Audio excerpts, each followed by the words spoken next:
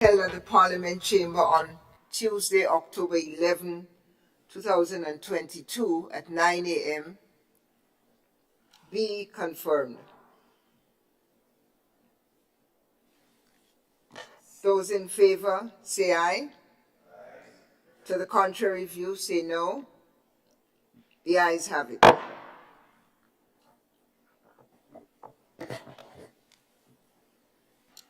Item 5, messages from the Governor General. Item 6, announcement by Madam President.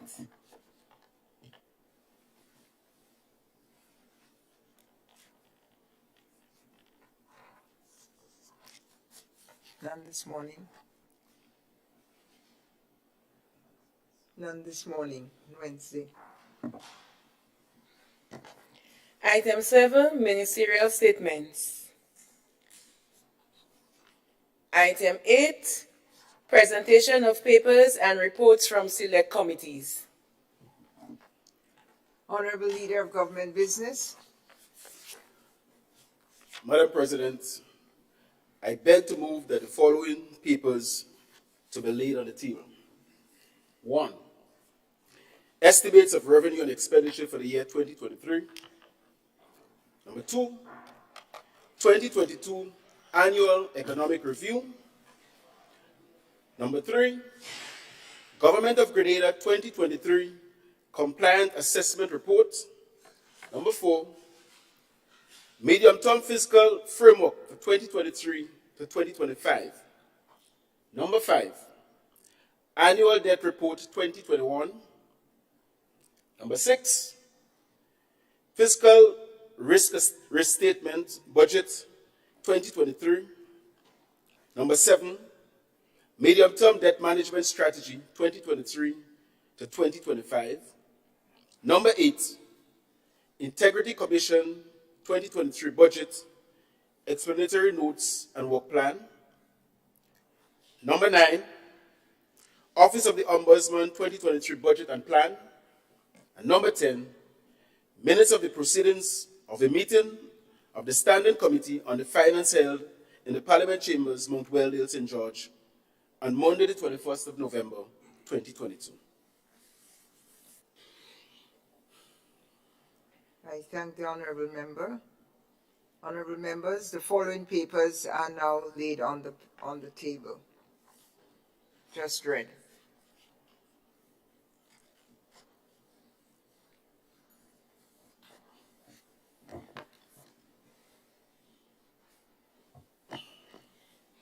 Item 9, petitions.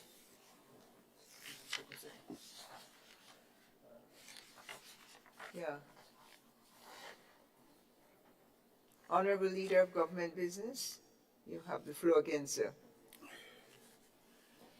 Madam President, I would like to move an amendment to the order paper so that item 14 and 15 can be taken at this point.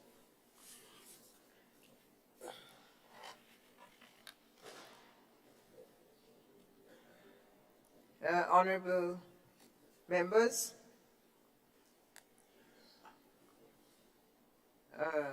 Honorable Leader of Government Business, please continue. Do I see a hand? Request for the floor? Thank you, Madam President. Senator Andrew Lewis. Thank you, Madam President. I'm just seeking some assistance. I've been struggling to find the correct information to follow on the system. My information is my colleagues next to me, and I'm assuming my colleagues on the other side too. But because I'm the person that probably confronts issues, I've been directed indirectly to raise it. I saw the look on everyone's face, so I've taken that role. You know, we have not been able to follow. To be quite frank with you, Madam President, we are not finding the documents. I thank the honorable senator, and I ask the clerk to please provide some clarification, and also to ask dear colleagues to either speak louder or more audibly. I can't really follow you. Thank you. We're getting it looked into.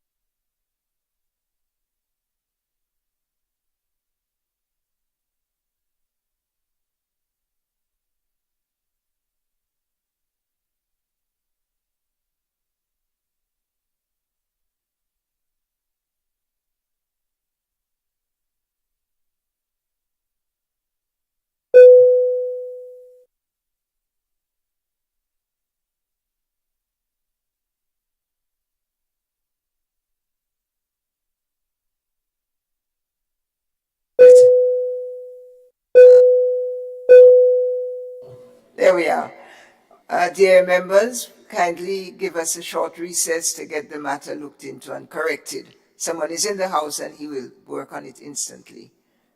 My apologies and thank you for your patience.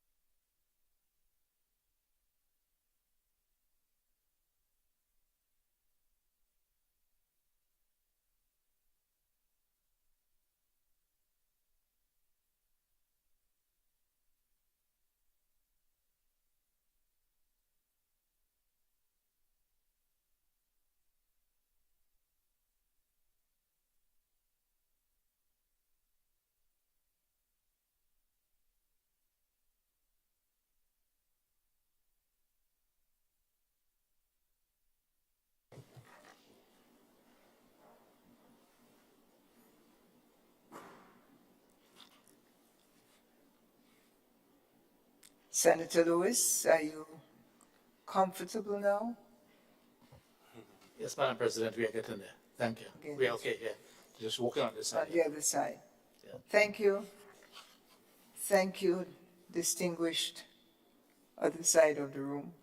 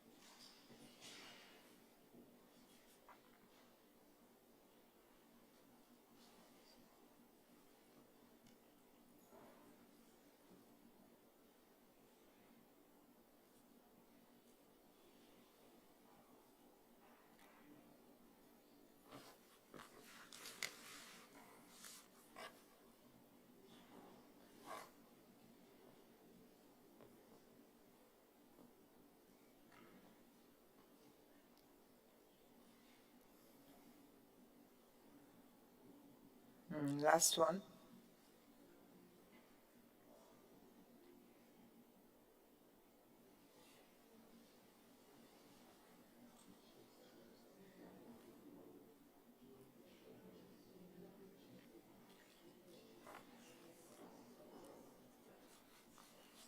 Thank you very much, Chair. And we resume our session. And I pass the floor once again to the Honorable Leader of Government Business.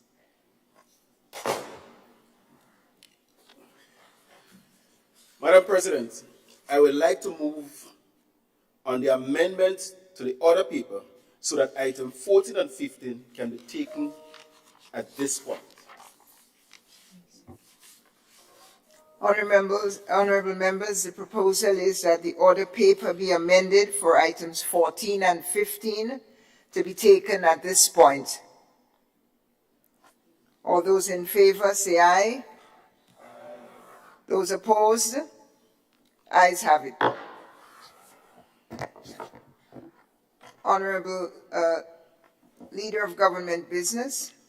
Madam President, the most urgent matter here today is the budget presentation.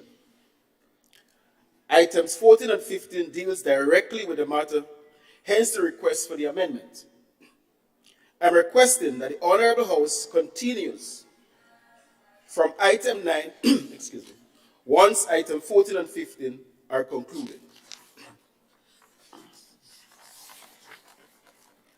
Honorable members, the question is that the order paper be amended so that items 14 and 15 be taken and take precedence, noting that after those items are concluded, the Honorable House, Senate, will continue its business from item 9.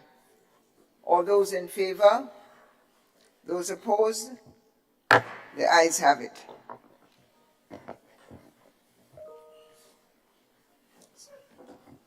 Honorable, Item 14, motions. Honorable Leader of Government Business.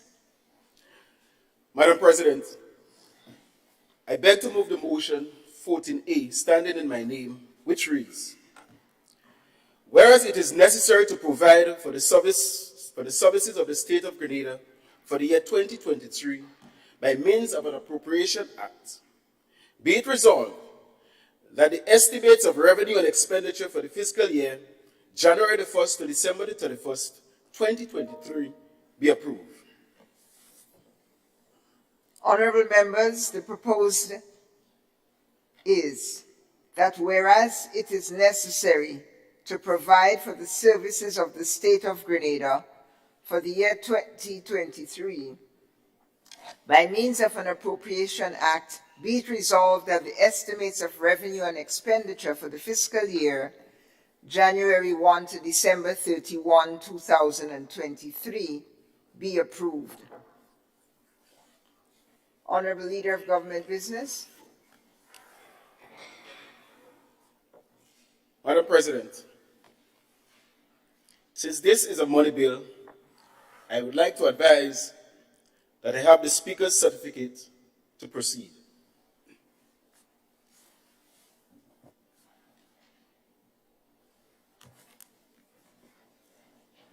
Madam President, let me say a pleasant good morning to my colleagues, my friends and comrades on the other side, my staff. Good morning. Other distinguished guests, good morning. Clerk of Parliament and his staff, pleasant good morning. Madam President, in everything, give thanks. I want to first of all thank God, our Almighty Father, for granting me the courage and strength to accept the call to serve under the guiding principles of the National Democratic Congress. There is a saying in the Christian community, God is good all the time, and all the time, God is good. Madam President, please permit me to thank my loving family who continues to share me with the Grenadian community, home and abroad. my dearest wife, and 3 affectionate children have been like the rock of Gibraltar to me. The sacrifices they have made for the past 10 years have not gone unnoticed. I thank them, and I thank God for blessing me with them. Madam President, I want to sincerely thank the Prime Minister, Dickie Mitchell, for giving me the opportunity to serve in his cabinet, and specifically as Minister in the Ministry of Agriculture, Lands, Forestry, Fisheries, and Cooperatives. I also want to express my gratitude and heartfelt appreciation to P.S. Aaron Francois for his dedication and unwavering commitment. Madam President, Mrs. Jebba Bain Thomas has been and continues to be a pillar to me personally and the ministry as a whole. With so many positions vacant in the ministry, Mrs. Bain Thomas has taken up the slack in the most efficient manner. Madam President, the staff of the ministry has demonstrated renewed vigor and enthusiasm. I see agriculture and cooperative enthusiasts who have the will and desire to carry these sectors forward. They kept on looking for the political will. They kept on searching for the enabling environment. They kept on crying for resources to make the job easier. Madam President, today, the workers in the Ministry of Agriculture, Lands, Forestry, Cooperatives, Fisheries are ready to go, ready to get on the transformational agenda train, and we are not waiting. 6 months was enough to prepare for this long-distance journey. Madam President, my profound gratitude goes out to the entire staff in the Ministry of Agriculture, Lands, Forestry, Fisheries, and Cooperatives. Madam President, as leader of government business in the Senate, it is an honor and a privilege to have been asked to present this transformational budget.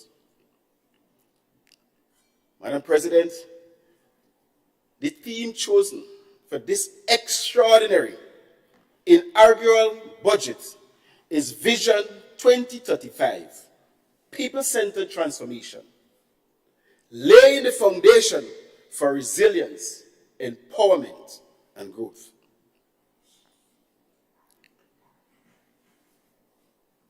Madam President, as a small developing country in the Western Hemisphere, in this global village, we constantly feel the pain of world crisis, and COVID-19 and the war in the Ukraine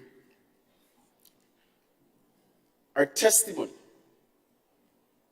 Madam President, this administration is convinced that we can manage the affairs of the Senate, of the state, to ensure that our citizens' heads remain above water. We are convinced that the policies and programs that are well thought out and laid out in this budget before this honorable House will bear fruits. Madam President, empirical evidence has shown that we are a resilient people. And so this administration depends on the resilience of all citizens, home and abroad. Grenadians have shown time and time again that we know how to move forward. So despite the effort that has been made for the last decade to institutionalize poverty and vulnerability in order to build a reservoir of votes, Grenadians once again, on June the 23rd, 2023, rise up and say, enough is enough. Despite the long time it has taken as a people to learn our lesson, Madam President, we didn't give up. We have seen it all. We didn't go to hell, but we have seen it all. We have seen vindictiveness. We have seen victimization and hate. We have seen tribalism and fear-mongering. We have seen corruption and kickbacks, unfair deals, injustice, sexual harassment, and the list goes on and on. Madam President, we say never again. It was Abraham Lincoln, and I really like that quote, who once said, and I quote, and it's applicable to the Grenadian society. He said, I walk slowly, but I never walk backwards. I repeat, I walk slowly, but I never walk backwards. And permit me, Madam President, to reference Nelson Mandela, when he said,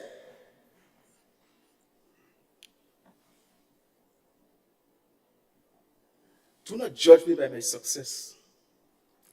Judge me by how many times I fell down and got back up again. Words of Nelson Mandela. So applicable to the Grenadian man. So applicable to the people in this country. Madam President, before I dive into my substantive portfolio, permit me to give a summary of this transformative budget produced by our 6-month-old administration. A budget that is envied by all naysayers. A budget that will lay the foundation for the transformational process.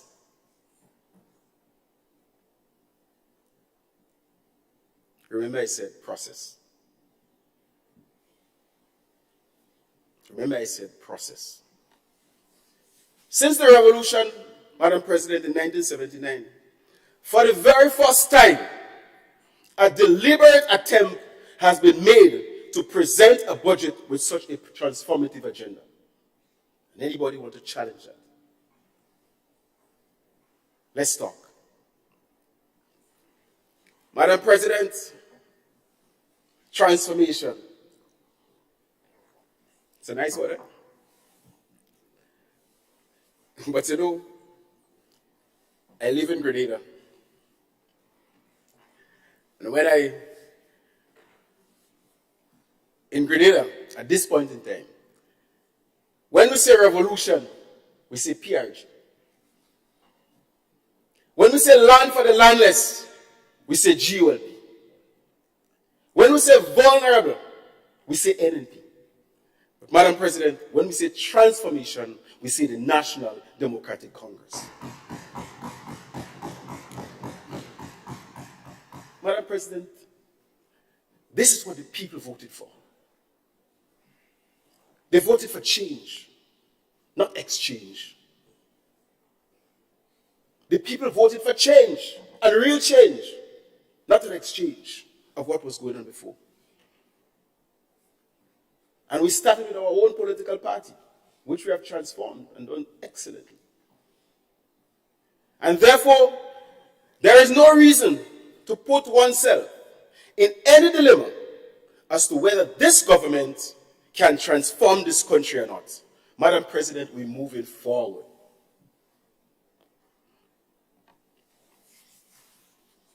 As we present this budget, Madam President, there are some key areas that we'll have to address. The ailing health system must be transformed. There's no doubt about that. And every Grenadian can associate themselves with that statement. Our education system must be more accommodating to the needs of our society. Madam President, there will be lots of training in land and sea. That is where our natural resources lie, Madam President. Land and sea. Think about agriculture. Think about plants and trees. Think Think about our seaports. Think about the cruise ship terminal. Think about the cruise ships and the tourists. Think about fishing and many more. And that's where the trading and that's where education has to be directed, Madam President. And if you're thinking about oil and gas, that is where the education lies, Madam Speaker. Madam Speaker, we had the opportunity to lead ICT in the CARICOM. But yet for all, our country is not far from the back. So we have to transform that system. Our energy system has been battered, brutalized, and many times for personal vendetta. Madam President, we are heading for renewable energy do or die transformation.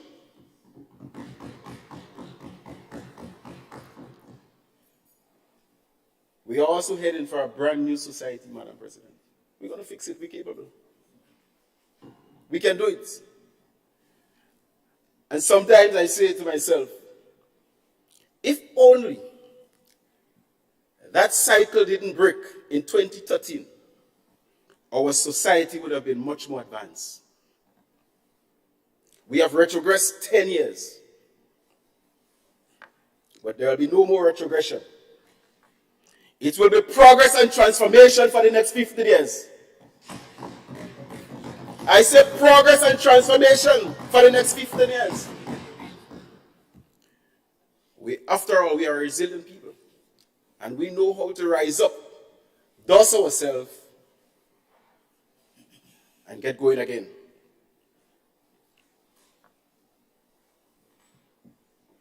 Did I hear somebody whisper, promise made, promise kept? Was it on this side or the other side? Madam President, we campaign on the basis of honesty, sincerity, and integrity. That is what is in our DNA. That is what we campaign on. And therefore, Madam President, we say what we mean, and we mean what we say.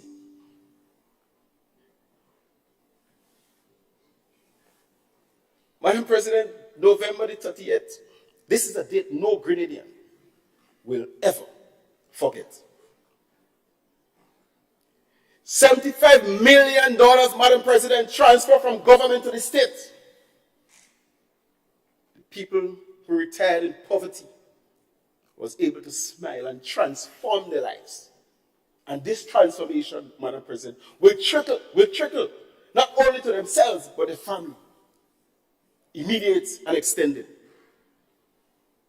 And that is what we see. That is what we promise. And that is what we deliver. Madam President, the walk to rule syndrome almost created some form of malaise in our society. First time in the history, we had this principle applied by the trade unions in Grenada. Walk to rule. And Madam President, with due respect, they were forced into that. It could have been avoided. And we in our political organization discussed this thing in detail. And we agreed. This is not the way to treat our people. And therefore, one of the first things we will do when we get into office is to pay the dog salary. We have done that. Some people say, the Messiah pay. We don't ascribe to that name for the good of the gentleman. We just simply say, promise made, promise kept. That's all we said. So if you want to call him a Messiah, well, fine. They have given him many names. In the election campaign, the initials to his name, Dickon, Amos, Thomas, Mitchell. Some people call it ATM. DATM, sorry. So, naming is no problem. But we didn't stop there, Madam President. We are on the road. And we started the process. Remember I said process. Do you know what FRW means? How do you pronounce that one? FREE. FREE. Madam President, we starting the process of free education in this country. Free education is something we have visited during the revolution, and we saw the benefits of it. The progress we made. How you could dare stop that? This is the road we have to be headed on, Madam President, to real transformational process. The education of our citizens.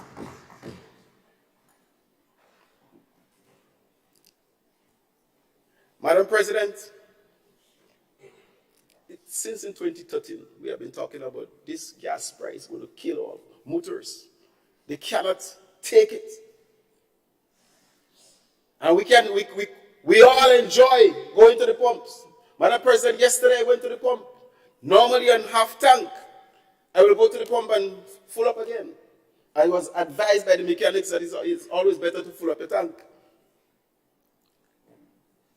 And I said to the person attending to me, full up.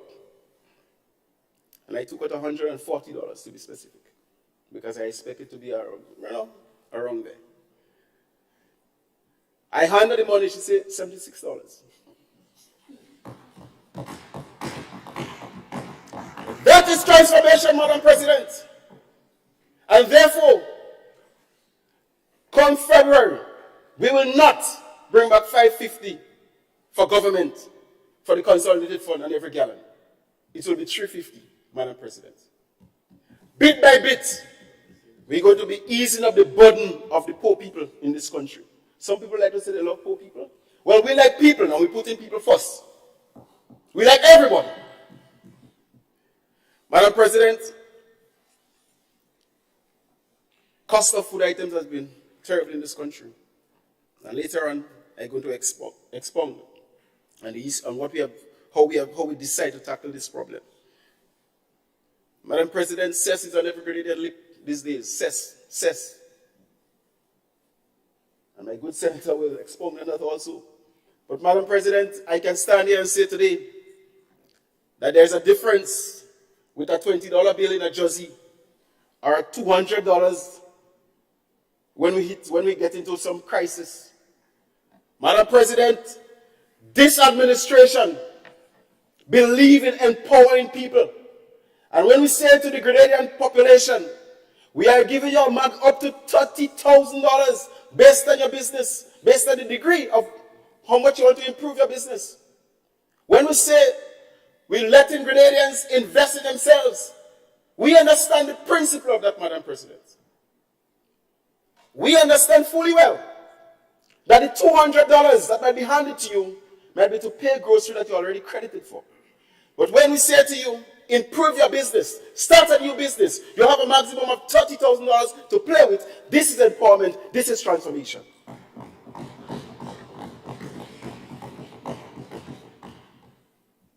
Madam President, long-standing arrears with Libya and Algeria and Trinidad has been hanging around our necks for a long time. This administration was able to deal with those matters and bring some form of benefits to the Grenadian people. I want to challenge my colleagues on the other side. For the next couple of days, we have maybe about 48 hours or more here. I want you to have enough time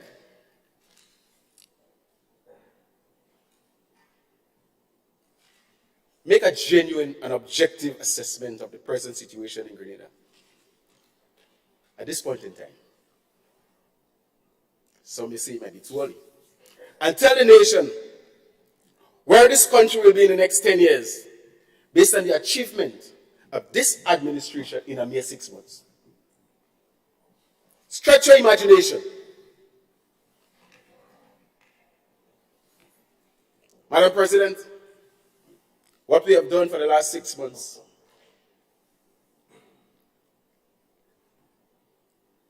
is put hope in the people of this country. They are breathing a sigh of relief. They are walking with their shoulders high. They feel free to speak. There is no more fear in people's life. This is what governing country is all about.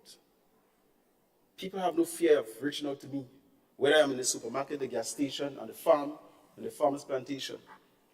The interaction, the brotherliness, the neighborhood is there, and once more, it has rise in the Grenadian people. All those things, my brothers and sisters, Madam President, has been suppressed for the last 10 years.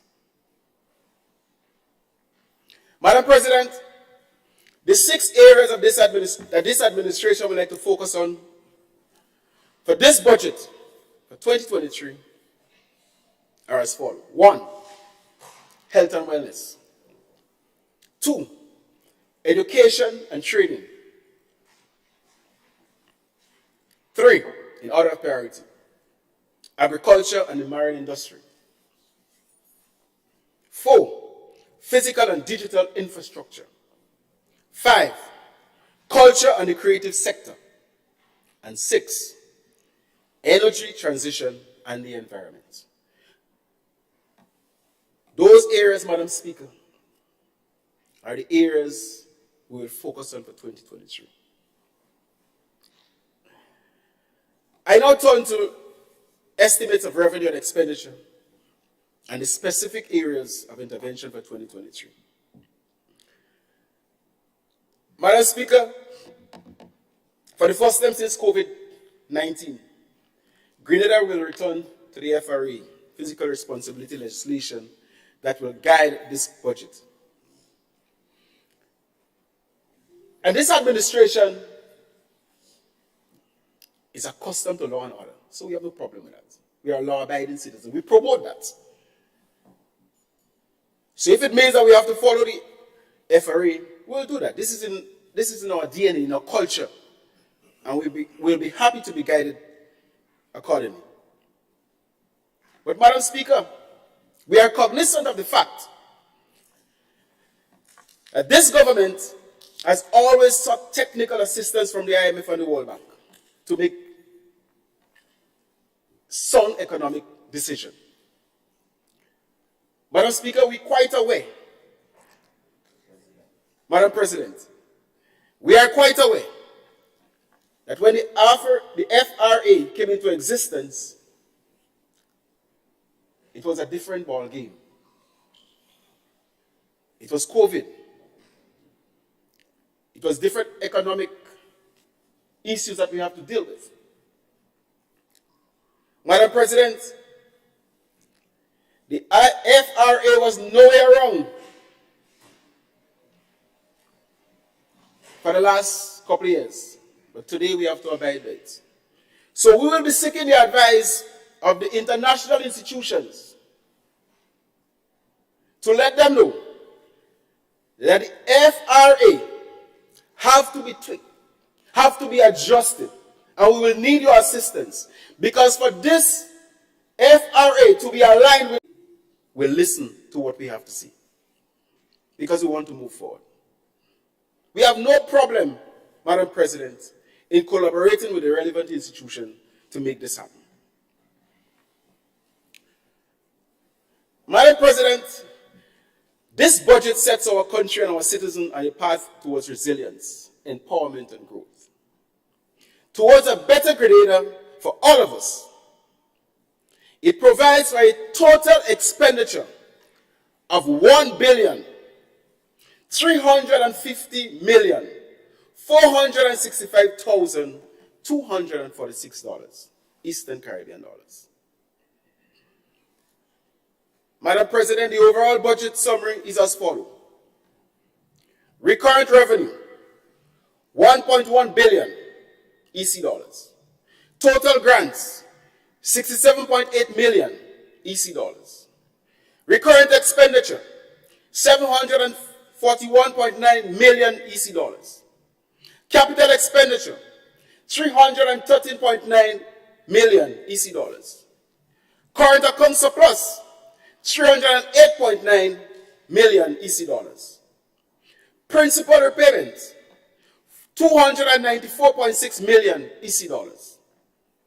Primary surplus after grants, 124.4 million EC dollars, and an overall surplus, Madam President, of 62.7 million EC dollars. Madam President, this administration didn't only talk about the 6 strategic areas as a political gimmick. We are serious. And we say, put your money where your mouth is. That is what we're going to do for this new transformational process. We will invest heavily, Madam President, in the health and wellness. I will not go through all the figures, but in the health and wellness, Madam President, 114.2 million EC dollars as compared to 91.7 million dollars in the last year. In order of priority, education and trading, 193.9 million EC dollars as compared to 182.5 million EC dollars the last time around. And agriculture and marine industry, 54.3 million EC dollars as compared to 40 million. The other areas, Madam Speaker, we will be putting our mouth where our money is. Physical and digital infrastructure, cultural and the creative sector, energy transition and the environment. Madam President, those are the areas we'll be focusing on. And if I may touch briefly on the health and wellness issue, our dream, Madam Speaker, is to expose our citizens to better health care.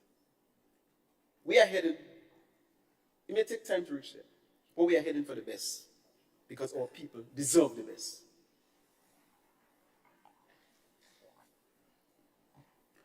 Our nurses and doctors, auxiliary staff must be respected and treated better. Sometimes I'm guilty because sometimes you attend to your motor vehicle, bring it to the mechanic more often than you go to the doctor. Every weekend you're cleaning down and you're washing down and before you hear a little noise, you're gone by the mechanic with your vehicle. But you're walking, you get up this morning, your knee hurting you and you're grinding. You don't go by the doctor until somebody forces you, especially my colleagues, the men. Madam Speaker, these people are important people to our society. And if we say we're putting people first, the nurses and the doctors must be taken care of. And when we say we pay them $500 for the next 12 months, some people try to trivialize that. This is the start. We are stating our intention that we mean what we say and we say what we mean. So they will be getting it, and who want to vex, is a business. $4.2 million to be spent on our nurses and doctors. Madam President, we lose more than $30 million in Manhattan Project. Millions of dollars in Victoria Chicken Farm. Sure. So if we say we paid our nurses $500 for the next 12 months, what is the big deal? We're going to pay them more because they deserve more. And next election, next debate, we will be taking care of those people, Madam President. And I told you this is a start. So when my good colleague,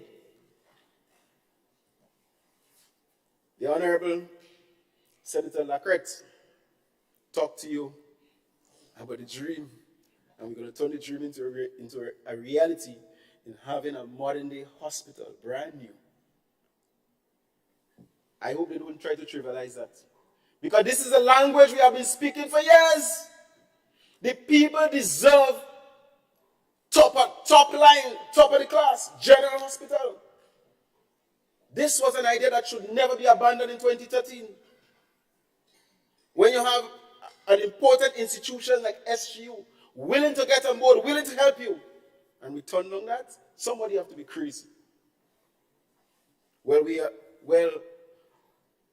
any craziness, we will be improving the mental health of our citizens. And every citizen will be examined So all those who are crazy, we're going to fix them too. We're going to transform them. And they would not be thinking like that. Madam President, our education system, we realize our society is still thinking that education means going to primary school, secondary school, Tom CC, university, coming back and you can't get a job because our education system is not designed for our needs. And that's the reason why we put in so much money in education. That's why we increase the allocation. Madam President, the skill gap. We have to make better use of NULO and the National Training Agency. We have to make better use of them. Tom Sisi has been here long enough to move on to the next level. And we'll be looking at that. Madam President, the infrastructure in some of our schools. I am tired of hearing that school has to open 2 weeks late and 3 weeks late and a month late because of some repair. If it's one institution that could organize and plan its work properly, are schools. Because there are long breaks, 2 weeks and 3 weeks and sometimes 8 weeks. There is no need for that. We as a nation need to sit down and plan our business. We have to plan it and plan it right. And that is what governance of country is about. Make no bones about it, Madam President. Our education system needs to be addressed. And there's so many important things that has to start in our schools. As the president, one time I was the president of JIPAC, Calypso Association. And we believe that if we started Calypso in the school, we'd have had success. But some people, Madam President, believe that it's going to take too long. So everything they look at is a political expediency. We cannot build our society based on those principles. If you ask the People's Republic of China, they will tell you when we plan for 60 years. That's why they make the progress that they're making. If you ask the people of the Republic of Cuba, they will tell you when they are planning, they plan for the next generation and not for the next election to build a reservoir of votes. Madam President, education is crucial, and therefore a lot of things have to start in the school.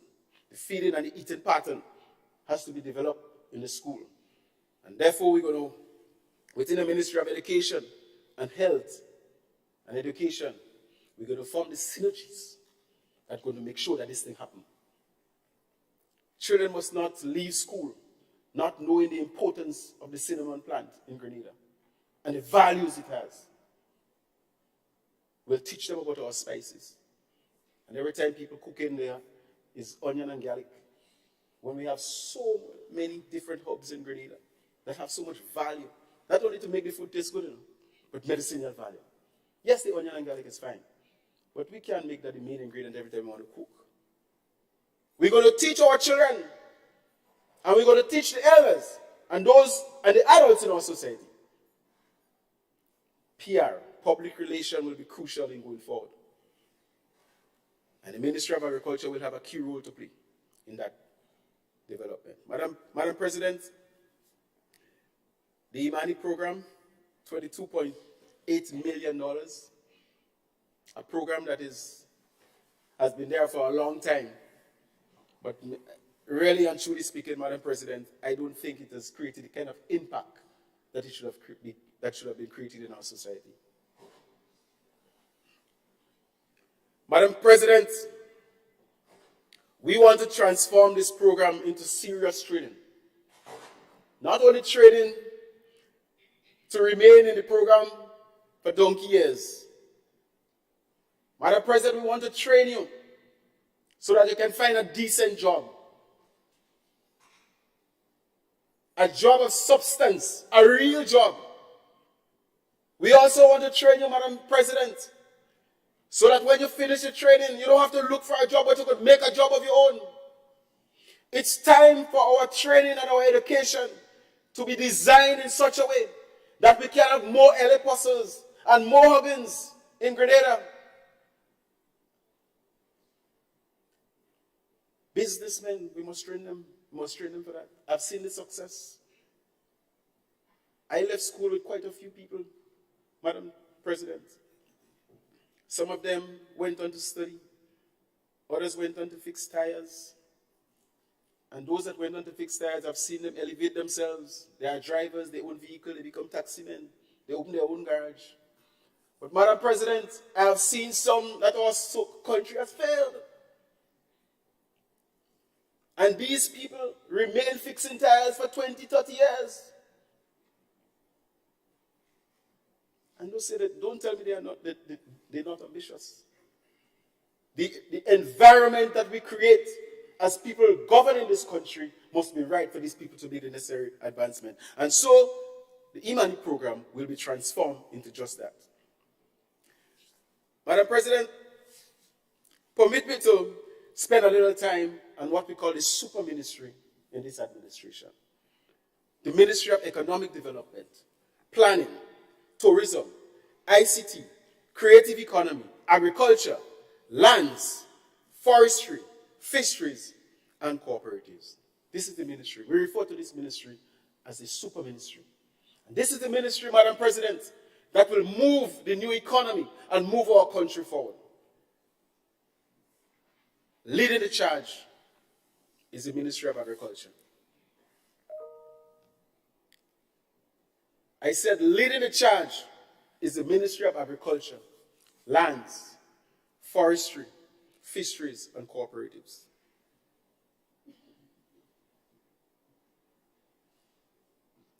Madam President, things will happen different. I say farmers must be recognized and acknowledged for the valuable contribution they continue to make to our society. I consider the farmers of this country as the architects, builders of economic development. Based on the needs and based on the resources that we have, I consider the farmers are very important people. Madam President, the overall indication of agricultural activity based on data from the Ministry of Agriculture is that since the experience of COVID-19 pandemic and the results of the general election in June 2022, increasing number of people are either returning or getting into farming. Since COVID and the general election, a lot of people has made their about turn and decide to get back into agriculture. This is because, Madam President, our citizens understand that our land resources are one of Grenada's best assets that we have available to generate sustainable wealth. However, Madam President,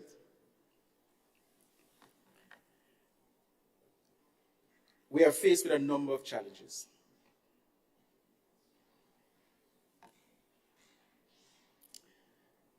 Madam President,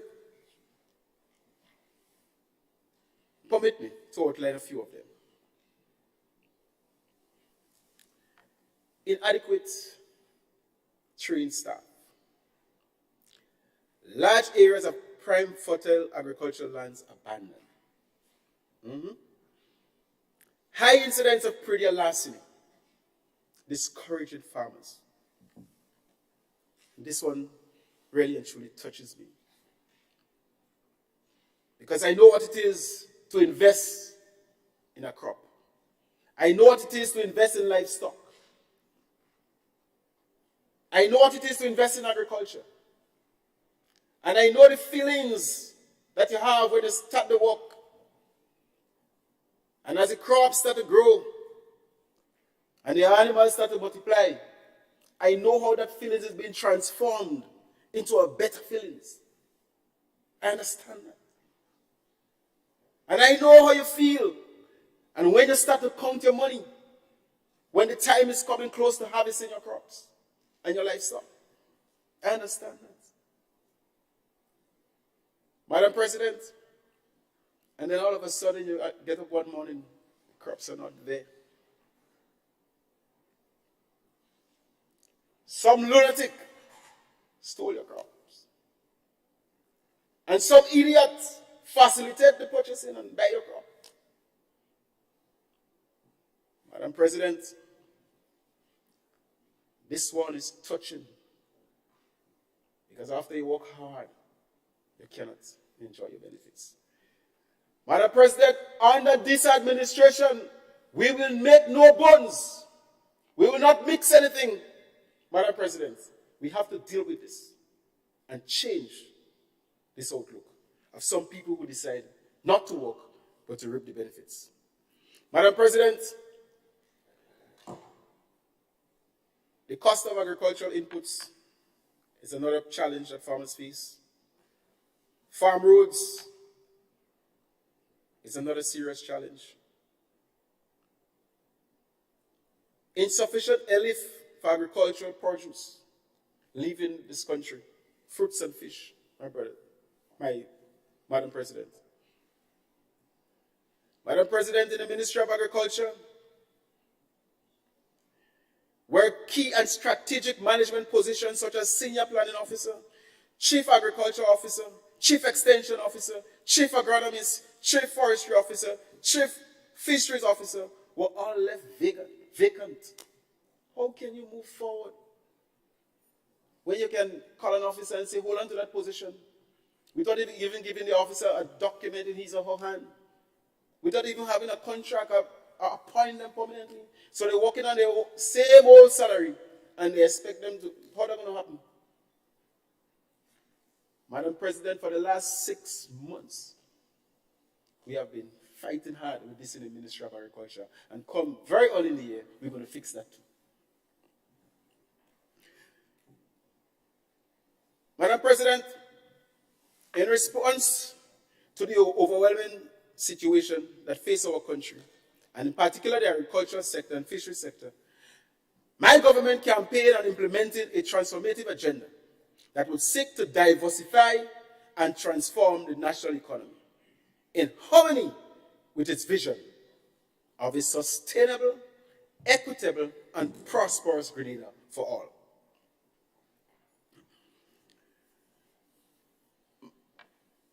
This vision is for a Grenada in which poverty is significantly reduced, if not eradicated. A Grenada that is prosperous, capable of sustaining a high quality of life for all its people, and is a model of sustainable development for small island developing states. A vision in which the productive sectors are expected to play an integral role in the attainment of government's stated vision. Madam President, as I've outlined the difficulties and challenges that this administration faces and the farming community and the agricultural sector faces, we have taken some steps and put some measures in place. The very first thing we did, Madam President, is to establish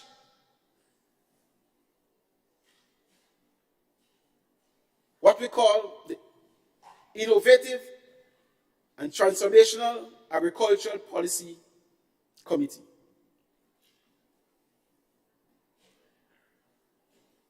Madam President, this committee comprises of retired agriculturists with a wealth of institutional knowledge, experience, and skills, and the young and inspiring agricultural enthusiasts who are willing to serve and to work with the ministry in addressing the multitudes of issues confronting the agricultural sector. So a mixture of young and old. We have put that system in place, and we meet once a month. As a matter of fact, in the Memorandum of Understanding, in the TOR, we spoke about meeting monthly. But so far, we have been meeting as regular as possible.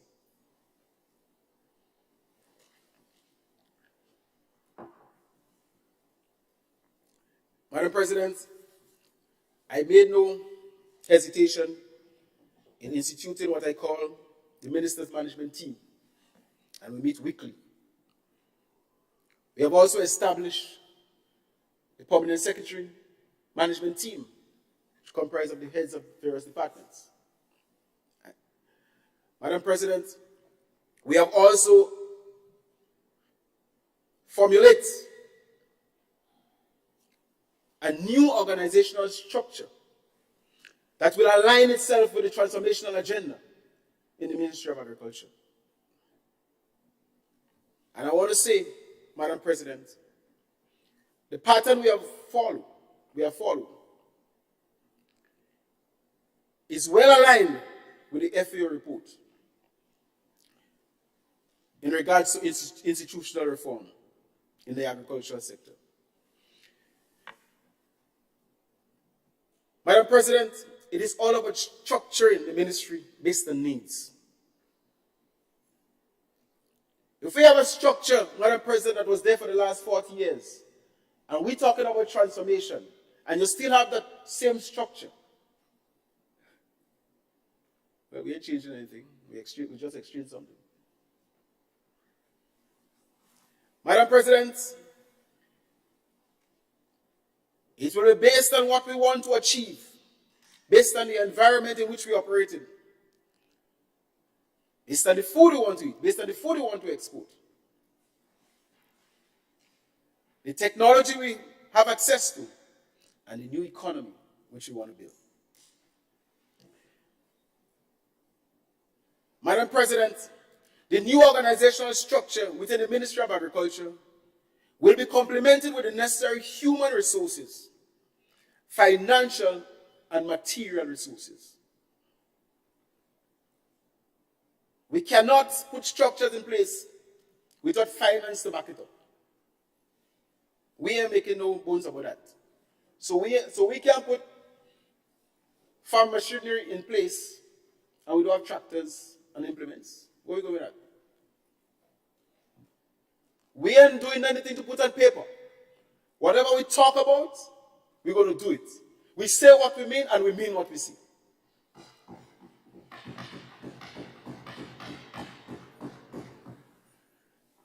Madam President, we have already put structures in place.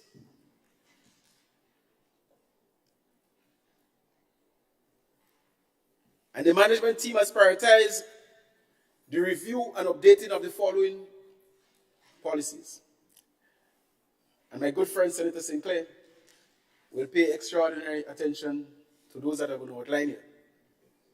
The National Agricultural Policy will be reviewed and updated. Knock the table, man. Don't fair. Knock the table. The Food and Nutrition Security Policy. I repeat, the Food and Nutrition Security Policy will be reviewed and updated. We have already started that. Jericho would have said table knock, Madam President. There's nothing wrong, Sinclair. The Ministry's Strategic Plan. Madam President. Greater National Land Policy. And at this point in time, knock the table, knock the table. I want to give my good friend Senator Cox a little credit because his administration started it. And I was a little shocked though when Senator introduced the resolution the last time and you seconded it. So I don't know if he was saying that what you all approve and the cabinet approved, the land use policy was not sufficient. But we'll talk about that again, you know. We could talk about that. But Madam President will be looking at that, the land use policy. We have already seen some shortcomings in it and we're going to address that. A relook at the vision, mission, and the corporate objectives are immediate actions that we're going to look at also, Madam President. Madam President, as we move forward in the Ministry of Agriculture, there are the main policies and programs identified for transforming the productive sector include, with specific reference to the agricultural sector. Number one, strengthening agriculture to increase food production,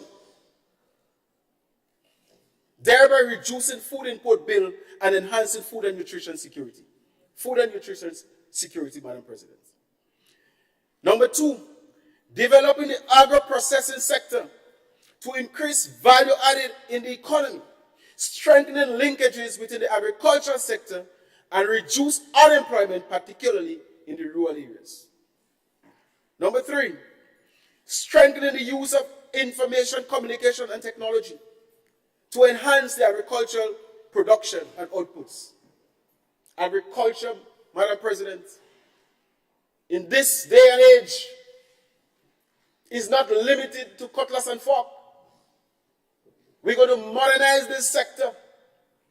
We're going to introduce modern agriculture to our schools so that the young people would not get the impression that agriculture is about dirty clothes and dirtying yourself. Yes, I love to play the soil, but agriculture is not limited to that. As a matter of fact, you can come from your bank work or your medical profession without changing your clothes, go into your greenhouse and attend to your plants. We understand that fully well, and we're going to implement. Madam President, number 4, developing an agriculture sector which is well integrated with the other economic sectors, especially tourism.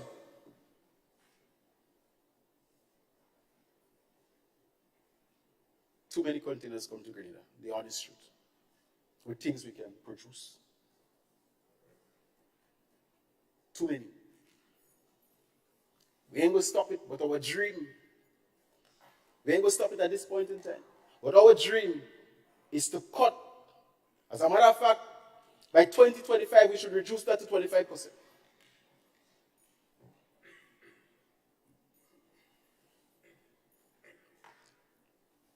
Madam President,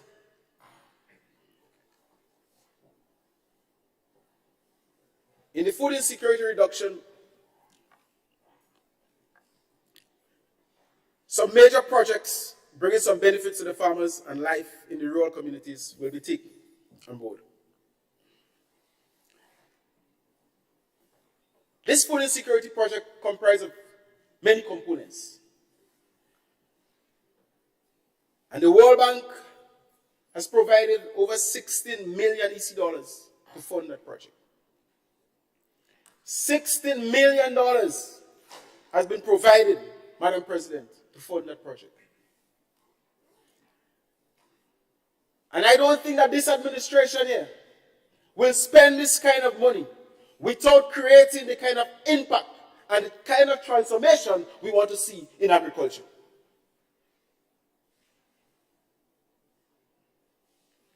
Madam President, this emergency project has the main goal of supporting the building of a more sustainable food system to increase the production of key agricultural commodities. A lot of emphasis will be focused on sweet potato, yams, tashine, banana, white potatoes, corn, peas, and when we go livestock, poultry, pork, small ruminants. Madam President, those are some of the areas we'll be focusing on. As I said to many people, Grenadians today have developed an addiction for meat, and we're not producing enough. Because I've experienced on the block, I like to lie on the block, where 4 fellas will come together and cook a whole cow head and eat it in less than 24 hours. We have to educate our people about these things. And we're not saying you cannot enjoy yourself, but you don't have to drink a case of beer and eat a whole cow head in one day. We'll eat out our life. Madam President, the following components would be undertaken. 1, we want to establish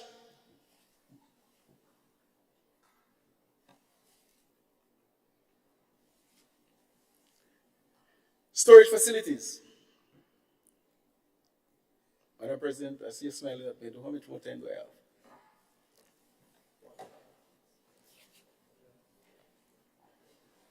Well, I know we had a small break, so I hope that will be taken into consideration. In this component, Madam President, cold storage facilities would be established using solar panels. Because we do have a problem with storage. I remember harvesting yams and as a kid and making sure we rub the yam with some ashes to put it away to last for the entire year. But Madam President, we want to export yam and dashness with potato. And we want to move this thing forward. We want to be modernized in the way we store our products. And therefore we'll be investing heavily. First of all, the pilot project will be starting with 40-foot containers. 3 or 4 centers around the country where farmers can utilize and store their products. We'll have a team of people managing this. It's not every farmer that could afford the storage facility. So before you can walk, you have to creep. And this government is prepared to hold the hands of the farmers, the young farmers who decide to get into the business of agriculture. We are prepared to hold their hand until they can walk. That is what the 30,000 says about. So we'll be investing in that heavily, Madam President. Agro-processing, second component. Some of the money will be going there. There are over 300 registered agro-processors in this country. The question may be asked, I'm not seeing them. You may see 1 or 2 walking around with a little basket on their head. But if you pay particular attention, you may see some of the products in the supermarkets. Madam President, this is serious business. These people, processors, small as they are, they have the mind, they have the guts. They want to add value to our natural products. They want to add value to the guava, the nutmeg, the mammy apple, the bananas, the plantain. Sometimes it burns me, Madam President, since I'm a kid in school. I've been buying plantain in snow ice bags. I've been buying peanuts in snow ice bags. Today I see plantain coming from Costa Rica, the same plantain, in well-designed and branded packages. The Grenadian society has to get there. The farming community and the agro-processors have to get there. And we must be able to compete here with the imported stuff. And be able to compete outside and the international markets. This is what the transformational agenda is about. Moving our processors from under the kitchen, under the house, and in the kitchen into industrial estates. But it's a process. We're going to get there. Madam President, Produce Chemist Lab is a very important institution. I was amazed with the kind of work that is going on there. These people are developing products with our natural resources. But you know what it is? Sometimes it gets stalled right there. Others are making use of it.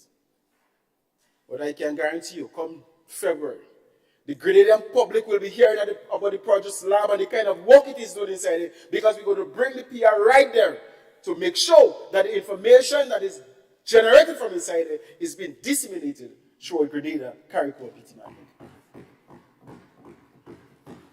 Very important institution. Some people feel it's only the CID they're working with, but they are developing products, nice recipes. I mean, when I see the Tanya flour and the breadfruit flour and the banana flour, and I couldn't tell the difference with the wheat flour, I can't believe that we are doing this thing in Grenada. And the government is not lending a hand to uplift the process. I always remember in primary school and secondary school, good calypso competition, nice guys coming up the ladder and creating the impact. As soon as they leave secondary and primary school, they're done. The transition break. We want to take tomato seed from the seed to the packet of ketchup. That is the process we'll be going through, Madam Speaker, Madam President. We believe in planning and planning well. So we have a lot of work to do with the agro-processors, and we will do it, Madam President. We believe that the value-added potential of creating this new product is key. And if we face a problem, you see, we keep talking about unemployment, and we can't provide, and everybody going to look for work. We want people to make work. We're going to create the environment where they could make their own work. That is what we want to do, Madam President. We don't want to tie up people's life for $700 a month for 15 years. I mean, where you go with that? My gas bill alone is $800 a month. So I am no different to anybody. When I go to the supermarket, there's no price for the colleagues here, government ministers, and price for the poor people. One price. So we have to lift them up. None of us ain't going down there. So we have to lift them up, Madam President, and create the enabling environment where they can transform their lives in a meaningful way. Because I want to tell you something, Madam President. If we don't fix this thing, and people believe that we can live comfortable, and poverty can take its own course, and nature will fix itself, I can tell you.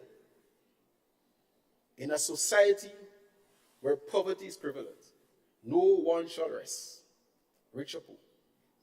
The impact that poverty will create will even stress the rich. It will cost the state more money to build more schools, to build more hospitals, to build more prisons. That is the impact that poverty creates. So it is in our interest to ensure that poverty reduction happens once and for all. The transformative agenda will take care of that. Madam President, crop production support.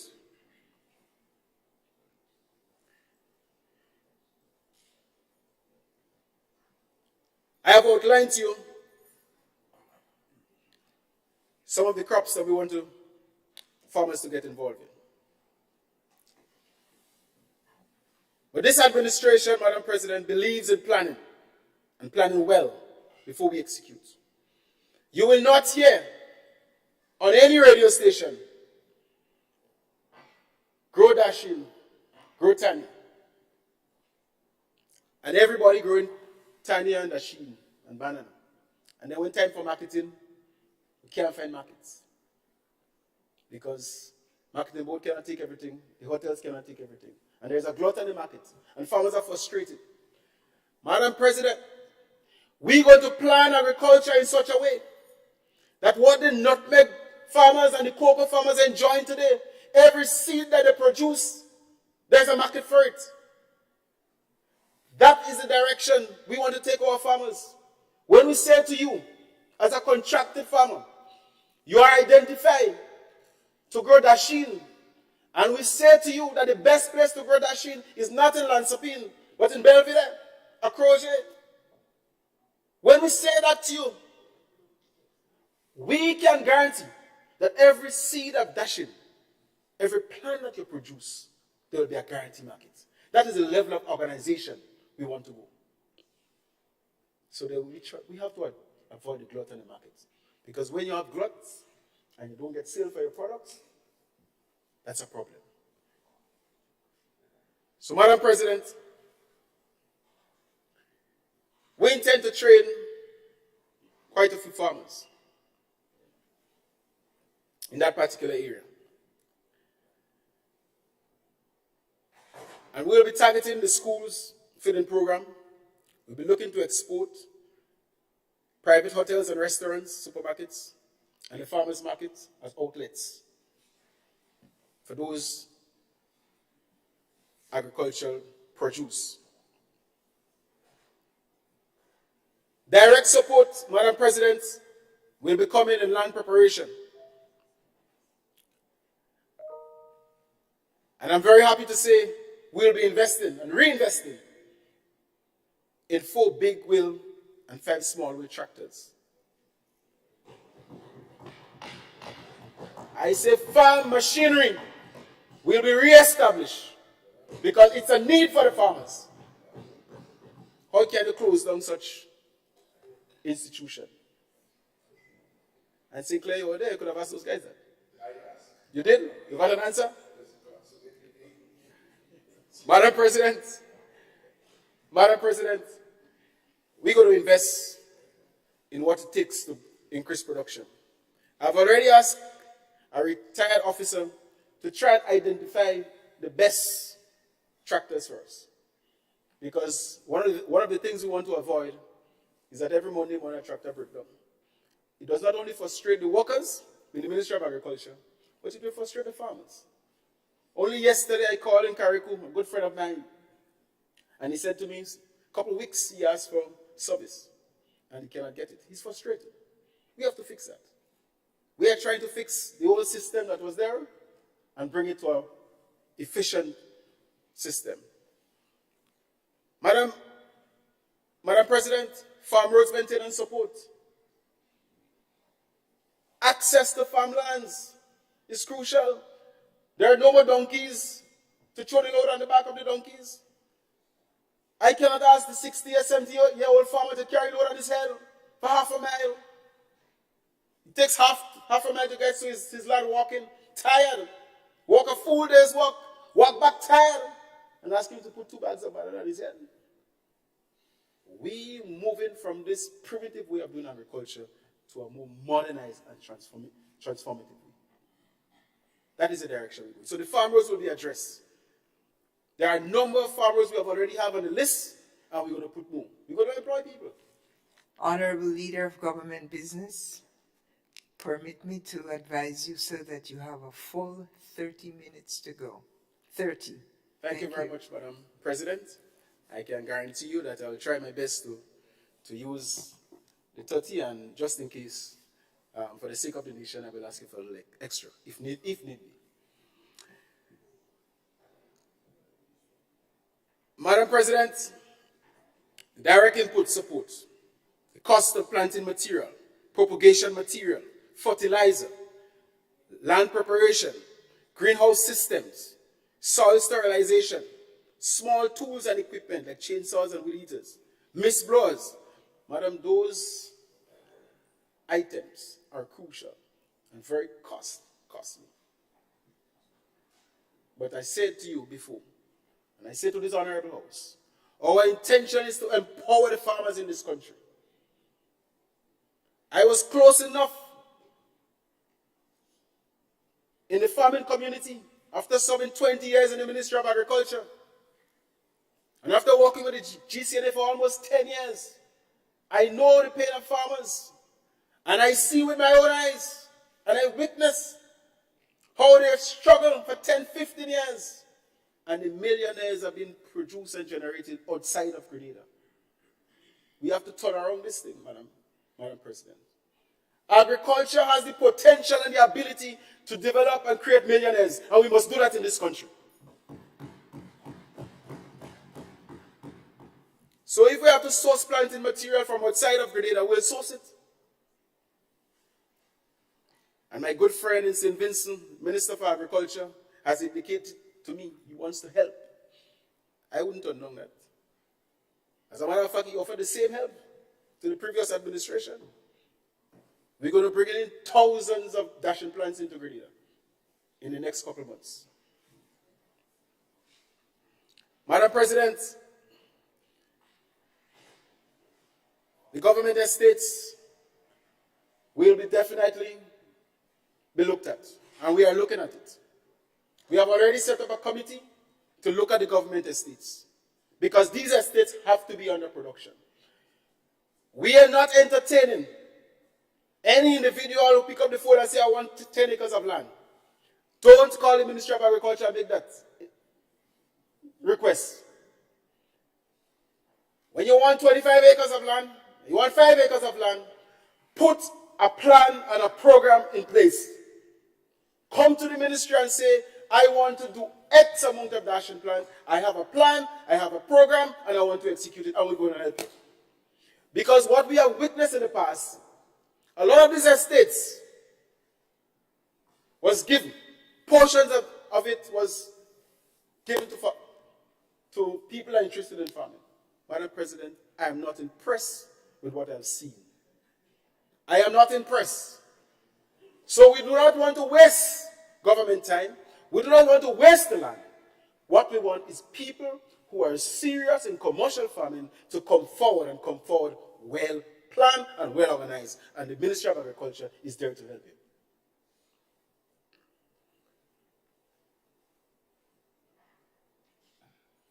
Madam President, the National Spice Replanting Project. We campaign on this.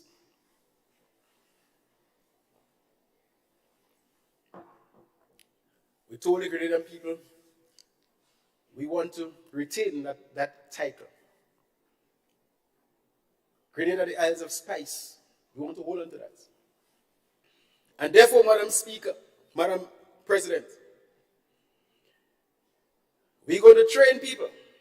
We have already started the process. I was only 3 weeks or less in the Ministry of Agriculture when I asked the PS to provide the propagation station with 2 vehicles to start the process of collecting planting material for the propagation station. Because I know we have to fulfill this promise.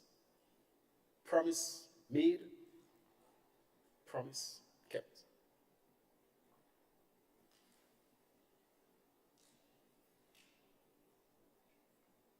School children must not leave school without being able to properly identify the cinnamon and the clove and the nutmeg plant, and also know the uses of it. Travelers must not come into this country, and if they stay in Granans for 2 weeks, they have never seen a nutmeg plant or a cocoa plant. And a lot of these tourists may be coming from Switzerland and Germany, where they use our chocolate to make fine, our cocoa to make fine chocolate. Madam President, even though the nutmeg plant cannot produce in Lansapine, at Granans, it may grow. Because I've seen St. Clair fighting on one for 10 years in GCN Mall, and it can't be 1 and 2. The soil may not be the ideal for it to grow. But Madam President, it is significant that the people coming to the mall have a symbolic impression of what the nutmeg plant is. And therefore, our children, our people, our visitors must know what our spice products are. And therefore, the Spice Project will be replanted. We will be replanting spice throughout the length and breadth of Grenada. We already have a symbolic launch in one of the schools in St. David's and on one of the farmers' plots in St. David. For the months to come, planting season will be unrolling. Much more of that. And remember I said, process. So we will not come back in the house next election and ask me how many plants we put down. It's a process. And we will continue the process. Madam President, the support for our propagation stations. I was not impressed when I saw some of the... I was not impressed, Madam President, when I saw some of the stations. Much is desired. And we'll be looking at that. We'll be tackling that. If it means that we have to restructure the infrastructure, we'll have to do it. But the propagation station, the nursery of planting material, the nursery of agriculture, must be in a good position and in a better position. Technical support for the propagators will be addressed, Madam President.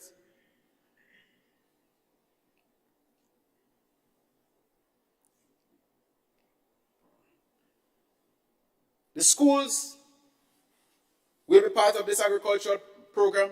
After all, the school is equivalent to the propagation station. Propagation station for plants. The school is a nursery to change the mindset of people towards agriculture, and therefore they will not be left out. They will learn to use the cutlass and fork, but they will also be exposed to the greenhouses and the shade houses. Madam President, and the eating that goes with it. Gone are the days when your snacks have to be conkle and chips and salt and sugar. Madam President, the snacks has to be our local fruits. The snack has to be breadfruit in different formats. And we are working there, Madam President.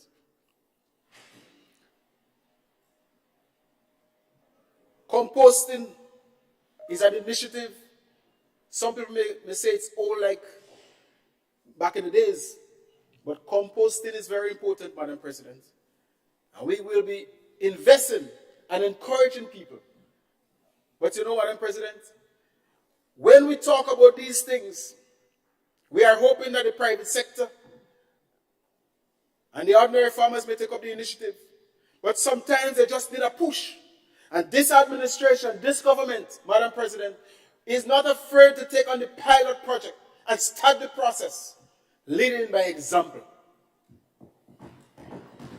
We will lead, Madam President.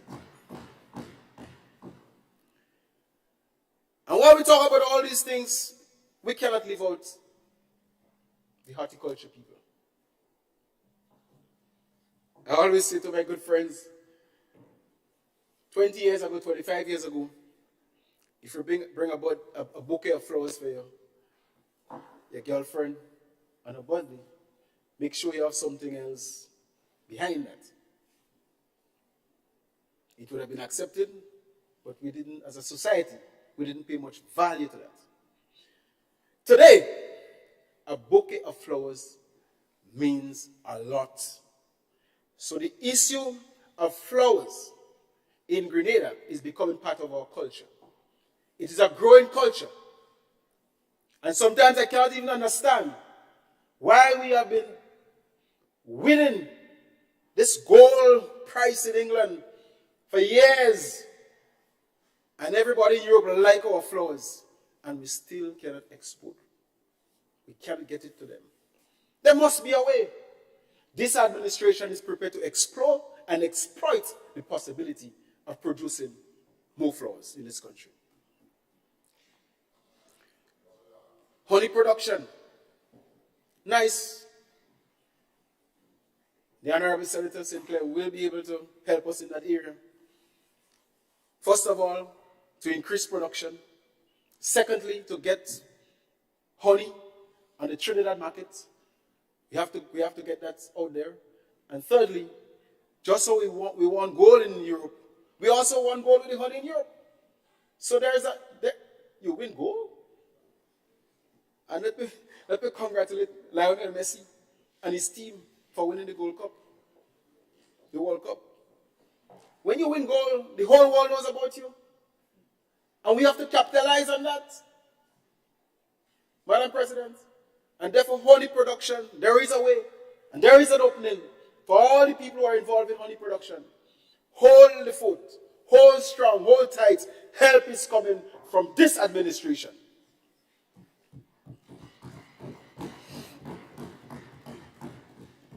Support for livestock and poultry, Madam President.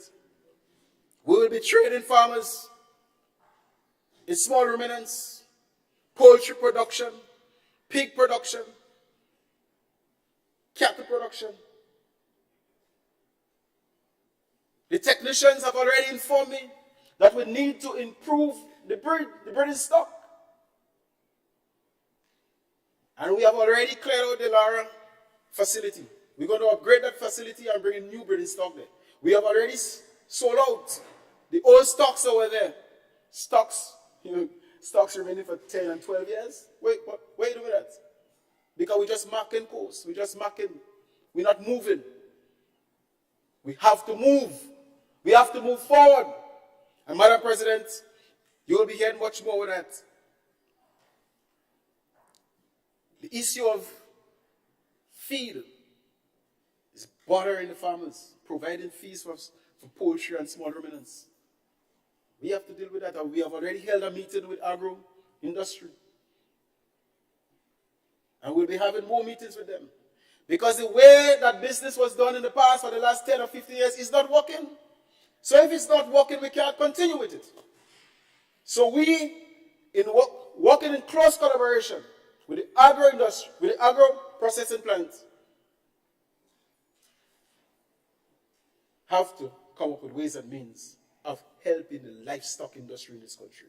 If we are addicted to meat and we eat our meat, we have to produce our meat. and all hands on deck in terms of moving forward, Madam President. Madam President, the blue economy is there to be exploited. So we'll be exploring and exploiting that. The government intends to better exploit the marine resources and the blue economy, since it holds great potential for helping transform the Grenada economy. Many young people can find gainful employment in the fisheries and other marine and blue economy related enterprises if they are properly trained and ushered into the industry. Madam President, in many of our fishing communities, the conditions of the landing and marketing facilities are grossly inadequate. And sometimes we have to reach out to people to help them. We may not like the conditions in which they are working or in which the stall is set up. But sometimes we walk away and we gossip about it. This administration is not gossiping about this thing. We're going to reach out to these people and tell them, we can help. We're willing to help. Sit down with them. Let's have a conversation. Too many people get involved in agriculture and forget the business aspect of it. So you work in your guts and your butt hard, but you're not making the profit that you should be making because the business aspect of it, you're not familiar with it. You know how to clean the land and prepare the land. You know how to plant the crops, but you do not know, because nobody reached out to you, how to harvest the quality, how to package the material, and how to market it. But on the other hand, Madam President, our level of organization that we want to transform within that sector, we want to encourage specialization so that when the poultry farmer hold the birds for 6 weeks, that might be and maybe should be his part of the bargain.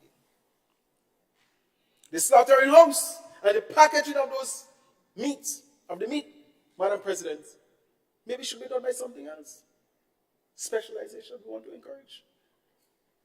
And if we have companies like Country Coast Store and Bulk Buy, why should this farmer have to pick up the phone and call in supermarket, restaurants?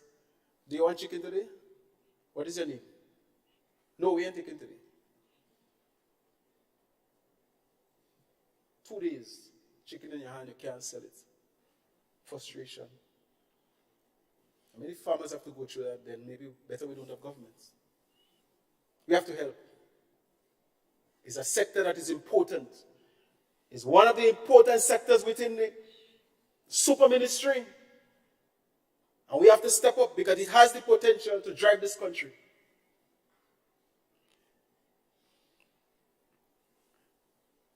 Madam President, sea moss cultivation is a new area. I will not say much about it, but in the month of end of January, February, we'll be rolling out plans. There are quite a few farmers in this country who are involved in the cultivation of sea moss. I went to Fort Judy on the beach and I saw these bottles in the water and strings left, right, and center. I say, wow, maybe a back wave brought all this material there, not knowing it was a sea moss farm. These farmers need help. They have the will, they have the mind. The political will must be bestowed on them. They need help. And this government will be reaching out to them and make sure that we put the necessary legislation and structures in place to assist these farmers and also train them. This sea moss production has the potential to make Grenada good again.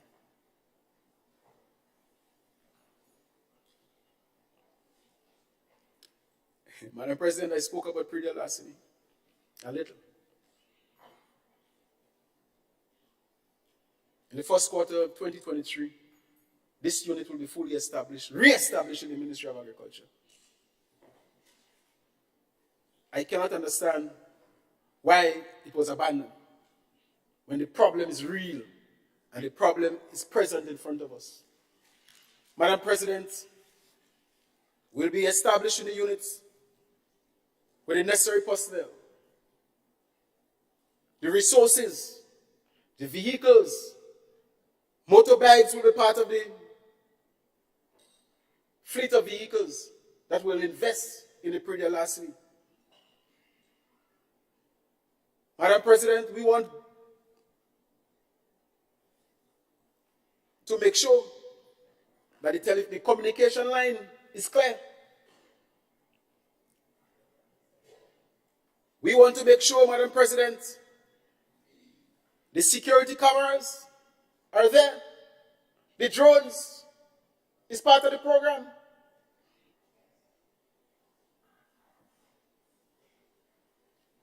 We want modern technology to help fight it. The eyes is not sufficient. Because some of those perpetuators,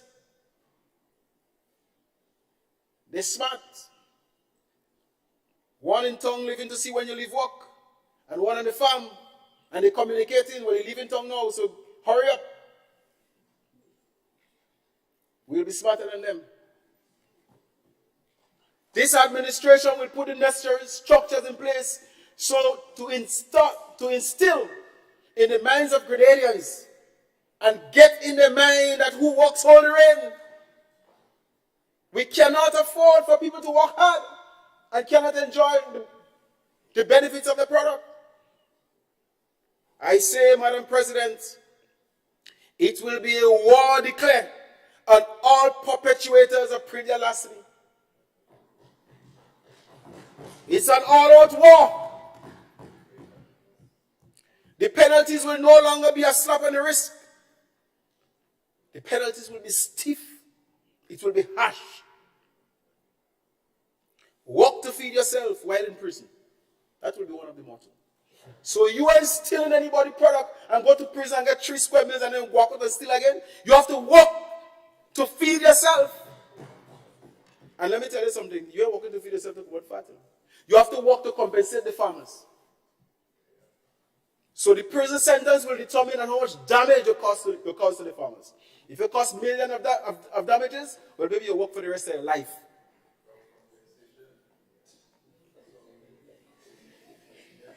Well, my good brother, you didn't have to wait until this administration come here to think about that. This was needed. Farmers have been facing these difficulties for decades. And we must bring it to an end. I said process. We're going to start the process. And we have a plan. We know where we want to go. Madam President,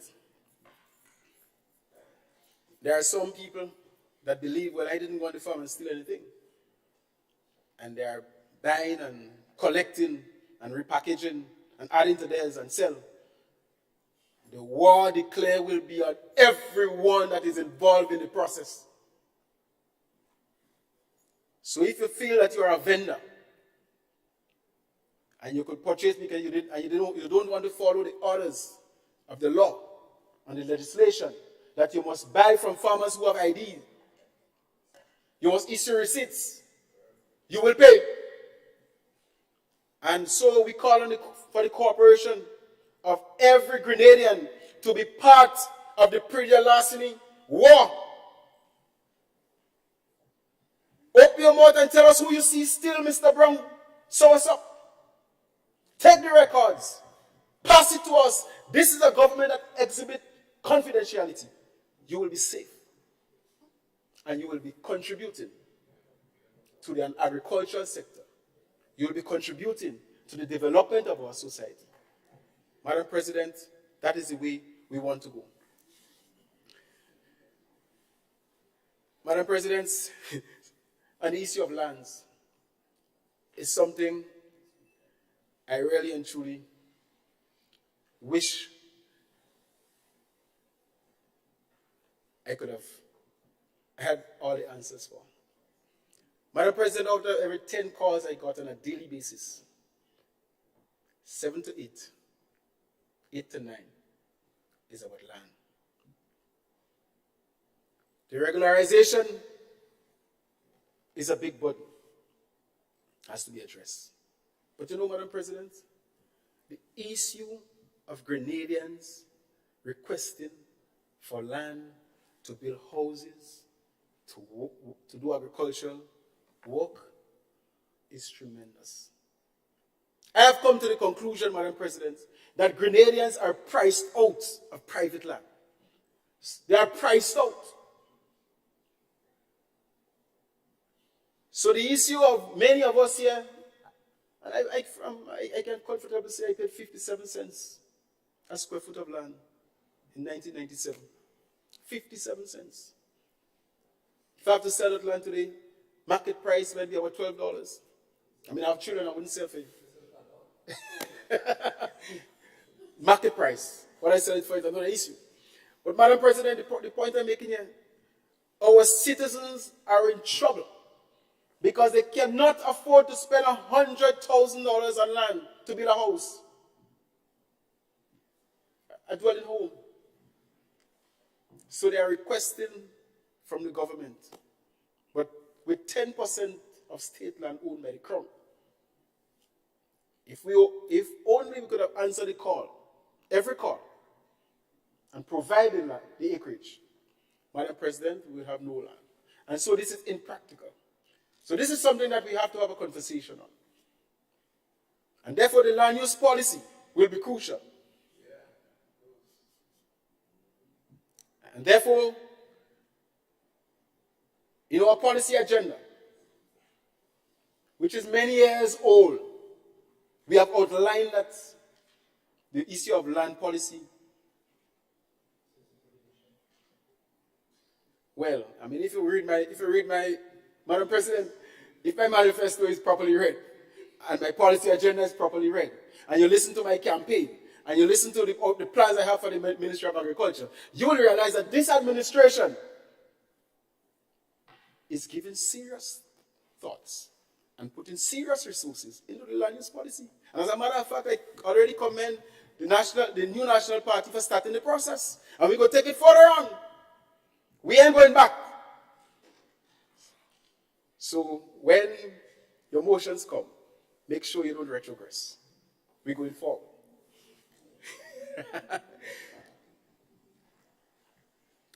Madam President, crucial issues. Land. Permit me, Madam President, to touch a little on the land bank, the land bank project. And as I outline the problems that Grenadians face for land, I'm hoping that the land bank project, a project that the NNP started again, we're going to build on that. We'll be able to answer some of the questions, especially in the agricultural related field. But as I said to you, Madam President, we love to plan, we love to organize. When we start a project, the flight is 8 hours, it's 8 hours. Can't do anything up there. So we're making sure that when we leave the ground, sufficient fluid, sufficient food, sufficient pilots. And therefore the land bank project will definitely be high on our agenda. In the area of forestry, Madam President, government policy is to maximize the contribution of forestry to the economic development. The forest resources can provide essential goods and services and are an integral part of our national heritage. Madam President, very soon in the new year, we'll be engaging the Ministry of Tourism because we understand there are a lot of people that come to Grenada, not just to bathe on Grandins Beach, but there are a lot of people that love ecotourism. And at one point in time, in Grenada, there were well-kept trails with hand railings that take people through the forest. And people enjoy that aspect of it. People come to Grenada for that also, Madam President. And therefore, the Ministry of the Forestry Department will be strengthened, both in human resources and in material resources and transportation.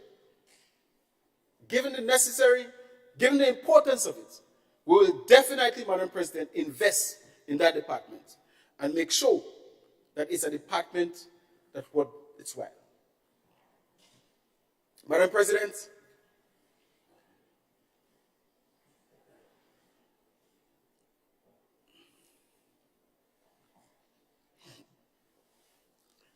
we come to the issue of the cannabis, the marijuana. So this is where I again, sir, enter. Permit me, as you enter this very novel and interesting subtopic under your control. 15 minutes to go. Thank you, sir. Thank you very much, Madam President.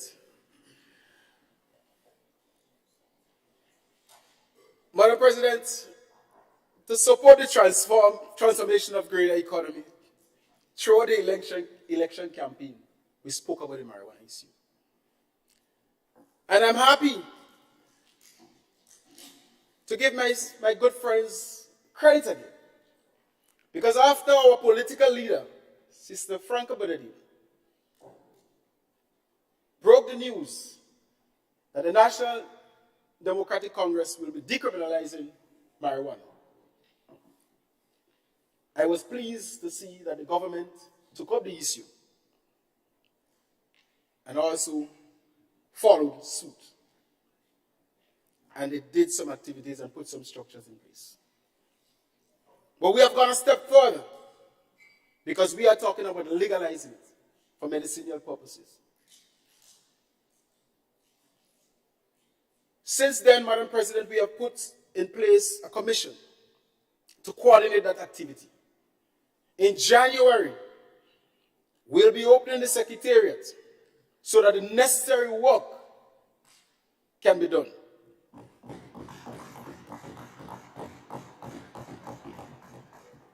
Madam President, there will be a CEO in the Secretariat to do the day-to-day operation. There will be extensive consultation with the general public,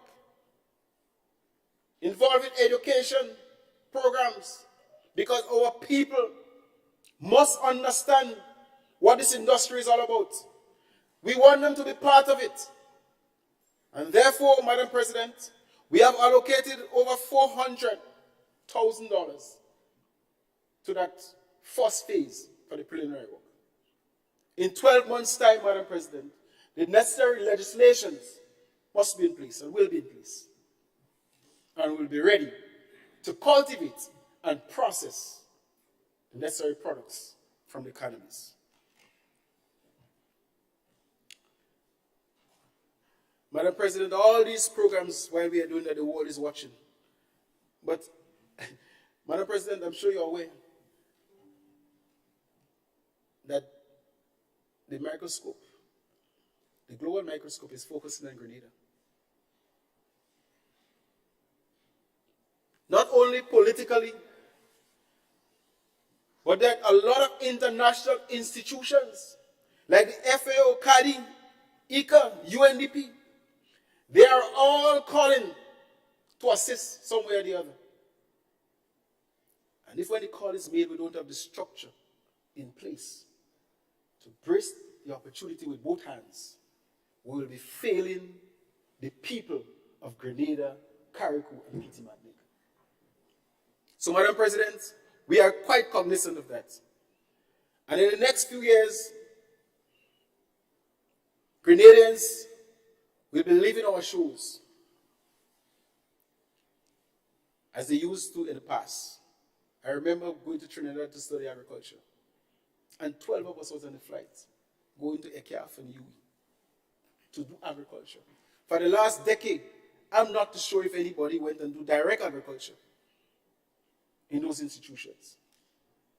But this administration, this government, will be paying serious emphasis in encouraging the young people to once again study agriculture and agriculture-related subjects. And this will continue until we develop the Grenada Agricultural and Fisheries Institute. GAFI is coming. I say no more. Madam President, a very important institution that we have attached to this super ministry is the Ministry of Cooperatives. If anybody having doubts in their mind what cooperatives means and the kind of value we put onto cooperatives, think about Ariza. Think about the communal credit union. Think about credit unions in Grenada, about the impact it has on people's life. And if you still have doubt, think about some of the cooperatives in fisheries, in the fishing business. Cooperatives is very important, and it has a very important role to play.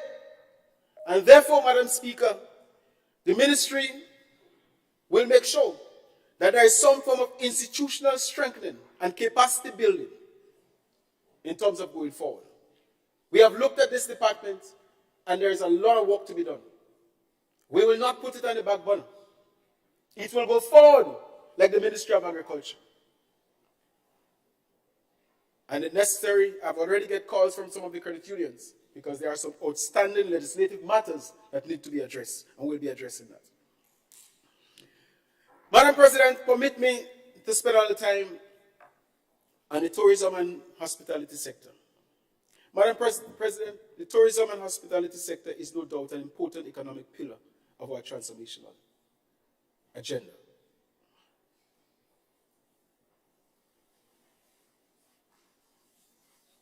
And there are some serious issues that we have already started to address. Madam President, the ease of travel.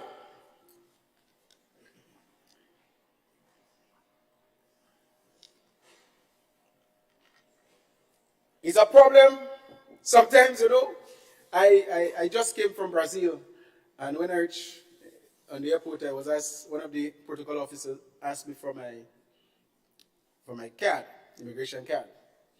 And from Brazil to Grenada, maybe I touched about 4 planes.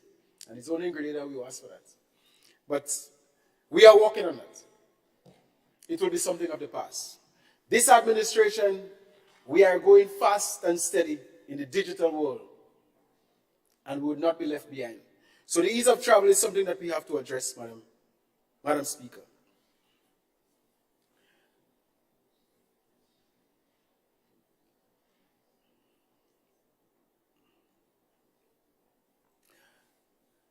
Madam President, we hope to increase visitors to our shows and improve the quality of the stay. We will work with the Grenadian Tourist Authority, with the Grenada Tourism Authority, and our partners to capitalize on the unique and naturally wholesome aspect of Grenada, Carriacou, and Petite Martinique as a safe and eco-friendly destination. Madam President, it is the intention of our government to merge health and wellness in the tourism sector. Madam President, agriculture and tourism have to work hand in hand. We will not leave tourism behind or leave the agricultural sector behind. The synergies must be observed and must be recognized. Sports and tourism are areas that we can generate serious cash from, Madam President. Community-based tourism. Tourism is not only about Granans and Lansapin and Chuglu. Tourism ought to be about Lippers Hill. Tourism ought to be about Sates and Granville and Telescope.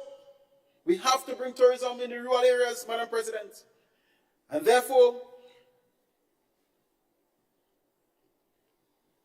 the whole question of awareness at the primary school, the secondary schools, our children must understand what tourism means to the Grenada economy, to the Grenadian public, and to the livelihood. And we must capitalize on that in going forward. Madam President, to bring tourists to our destination, the ELIF, after COVID, is just starting to get back in line, and we are happy for that. And we'll be working assiduously to make sure that more and more flights comes into Grenada. We have already have the Twin Otter aircraft service between St. Vincent and Carriacou and Grenada.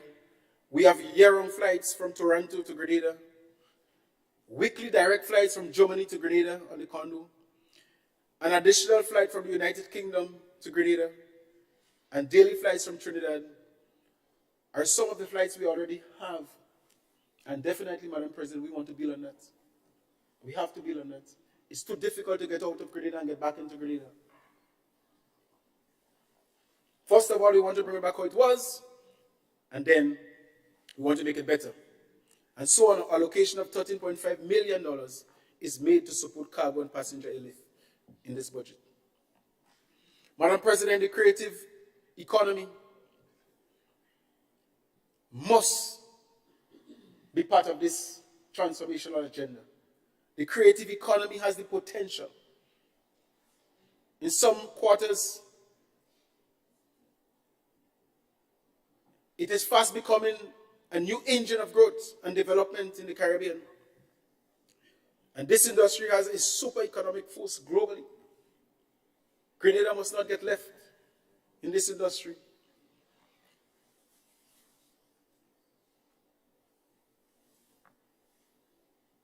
Madam President, the creative economy comprises creative industries such as advertising, fashion, design, performing and visual arts, music, architecture, and the list goes on and on, Madam President.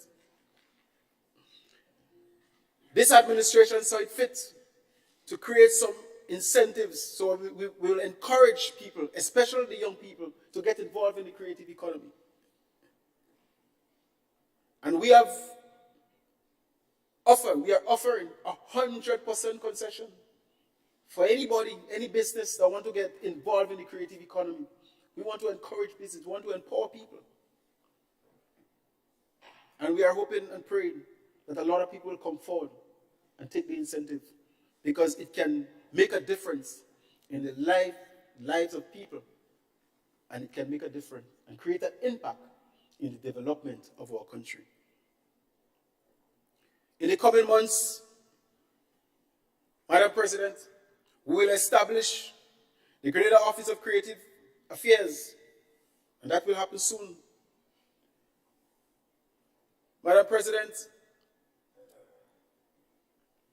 I would like to talk a little on the digital transformation. When you say ICT in Grenada today, you say NDC, Dictum Mitchell. You say paperless cabinet. Print no more than 5 pages. This is the language we are talking. Madam President, I beg for extra 10 minutes, please. Granted. Thank you. Thank you very much. Madam President, we know for the first time we have a real captain to lead the ICT. And we are doing just that. So I urge the Grenadian public to fall in line, because it is important. There will come a time, Madam President, in the next couple of years, when a lot of things that is important to you will be done online. And therefore we must prepare ourselves to take the necessary action. Madam President, we are working assiduously to make sure that this happens sooner than later.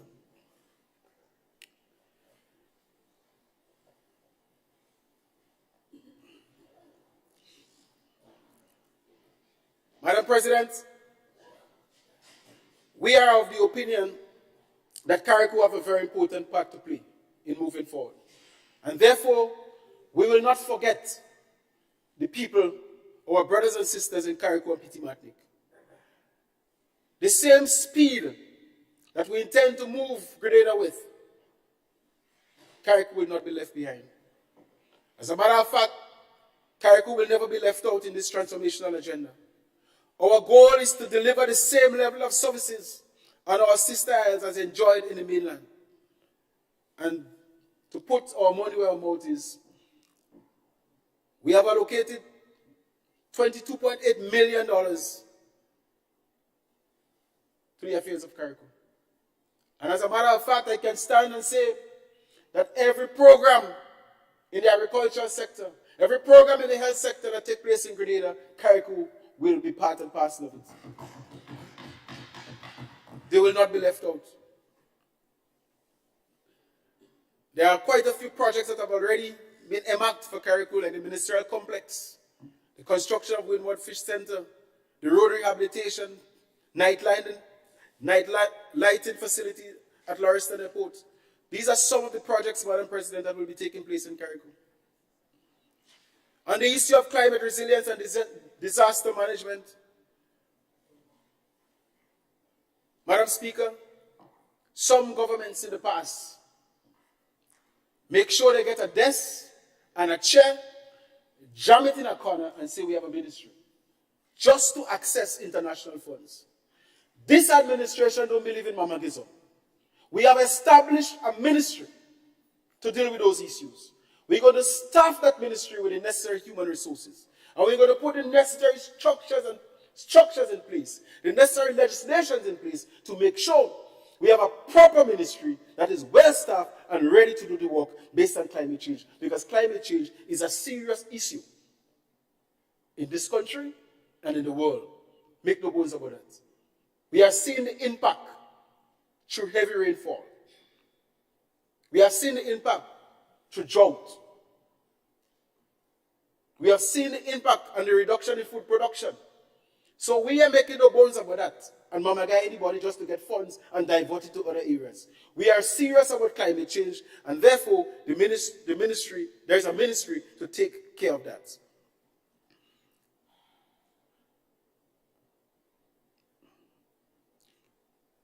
Madam President,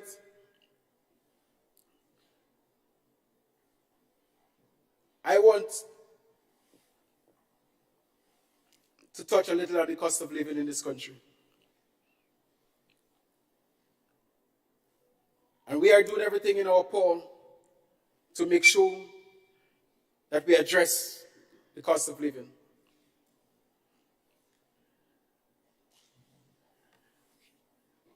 It is a problem that we have worldwide.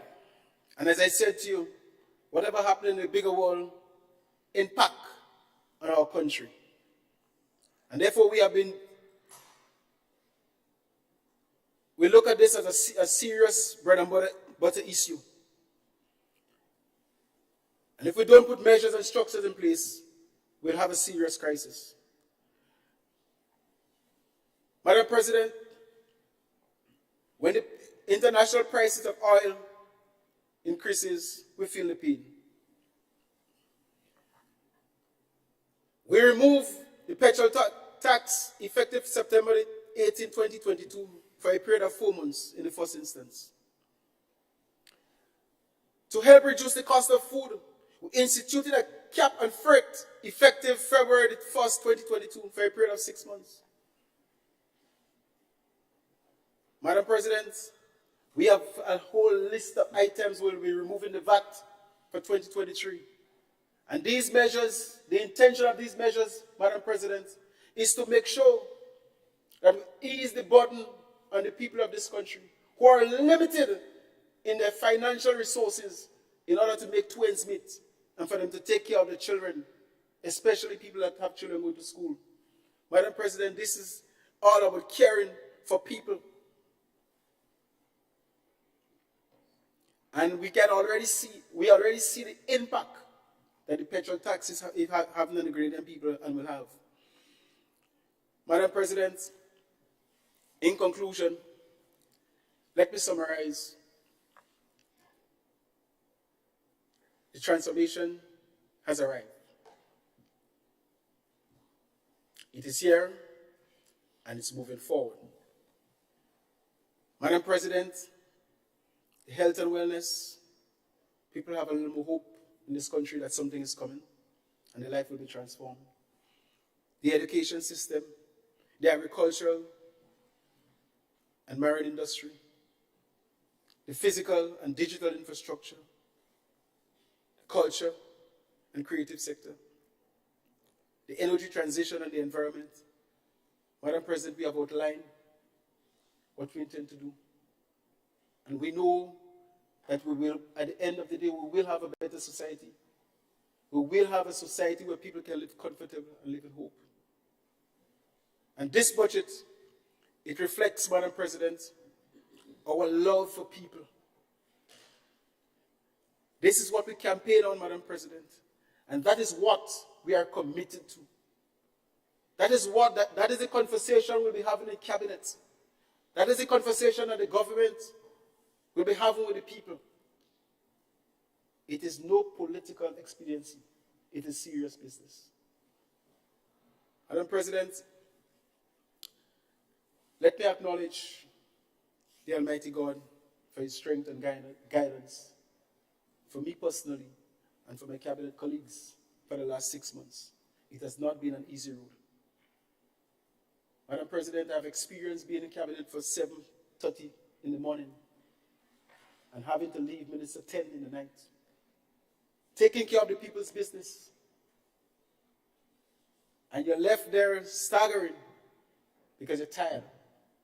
And then the political leader said to you, let's go and have a drink, boys.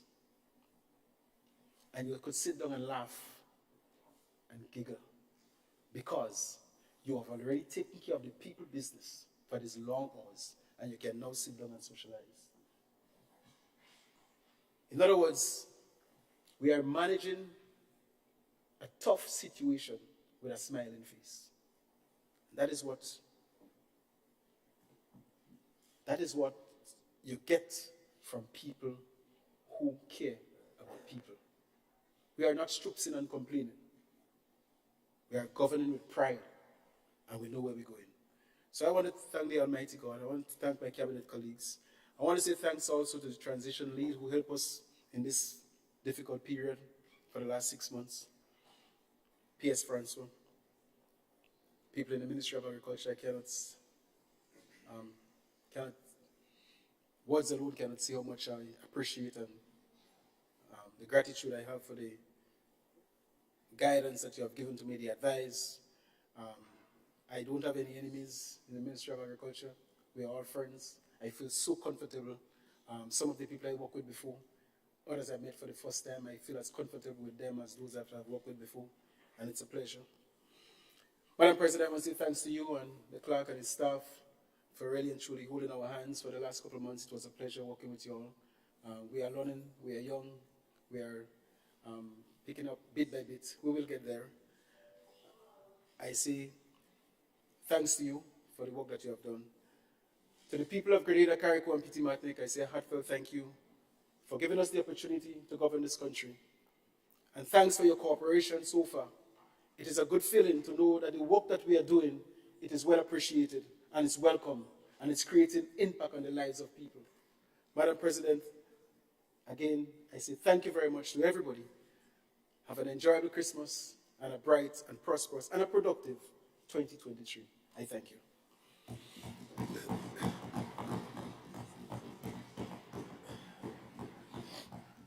I thank the Honorable Leader of Government Business in the Senate. You have called on God, and he has clearly, if the government has given you an agenda, God has given you wind in your lungs. So thank you for your elaboration with a focus on agriculture. I want to comment that you welcomed your staff here. And I looked up at them and realized that they were predominantly young, and I wouldn't say predominantly female, but a lot of female, maybe predominantly. And among them is a young man who I know very well, because he came through St. Andrews, a St. Andrews program with which I'm associated. And when you speak about linkages in the economy, in the society, education, he's now Grenada's chief veterinarian from St. Andrews. We're proud of that. And when we look at all these young women, I don't know what their qualifications are. I do hope to get a chance to meet them. They are just blooming. And this we find across the society. All sides are responsible for that: government, civil society, private sector. So let us keep bringing forth the young people. I thank you very much. You know, one of our priorities is good health. And so we have to take one more speaker and then try to make a lunch. If that's acceptable to the Honorable House, Honorable Senate. It's, let's say, 11:30, so we'll have one more from the other side. I believe the Honorable Leader of the Opposition, Honorable Senator Nolan Cox, will take the floor. You have the floor, sir. That's right. That's it. Yeah, you can put it. Put it. I use it. Yeah, that's right. Let me in. Yeah, you're ready. So far,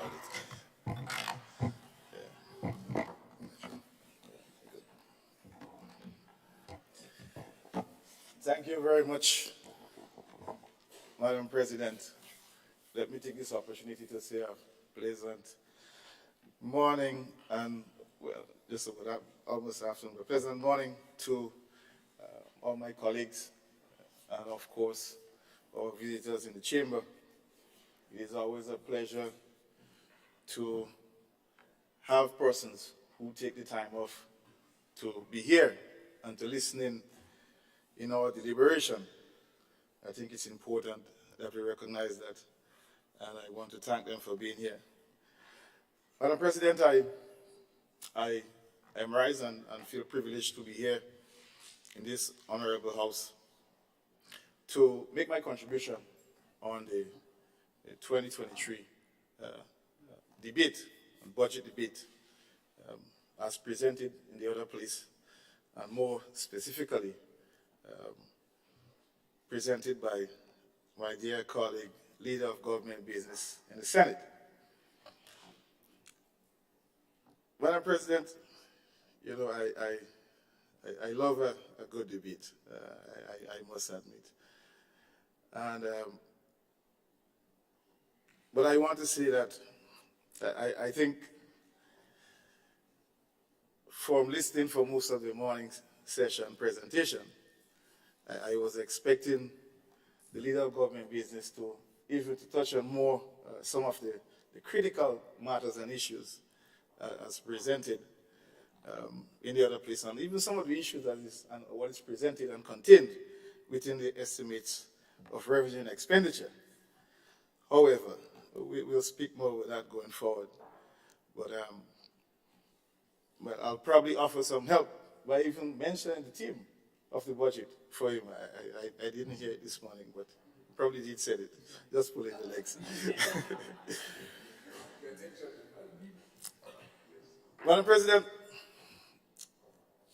as presented by Leader of Government Business in the Senate, Vision 2035, People-Centered Transformation, laying the foundation for resilience, empowerment, and growth.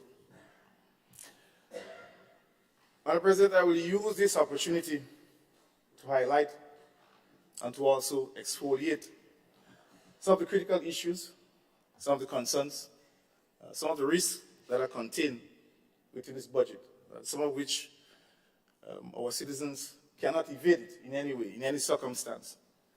And I think it's important that we bring that to the fore. Madam President, achievements of the past cannot be simply erased by a change in nomenclature or by simply ignoring it. It just cannot.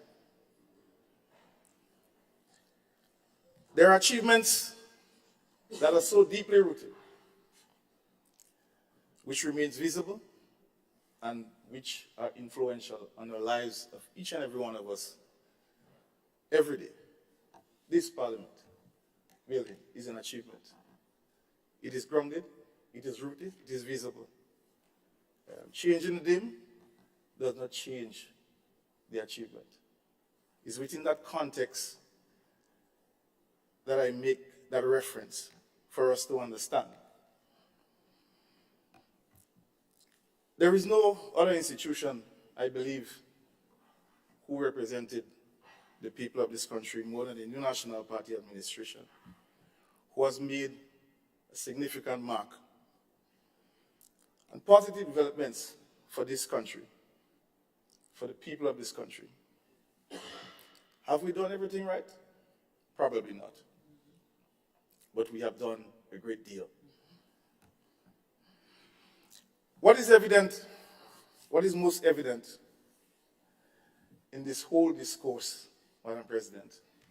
Sometimes the people who benefit most from our achievements are the ones who want us to forget it the soonest. And I think it's important that we correct that. Madam President, it is an established fact that the New National Party administration has and continues to make an indelible mark on this nation since mid-1980s. This resume of this administration is a comprehensive one. And of course, in the other place, the leader of His Majesty's opposition did give an outstanding and comprehensive historical transit of the achievements, the trials, the development initiatives that this administration would have done for this country. The National Party administration has consistently restored and sustained our hope and aspirations of this country through sound leadership and management, with remarkable recoveries from natural, health, disasters, and also from human and political disasters. Madam President, we have done it. Madam President, not in my words, but the words of this current administration, they met a healthy treasury. That treasury didn't evolve in 6 months. It evolved with healthiness because of a process of some management over a decade, hence the reason why the leader of government business on the other side could speak with confidence of being able to pay pensions. He didn't raise $75 million in 6 months, Madam President, and that is a fact. So it is important that we, as an opposition party, indicate that those achievements, those actions, continue to remain deeply rooted and cannot and will not be easily removed.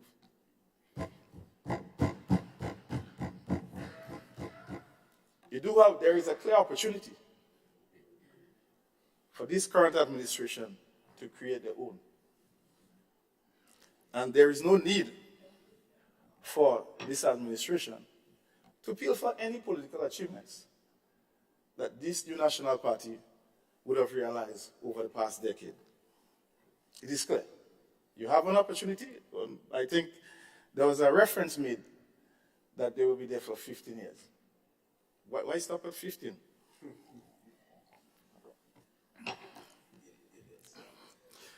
Madam President,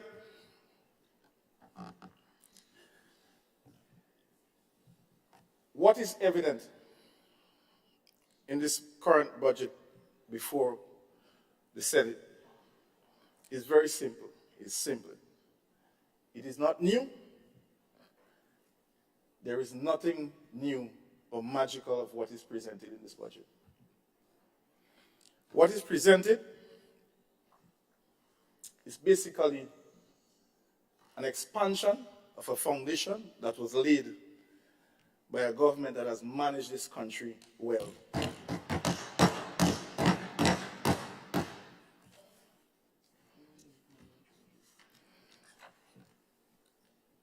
Madam President, a lot of attempts have and will continue to be made of some of our failures. But the people who understand failures are the ones who are successful. And I'm sure my dear colleague representing the business community would understand that more than any one of us, that sometimes failing is where the opportunity for success arises. Madam President, time and time again, we are presented by this current administration, and I've seen it, with a posture that lacks humility, and who believes that people with an expertise in one area are contemptuous of knowledge in other areas, and even believe that being bright is a substitute for knowledge. We do not believe that those characteristics are conducive for successful management of this country. Madam President, we believe that attitude is a recipe for disaster.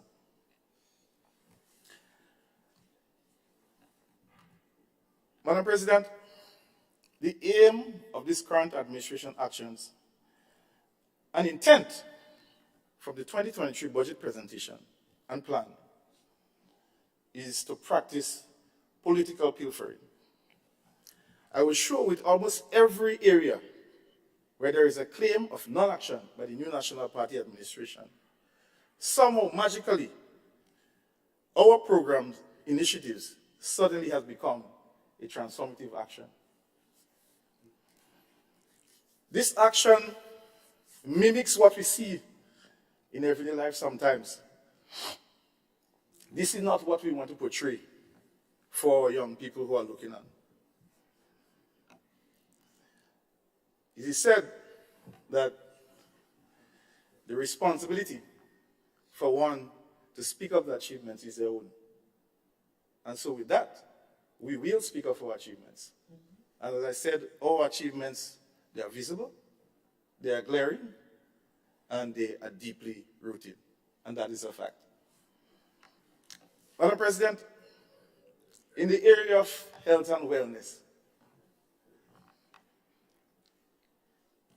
this current administration's history and track record on healthcare is a dismal one in comparison to the New National Party, and that is a fact. That is a fact. And the record will clearly show that. It is the New National Party administration that has embraced and commenced the implementation of national health insurance, and that is a fact. That is a big ticket item for this country. And we realize that it's important that we deal with this. Unfortunately for us, in the midst of implementing this important initiative came COVID. It slowed down and paused the implementation.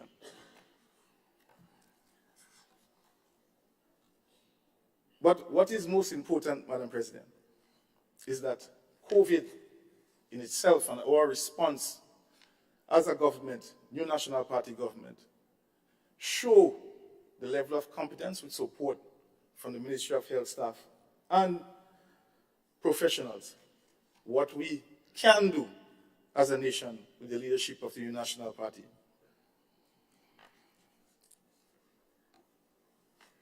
COVID, even as it struck us, is a clear indication how important NHI would be for us.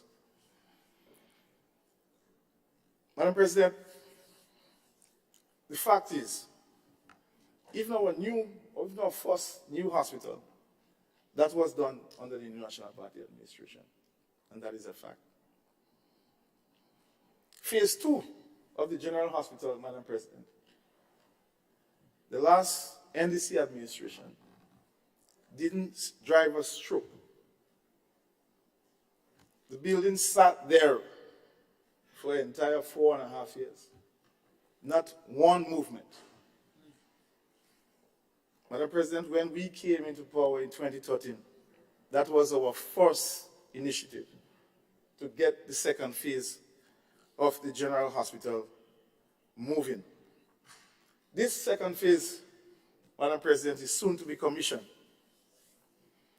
And sometimes I find it very, very disheartening to hear comments that this administration, New National Party administration, has not done anything in health, has not invested in health.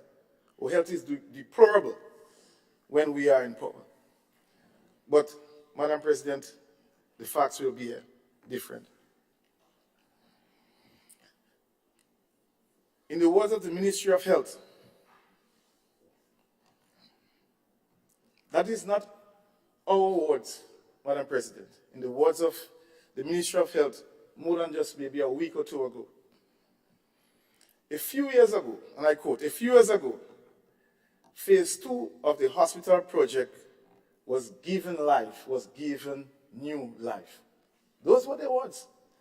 That is not our words. That is the words of staff of the Ministry of Health just a few weeks ago. That is what they said. Madam President, soon to commission the second phase of the General Hospital, and I think it's important that this House and this nation, whoever is listening, hear the services and the departments that are going to be made available to this nation, this country. And I list them. Computerized tomography, nephrology and dialysis care, a new multifaceted accident and emergency, radiology department, x-ray, ultrasound, mammogram, medical records, a brand new laboratory which aid in us having to respond successfully to COVID-19. We're able to use that lab. An outpatient clinic and a new pharmacy.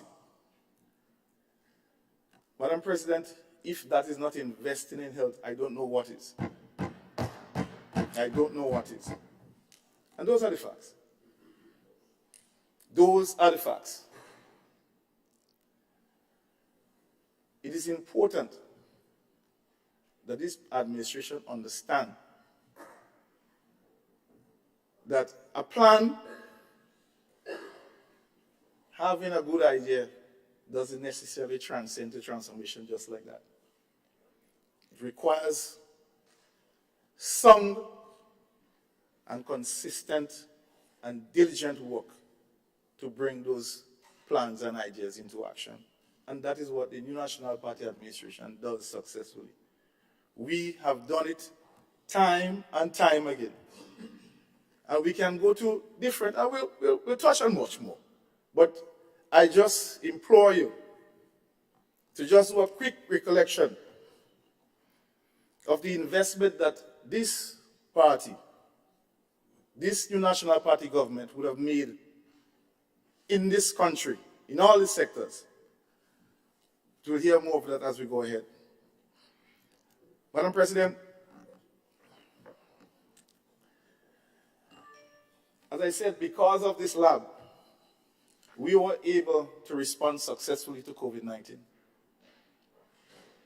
Additionally, we were the first island in the OECS to have testing for COVID-19 on island. The first island in the OECS, Grenada. And that is a fact. You know, sometimes it can be very frustrating in responses when persons are very anxious. And I could recall when we started to have our first case and cases started coming in, and we were sending samples to CAFA and Trinidad for testing. The response was, what is the problem? Why we can't test on island? Madam President, that was the call. Why we can't test on island? When we moved speedily to get the PCR machines to be testing on island, then they start questioning the validity of the test. Madam President, that is what we have to deal with. the validity of the test will be in question, whether or not we making up the test or whether or not we operating the machines. The competencies of our lab techs and doctors were on test. They were on test. That is what we had to deal with. You know what we were doing? We were doing tests here and still sending those tests to CAFA for confirmation to bring confidence to the citizens. That is what we are doing. We're doing double just to bring that confidence. So I say this, that sometimes results and achievements are realized and seen, but persons do not understand what takes place in the background. That is what we had to deal with. Madam President, and I know mention was made of primary health care in the budget presentation and the focus on it, and all sorts of things like that. But we as a party, New National Party government administration, we are well ahead of that. In Guelph currently, Madam President, a brand new polyclinic. Brand new polyclinic. That is the achievement of the New National Party administration. And that is a fact. That is investment in health. But when you hear the response is that we have not done anything for health. And that is the record that we're trying to set straight. We have to set it straight. That polyclinic, Madam President, was critical to our response for COVID-19. With support from SGU and our community health nurses, we were able to action out and to have that clinic up and running in a timely manner so that we could have COVID-19 testing and also support for patients with symptoms. Madam President, we also invested significantly in improving our fleet of ambulances with support from the private sector. If that is not investment in health, I don't know what is.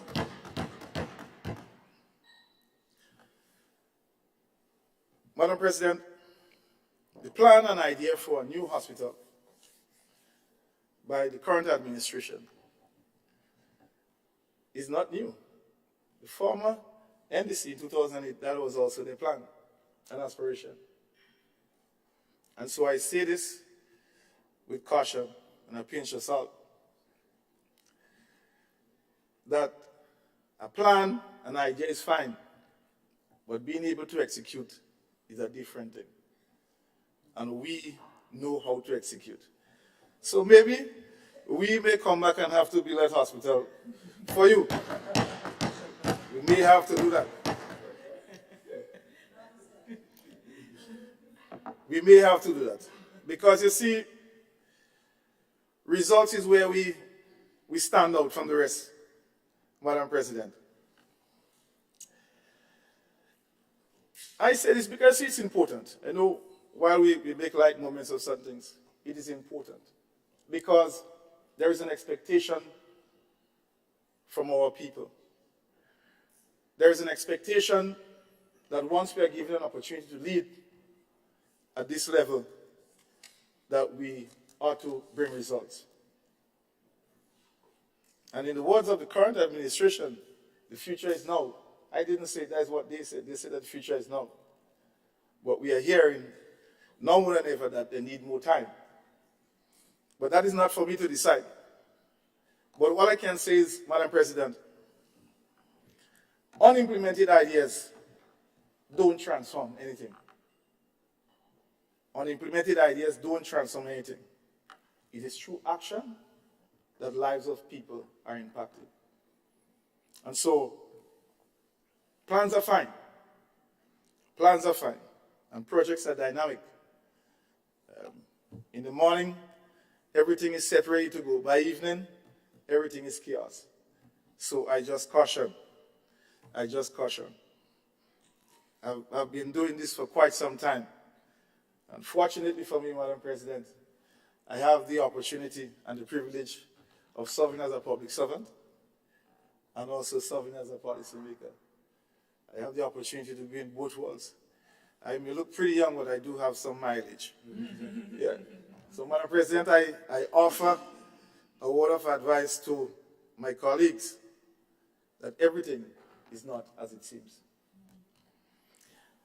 Madam President, I want to move on to infrastructure, public utilities, and transport. The Ministry of Infrastructure bears the same story, Madam President, in the budget, bears the same story. Numerous projects,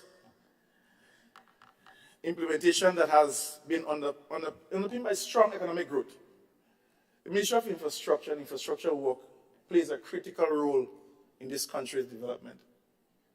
And I think if one doesn't understand that, one is in for a lot of trouble financially. If one doesn't understand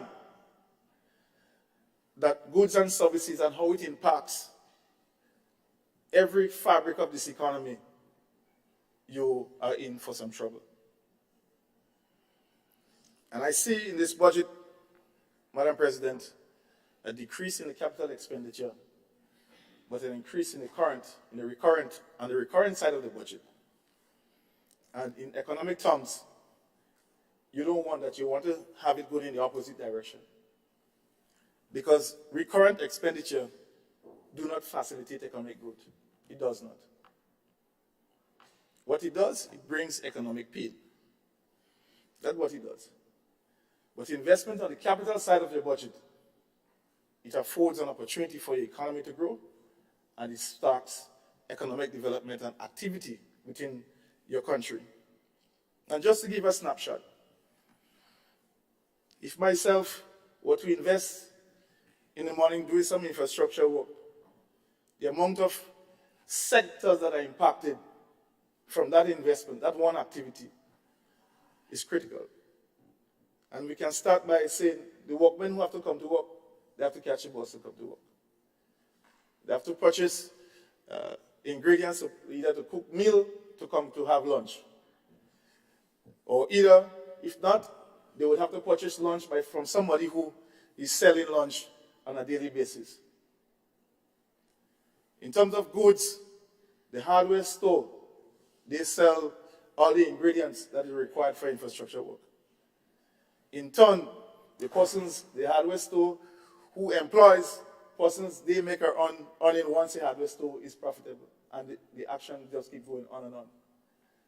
So, Madam President, what that does, that in turn, because we collect revenue through VAT, that in itself will help increase economic activity on that side and the collection of VAT, more increased VAT. And those money that is collected from VAT, those taxes, you spend that on your recurring side. Anyhow you start to shift that needle, you're spending more than your economy could produce. You are going to be in some financial sticky place. So I just want to caution, we recognize that that is what is before us. But one of the challenges is that the majority of the increases, Madam President, is mainly for salaries. And it's something that we believe that is not a right economic approach to take at this current time. Looking at what is before us, what is taking place in the world right now, and the projections, other countries and economies, that they are signaling that there is a possible likelihood of slowdown coming that each and every one of us do have to face. And Madam President, I make these statements not in the context of just wanting to debate what is presented, but in the context as a parent, as a Grenadian, as a Carriacouan, to ensure that whatever decision that this current administration makes also benefits me as a citizen, and not just for political gains. So I just want to underscore that. Madam President, some of the major projects that will continue to drive and spur economic growth, and coincidentally, what was mentioned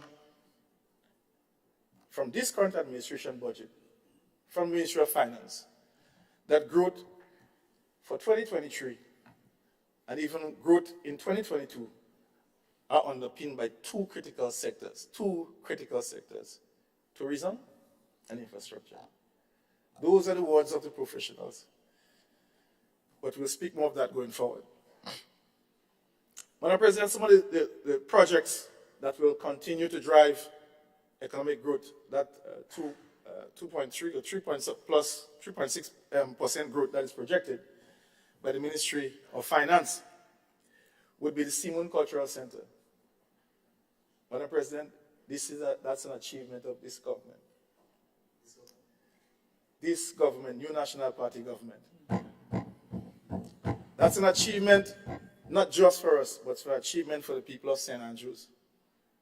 And that is how we see it, because it is something that is dear to them, because they understand the impact of not having that center. And I'm certain that the minister who is responsible for culture, he will do everything in his power to ensure that the center realizes true potential so that the people of St. Andrews can benefit going forward and realizing their talents. So we, as a party, New National Party, we are proud to ensure that we restore the Simon Cultural Center, and that is what we will seek to endeavor. It was destroyed by Hurricane Ivan, and it took some time for us to get it done. Because, as I said, projects are dynamic, Madam President, and they are costly. And because of inflation, you have to look at price contingencies to ensure that you have the finances to meet the implementation of this project successfully. Madam President, the Salties Breakwater project, that is one of the most important projects for the people of St. Patrick's. This project, again, will drive economic growth. And it's a project that we have started. What is serious about this project is that it requires significant research work done, analysis, concept have to be designed, modeling, to ensure that the coastline is secured safely. And so we look forward to that project being implemented. Madam President, the Greater Agriculture Feeder Roads project, that is an extensive project that also will have some significant impact on our economy and growth. The Western Main Road Corridor project, that is, I believe, is one of the most important projects for this country going forward. We do have a lot of slopes that are not stable on the western side. And the challenge for us is that we have to ensure that we respond quickly with this project to minimize any incident or accident. As you know, from the dry season into the rainy season, that's when the risk evolves in terms of landslides and so. So this is a very important project, the Western Corridor project. The Molyneux Landslip project, it goes without saying what is happening now. Challenges that persons who traverse there on a daily basis have to deal with. And we know that this project is much more important than it seems. It's impacting the entire northern part of this country. And so we encourage speedy work as much as possible, and of course, the quality of work that we believe that will be delivered through this project. Other major concrete works, Madam President, those are critical in terms of driving economic growth. The debushing program, and I know we have had several debates on this program, Madam President, and I think there is not a clear understanding of the impact of this program and what it means and what it does. It is often believed, Madam President, by the other side, that the program is constituted as one with some political connotation and also as a handout. Madam President, this program is basically, the objective of the program is to safeguard our roadways. Basically, that's what it does. Once you have a clear roadway, persons can traverse safely on the road. Those are the main objectives of the program. That is the main objective. But other benefits from it is that this category of workers, they can participate in that program for a certain particular time of the day and also find other means of livelihood at the same time. as the saying goes, 2 incomes are better than one. And the plan, Madam President, to reinstitute or to reconfigure this program to make it into an 8-to-4 program, what it will basically do, immediately, it is going to eliminate a significant number of persons from being able to access that program, and that is a fact. They will not be able to access it if they have other engagements. So straight away, those persons are not going to be able to access the debushing program once the plan for 8-to-4 is implemented. Right? So I say this, you may disagree with me. Yeah. Well, I think you need to follow your colleague. Yes. So that is what was publicized. Yeah? But the bushing is in the budget, so we have to debate it. But I say this, that if that is the case, that is something that they need to relook. I think it's important to highlight that. Madam President, the traffic light project, that's an important project, and the restoration project for traffic lights in the St. George's and Grandlands area. I think it's critical, and that project is ongoing. The Monkuma Road, Madam President, is a significant project that we believe that will bring significant economic activity within that area, because what is happening with that new roadway, we are seeing homes are starting to, lands are starting to clear, persons are getting ready to build their homes within the Hopeville area. So I think that is something critical and something good. What it does, Madam President, it opens up a new roadway for large trucks to traverse from St. George's to the north of the island safely. I think that is one of the very, very beautiful project. I encourage person to have a look at it and even to drive, because I think it's drivable at this current time. Madam President, the St. George market, the upgrade of the St. George market, that is one of the projects I believe that requires a lot of attention, a close analysis, because what is happening, from my recollection, is that the number of persons that participate in the market on a weekly and daily basis, there is not enough space there. And it's something that we'll have to look at to see how they can address that matter going forward. There are a number of persons who conduct businesses there that are not directly related to market. So those are some of the things that they would have to look at. But it's an important project, and we are happy that it's ongoing. Madam President, the Chinese low-income project, housing project, that's a significant project. While it may seem as a drop in the bucket based on our demand, we believe that it's an excellent start to help provide homes for persons who mostly in need. We hear that the government is looking to open up back applications or so, but our concern is that we believe, and we continue to advocate, that the people who need it the most should be the one to benefit. So we just say that for what it's worth. For example, in Carriacou, I know that some persons were already identified, and I don't know how that will affect persons who have an expectation to receive a unit, and now that decision may have to be reversed. I don't know how that will impact them, but of course they will be disappointed, Madam President, but that is some of the realities that we have to face.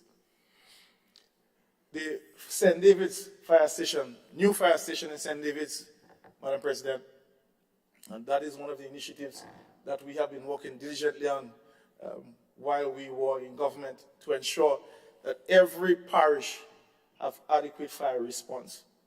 And St. David's has received a brand new fire station, and they will also receive a fire tender for that in that regard.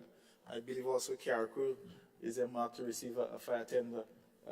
That is one of the things that we would have worked on while we were there, Madam President. So I just want to highlight some of those critical projects. I think it's important to do so, because it is often itemated that we have not done anything.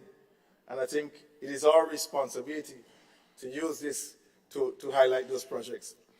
The MBI Airport Expansion Project, that's a critical project, Madam President. It is moving speedily. Some of the core components of that project have to do with air bridges. There's going to be a warehouse, a storeroom, cold storage for produce going out. I'm certain that the Minister of Agriculture will be happy to see that up and running, that facility, and also the air traffic control support, resurfacing the runway, bypass road. So persons who go in down to Sandals, they don't have to pass in front of the airport. They can now take that bypass road and to traverse to do their business. So those are some of the components of that project, Madam President. Madam President, the lighting of the Las Vegas playing field, that is the first international lighted playing field in this country. We are proud of that.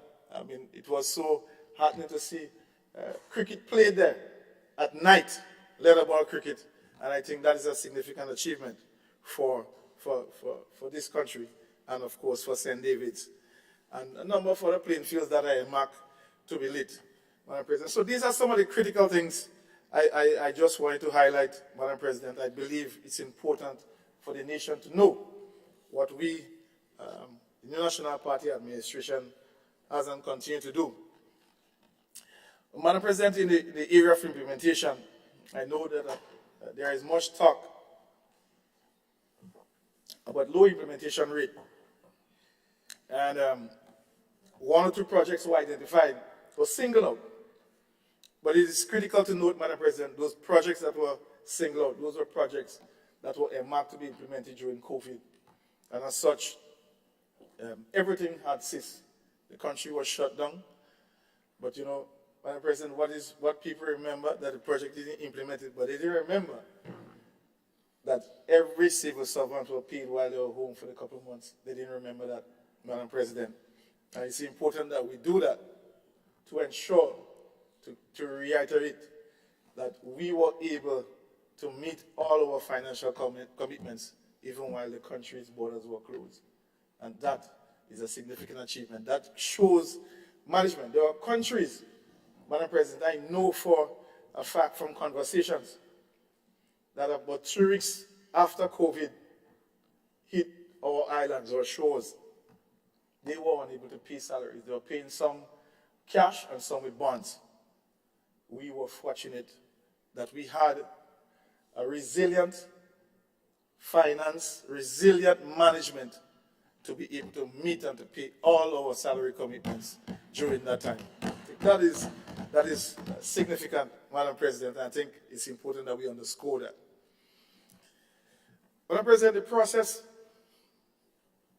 of implementation is one that is easy to talk about, but very few people and very few institutions understand what is required to get it done successfully. I must, at this point in time, Madam President, I must thank the Ministry of Infrastructure, the staff, while I was there, for their diligence and for their understanding and cooperation. And I say this, Madam President, because in 2021, we were able to achieve an implementation rate of over 80% at the Ministry of Infrastructure. And that could not happen without their cooperation and understanding. And so there are some strategic interventions that were made to achieve those. And so sometimes when I hear people talk about implementation, sometimes I just switch off. But it's not something that a lot of people understand how to achieve. And so we understand that this government, this administration, decided to go by the way of a ministry for implementation, to treat with the implementation deficit, as they call it, Madam President. Madam President, the Ministry of Information and what is it? Transformation? I can't remember. Exactly. MIT, yes. My apologies. Mobilization, implementation, and transformation. Yes. Right. I'll try my best. Madam President, without even paying any due diligence as to what is happening, I am certain, I am very confident that MIT, the existence of MIT, is creating serious conflict with other ministries and also duplication of responsibilities. I am quite certain about that, Madam President. I've been doing this for quite some time. And as I said, I have an intimate knowledge of the operations of government on both sides of the coin.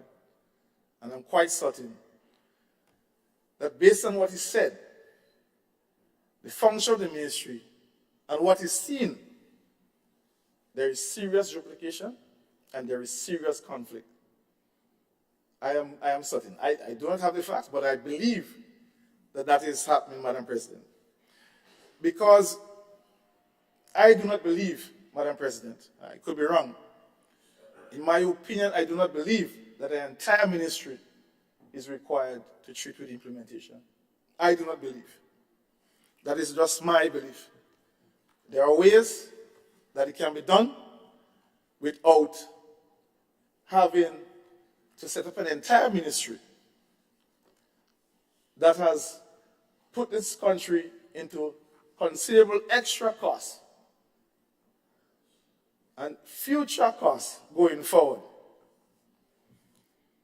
But, as I say, let's wait on the results. Let's wait to see if the results of that ministry transcend into the cost, the money that we are investing in it now. I do not know if we have to wait 15 years, but let's see. Let's see. And I say this with knowing, Madam President, what is required and what takes place. But I am quite certain that there is serious duplication and there is serious conflict. Not in any bad way, probably, but there are going to be conflict. Because I don't think the implementation of this ministry or the establishment of it was well thought out. I understand the idea. I understand what it is that they're trying to achieve. But I do not believe that a ministry would solve that, but it will create more problems, Madam President. Madam President, as I said, I don't think the investment that is made currently justifies what is it that you're trying to achieve with that ministry. Madam President, one of the things that is consistent and what we have seen and what the risk that lies within this budget is that costs can balloon and may go beyond what we have in the budget here currently. I'm not quite certain that if, in terms of the policy approach to this budget, that considerations are given for any prospective disaster or any prospective price contingencies based on what is taking place in the world market. Because, as I said, the investment in terms of on the capital side of the budget have been reduced significantly. And that will have significant implications on revenue collection on the tax side. And it's very simple. If you don't have economic activity, if people don't spend, you wouldn't collect VAT. VAT is a consumption tax. And so what you want is to encourage and create activity. And when I spoke about the bushing, it was within that context that the more you invest in people in that regard, they in turn will spend, and you will be able to collect on the tax side, which you can invest and to pay your utilities and to pay your recurrent expenses. What we have seen, not just the reduction in the cost, they budgeted some for the debushing program, Madam President, but also in the duration of the work time. So less fortnights is a clear representation that the budget is going to be less. I know that there is discussion about having some composting mechanism, collecting the debris from the debushing and composting it and use it for agriculture. All that is fine, Madam President. That is fine. But if you do not understand the core of the debushing program and the implications that it has and can have, I think you have lost. Madam President, this approach is not a new one. This approach, where what we have seen is that the employment of new persons, persons we want to give our key supporters job opportunities, but there are implications for such. If it's one thing that I understand alone from government, is that the money must come from somewhere. I reiterate this, Madam President. We can make all the promises.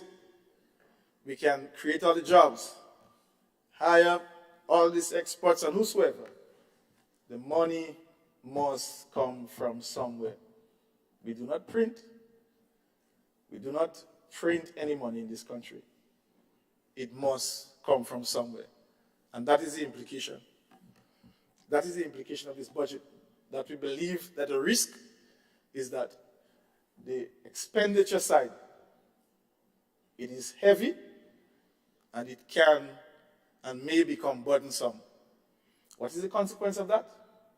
A number of other programs may be affected, where cuts may have to come. And that is a difficult decision. That is a decision that will have to be made.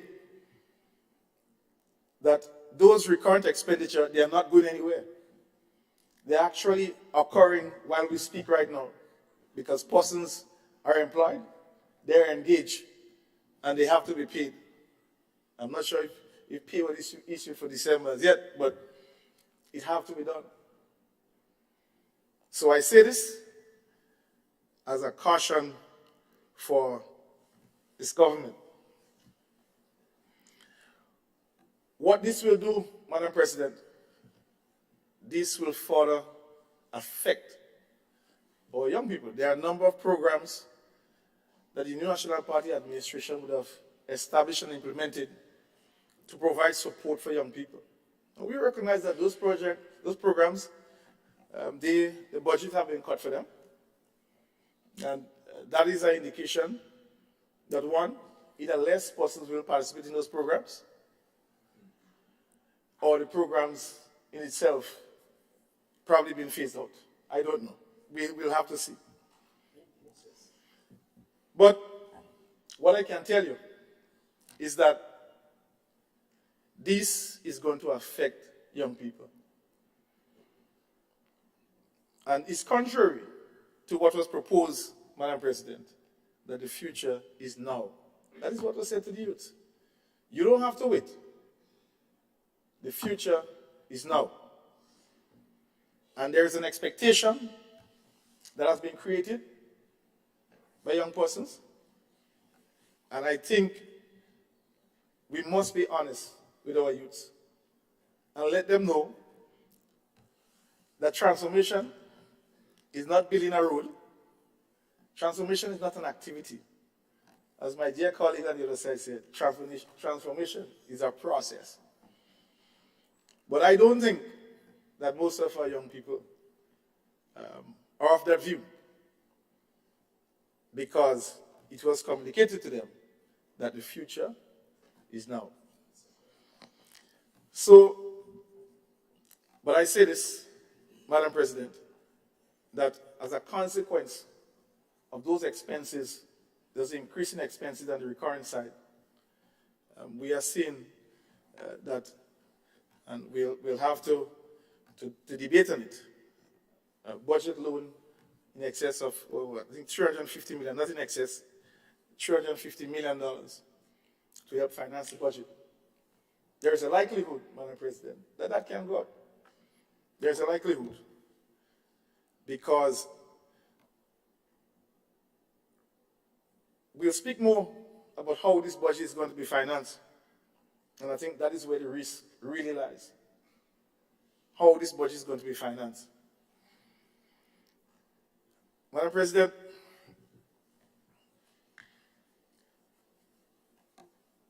what was presented as a source of financing for this budget was through taxation, increased taxes,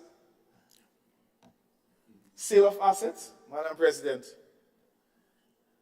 And of course, I just mentioned the loan authorization bill and CBI, citizenship by investment. Now we'll have more to say on that going forward, Madam President. But Madam President,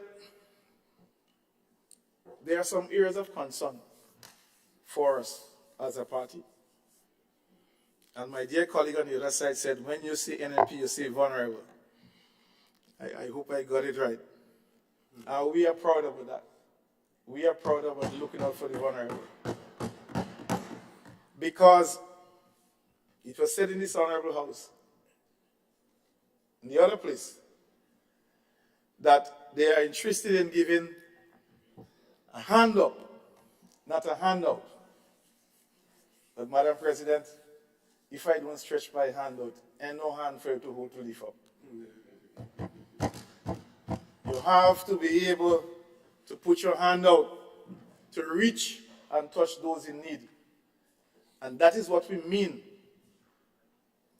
when we say we're reaching out to persons. We are not doing it to make them less fortunate or to keep them poor. That is not the objective. And I say this because, Madam President, I have an intimate understanding of some of the challenges and issues in various communities. And maybe because of my nature of who I am as an individual, I have a softer side of me. My wife said to me one time, she said, she pray I don't have a business because I'll give away all what I have. But it's difficult, Madam President, to be who you are and not able to feel for persons. Yes, there are some persons who are irresponsible.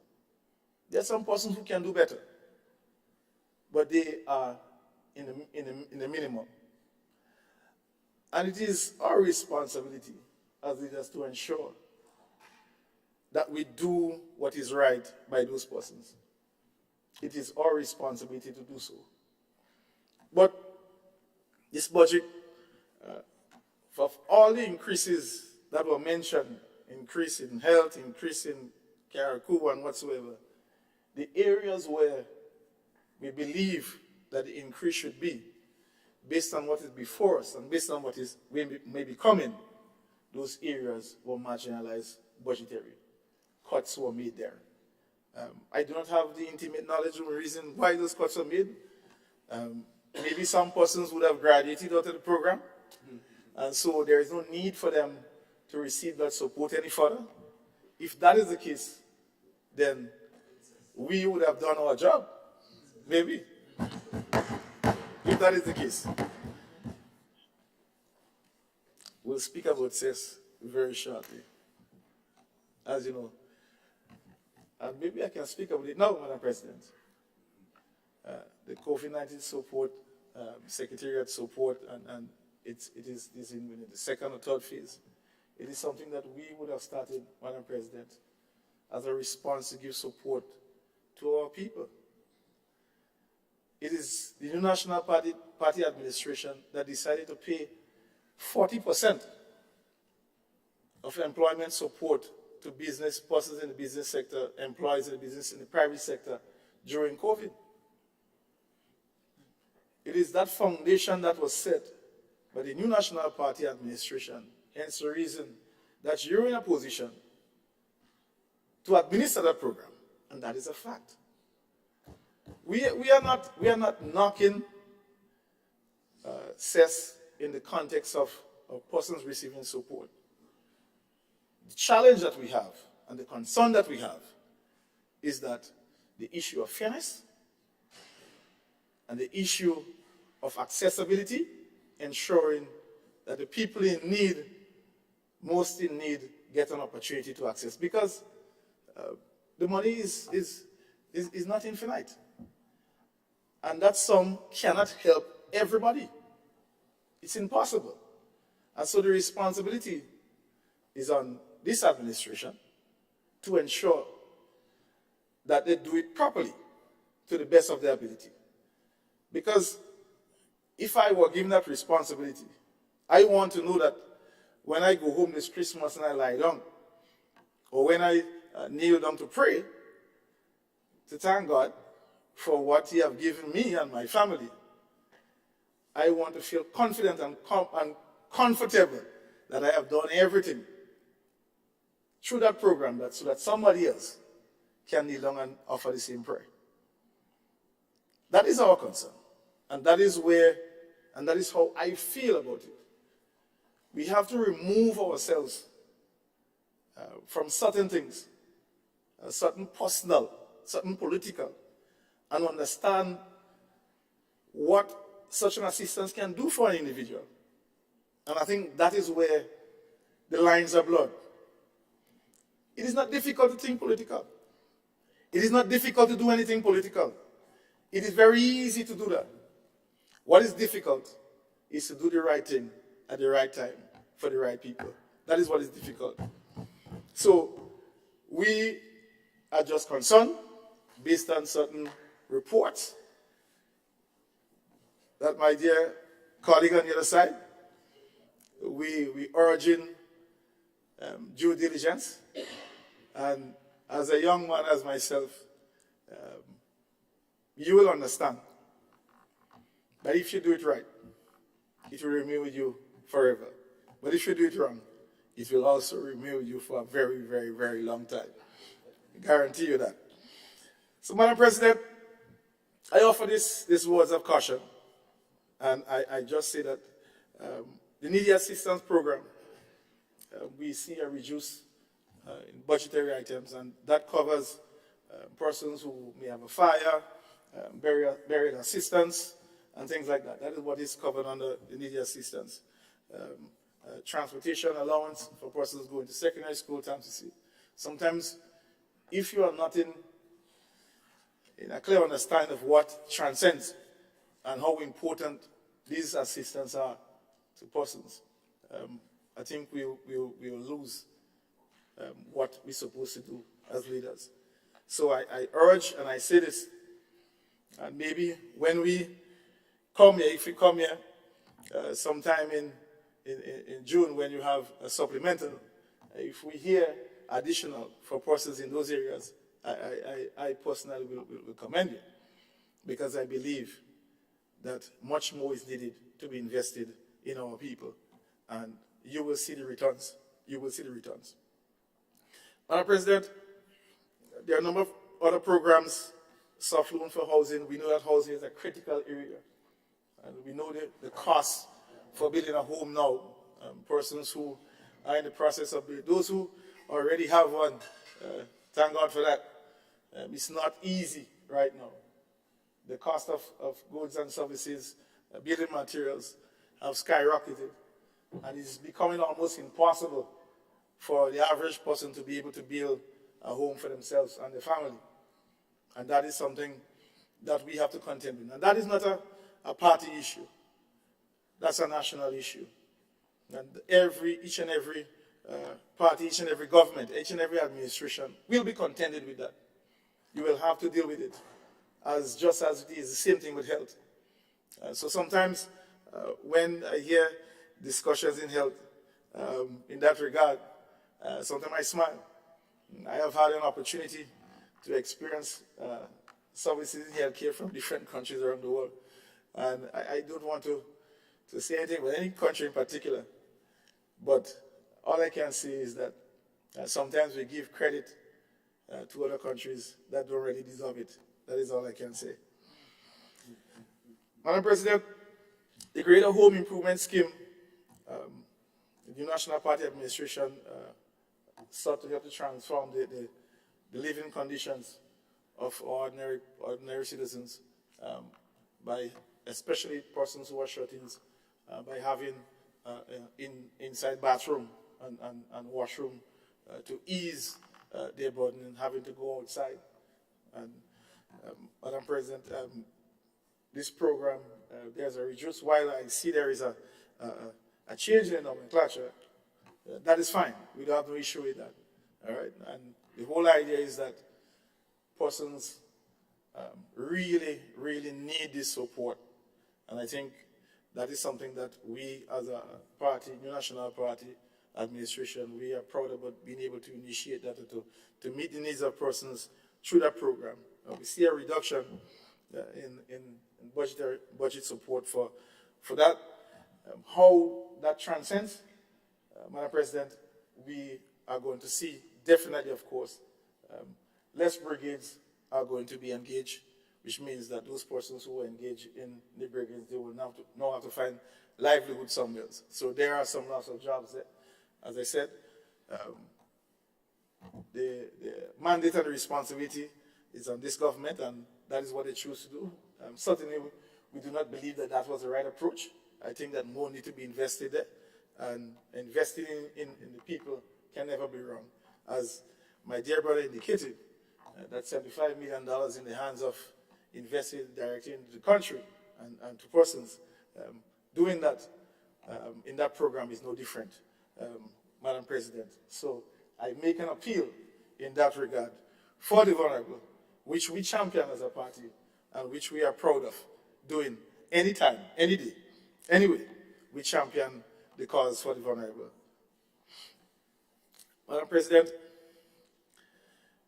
you know, just recently, yesterday, I visited a lady. She's probably about in her 80s. And it really struck me.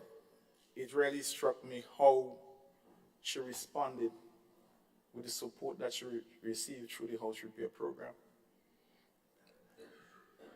And you know, when persons are in need and they get that support and that deep sense of appreciation, and it wasn't a personal appreciation was of the sort. But what I gather from it is that the house repair program is an important program. It's a program where people really need that support. And if you're not in touch or understand the impact of those programs, it was said, budget presentation, that over $100 million was spent, but there is nothing to show for it, little or no to show for it. I beg to differ, Madam President. If you are not in touch with how these programs are impacting ordinary people, then I believe that you're probably doing the wrong job. You're probably doing the wrong job. And yesterday is another glaring example of how people feel. And it wasn't anything about party or individual or parliamentary. It wasn't anything about that. It was just understanding somebody who just need that little push. And I beg that some more time is spent in understanding the impacts of these programs and how they can translate. It doesn't take away from your plan to build 500 houses, I'm not sure, throughout the country or to every parish, I can't recall. It doesn't take away from that. It doesn't take away from improving the housing. But to downplay or to neglect in any way or to minimize the impact that whatever support that persons receive now, I believe is wrong and really misplaced. That is just my opinion based on what I have seen. So, Madam President, we are very concerned. We are very concerned. And as I indicated, as a citizen of this country, this beloved country of mine, I am standing here to raise those awareness, because we'll have umpteen opportunities. I am quite certain that things will happen and we will come back here to debate especially through ministerial statements. But we'll look at that as we go forward, Madam President. Madam President, one of the things that we are proud of is our stewardship of this country over the past decade. We have done a remarkable job, and there is undoubtedly no question that the new National Party administration would have managed this country well. That is a fact.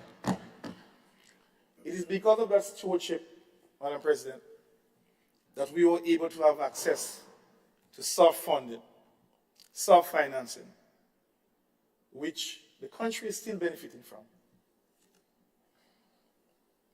I recall during COVID, colleagues in other governments were calling and asking me, Cox, why you guys are able to access those funding and we were unable to do so? It is because of how we are managing. It is because of the state of our economy at the time that those funds were only accessible to us. And so I say this out of caution, going back to the construct, the outlay of this budget in terms of expenditures, recurrent expenditures. We have to be concerned. We have to be concerned. The whole issue of the support from CES, all that has evolved because of how we manage. We wouldn't want a situation where we are confined.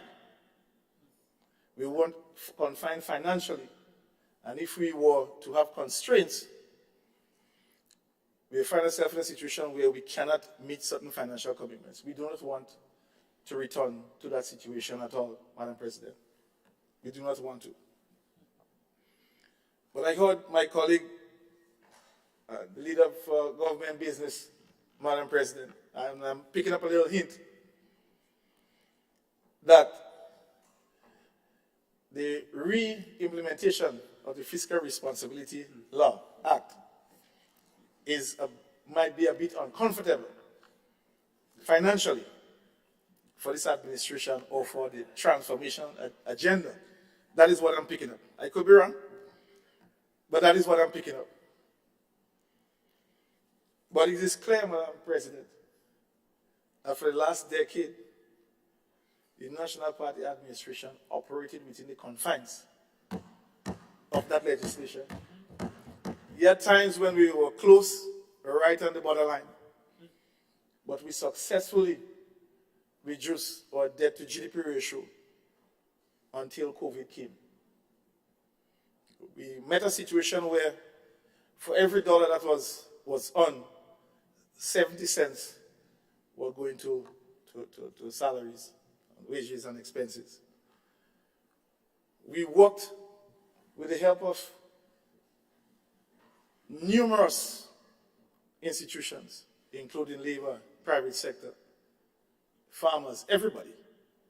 This was not a party achievement.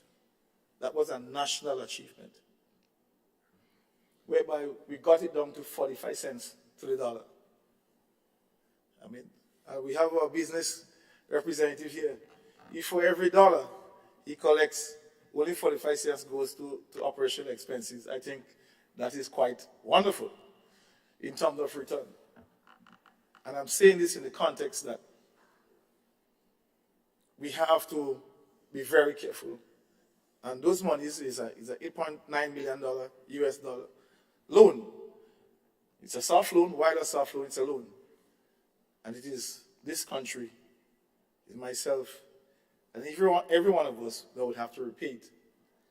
And so it's within that context again that I said we are only employing that CES be done properly. That is all. That is all that we are saying. Madam President, I guarantee you that you will hear more of the same once we look at all the other programs. In terms of most of what is there is not new. As I say, it's a continuation or expansion of a foundation that we would have laid as being in government. Madam President, I just want to say to this Honorable House,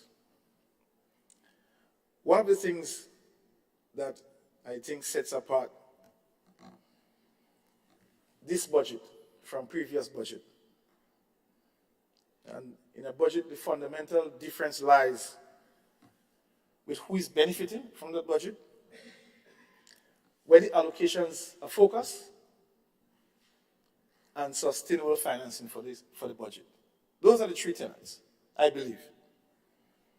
And in comparison to what we would have proposed in 2021 or before, we believe that this budget is on track to create some possible risk for our citizens. And I say this, as I said, out of caution. And we, as a party, we are just concerned. We know that we do have a number of expertise. We do have a number of persons who are diligent in the Ministry of Finance and can provide good guidance and governance in terms of finance going forward. But we do understand that there is an executive branch who have different policies, as such that is outside the scope of the staff of the Ministry of Finance. So they have limitations. And so they will have to configure whatever policies that are put forward, they would have to configure programs to fit within those. Madam President, so I say this just to make some clarification. It's not a knock on the staff of the Ministry of Finance, but I understand there's a policy directive from the executive. Madam President, the reduction in intended spending in the area of Empower and the Imani program by approximately $10 million, we believe is rather unfortunate. But as I said, they may have an explanation for such. But for us, this can only mean a reduction in the number of beneficiaries and far less opportunities for young people. That is what it translates to us. And maybe we may hear a different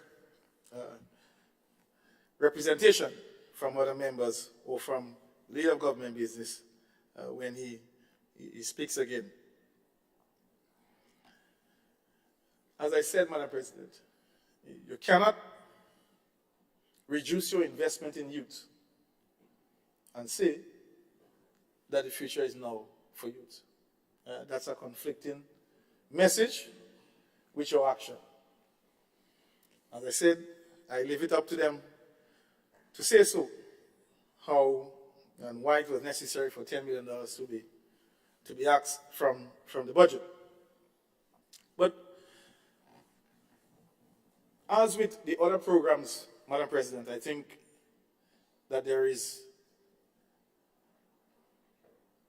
a serious disconnect in understanding what these programs mean to young people. And as with everything else, nothing is perfect. There are going to be laggards everywhere you go, but they are innovators. And the question is, should we penalize innovators because we have a few laggards? And that is the question. The new Imani program, Madam President, I believe,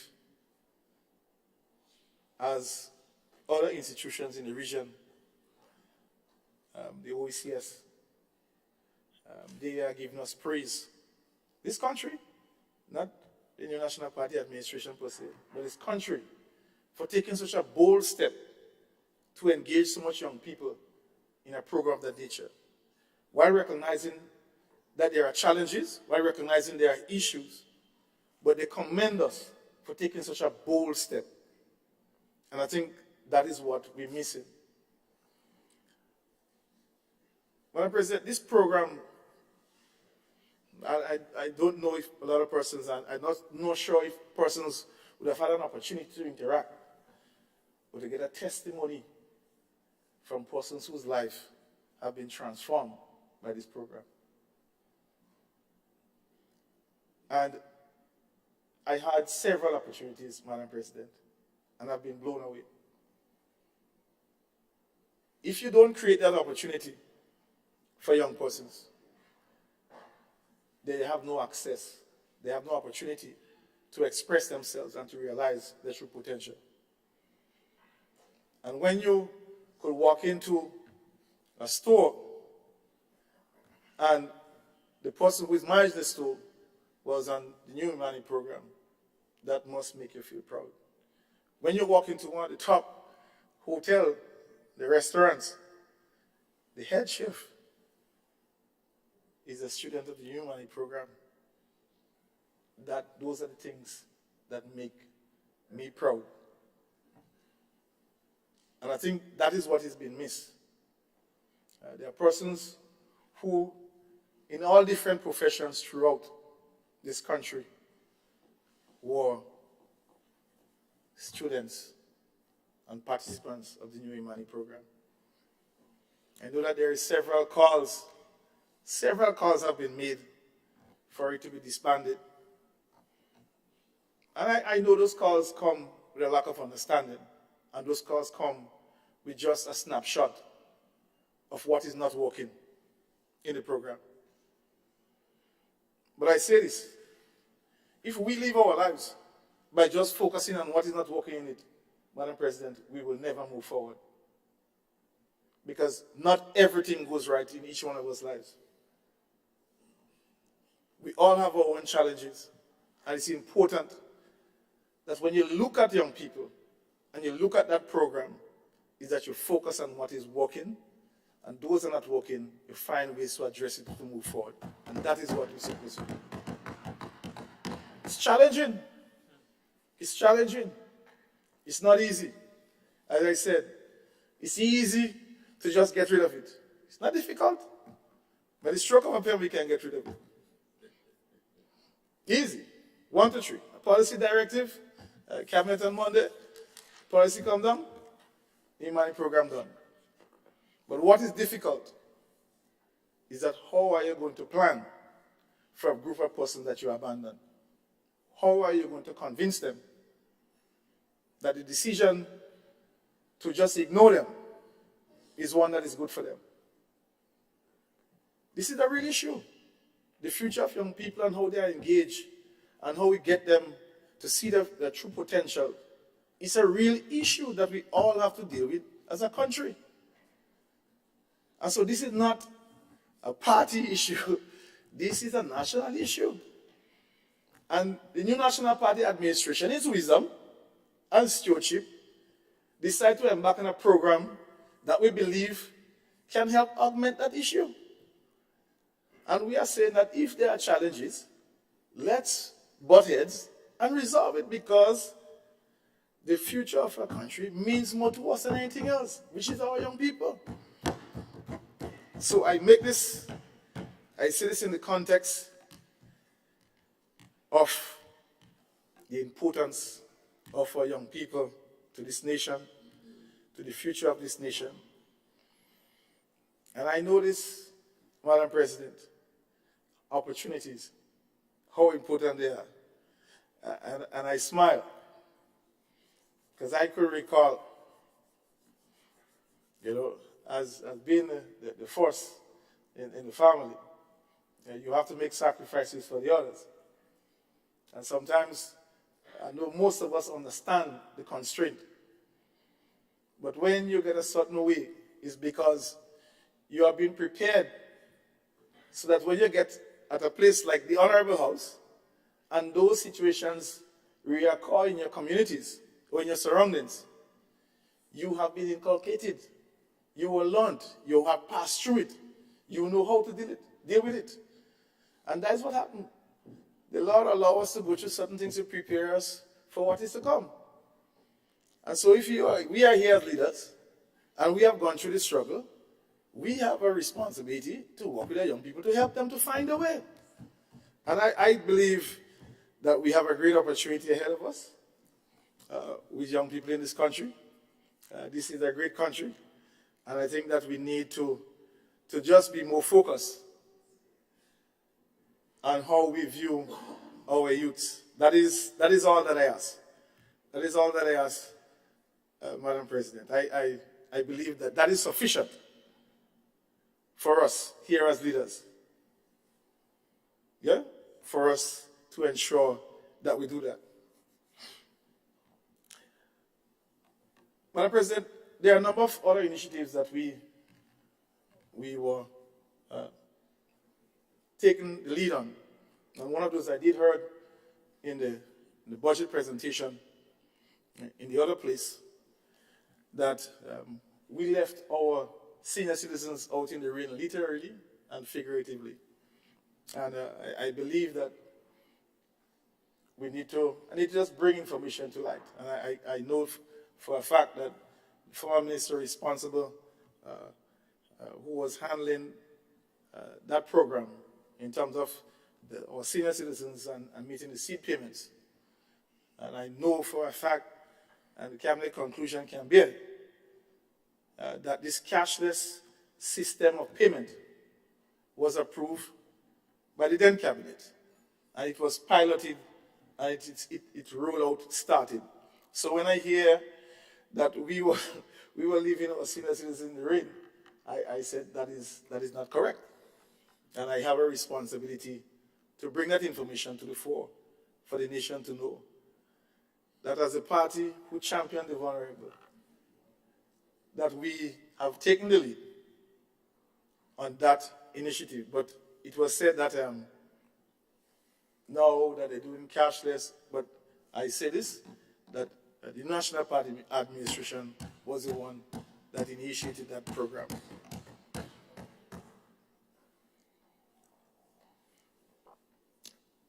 Madam President, Grenada was the first country in the region to introduce a ministry focused on climate resilience. And that is a fact. And sometimes I really think it unfortunate that we have to find ourselves in a situation where you have to respond to certain things. And I believe that if persons check things properly, certain statements would not have to be made to start with. Because there is nothing, no biggie about establishing a particular type of ministry for the first time. We are not concerned with that. We do not believe that having a force in a particular type of ministry is something that is as important as what the ministry does and the results and the impact that it makes on people's life. I think that is where the focus should be. And one of the things that was done, that ministry was established specifically for this country to be able to leverage funding support through climate funding. And hence the reason why that ministry was established. And my dear colleague and fellow Carriacou, Simon Steele, led that ministry. And you know, one of the things that I observe and notice about that work, climate work, it is not attractive. It is not attractive, and Madam President, you would know more about it than I do. Persons don't seem very attached to it because it seems very laborious in some cases. A number of proposals have to be done, and so you don't find persons gravitating towards it. People don't talk about it. But there is great opportunity for this country being able to access funding through climate support. And it's for those reasons that ministry was established. And we hope and believe that this current administration, through the Minister responsible for climate resilience, can continue and build on the work that has started. And it's as a result of the work that we would have done, our dear brother and colleague and former minister is now heading climate change at the United Nations. We believe it's a great achievement for this country. That is how we see it. They say it's not. I mean, I recalled when I called him after receiving his appointment, and I called him to congratulate him, and being the kind of person he is, and he said, Nolan, you know, this is not my achievement. This is for Grenada, this is for Carriacou, this is for Petit Matlick, and that is how I want it to be seen. Those was his words to me, Madam President. That is the kind of individual he is. He always wants to get some results. I know that he's working crazy hard to ensure that during his tenure, that we as a country should be able to benefit in some significant way. Although through his works, we have already to achieve so much through some key projects, which I will mention, Madam President. But it's within that context. I want just for the nation to understand the individual. Sometimes you see people, but you don't understand what they do and who they are. He loves what he does. And he has a passion for it. Hence the reason why other individuals, other institutions recognize that and decide that this is the best person at this time to lead this charge. So I take this opportunity to congratulate him at this level. He was the leader of government business in this place previously. And I think this is a wonderful achievement, even for the Parliament of Grenada in that regard. So, Madam President, we are proud as Grenadians to ensure that we continue that work. And some of the projects, Madam President, that under his stewardship that we were able to access and actually benefit him from now. First one is a climate resilient water sector project, a GCRUISE project, which is a $125 million grant financing project. I think this is significant, and that is what we hope to see going forward, that more initiatives like this spill out with his support to this country and this administration, that we are able to access more grant financing going forward. This project, Madam President, commenced in 2019, is a significant project, and we hope to it. The Breakwater project also, there are also funding support that he was able to seek through that project, and we want to thank him for that as well, Madam President. We also have the Global Environment Facility. Grenada is one of the 10 countries. Grenada is being able to be part of the Global Environment Facility Fund, and that $20.7 million project implemented together with United Nations and the United Development Program. We have the Integrated Water and Land Use Ecosystem Management Project for Caribbean, small and developing states, and Grenada is participating in that project, Madam President. The St. John's River project, I could recall when he had a couple of engagements, we had several meetings regarding the project and the mitigation initiatives and how he can sell that project in the climate world and to show that Grenada is responding in terms of doing projects to mitigate against climate change. And those are one of the transformative projects, Madam President. So, Madam President, the geothermal and the solar PV hybrid battery project, that's another project he would have worked with. And I heard earlier, Madam President, the leader of government business spoke so passionately about renewable energy. That's the new direction which we're going. But, Madam President, I want to remind this Honorable House that it is the new National Party administration. The National Party administration is the one who advocated for renewable energy. Profusely, we advocated for it. We went far to even to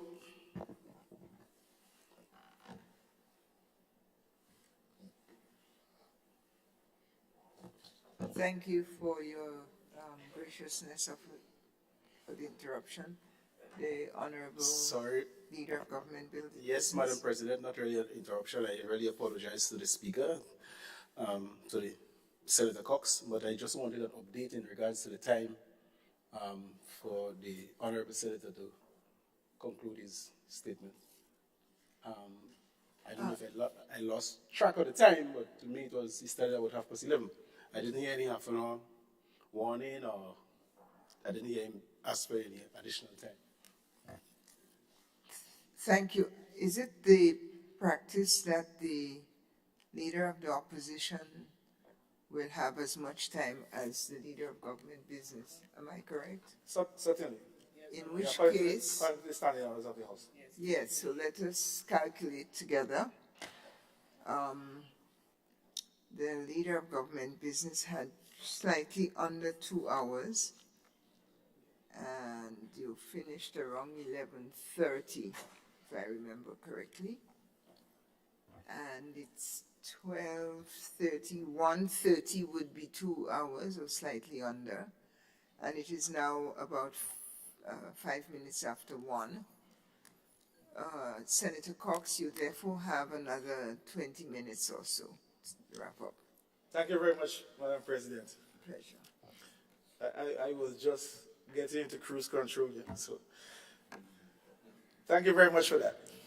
Thanks to my colleague too for checking up on me.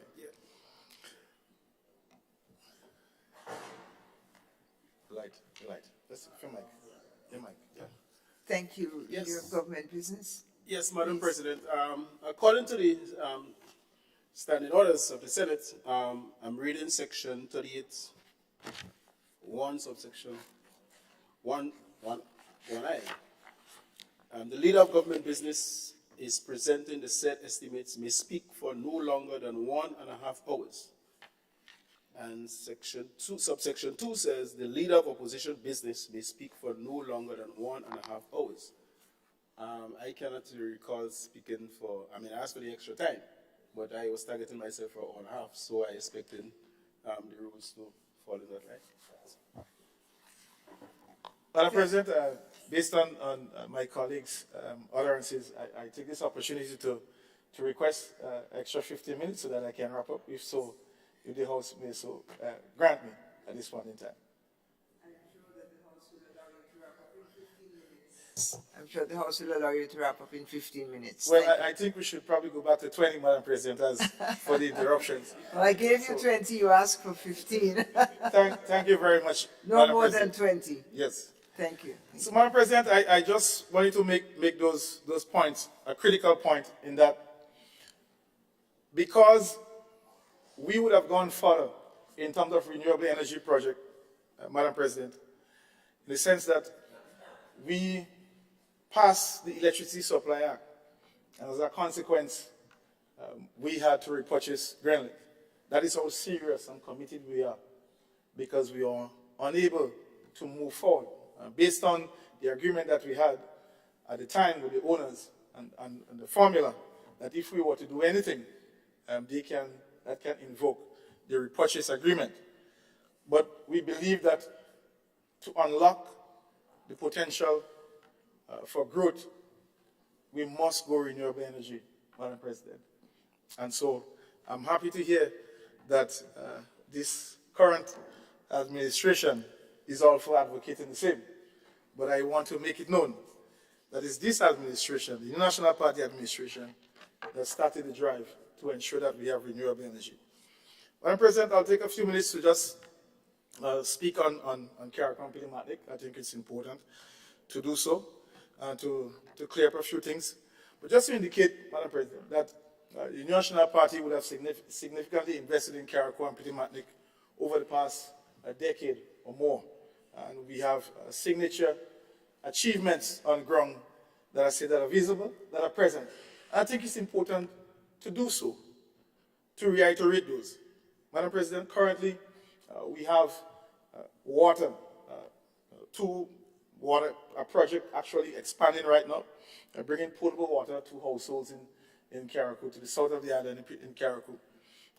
Madam President, that project started some years ago, where Pitimatnik is 100% covered with potable water through reverse osmosis system that we invested in the people of Carriacou and Pitimatnik. New National Party did that. There is a similar plant on Carriacou, and those two plants are supported by 2 solar PV systems.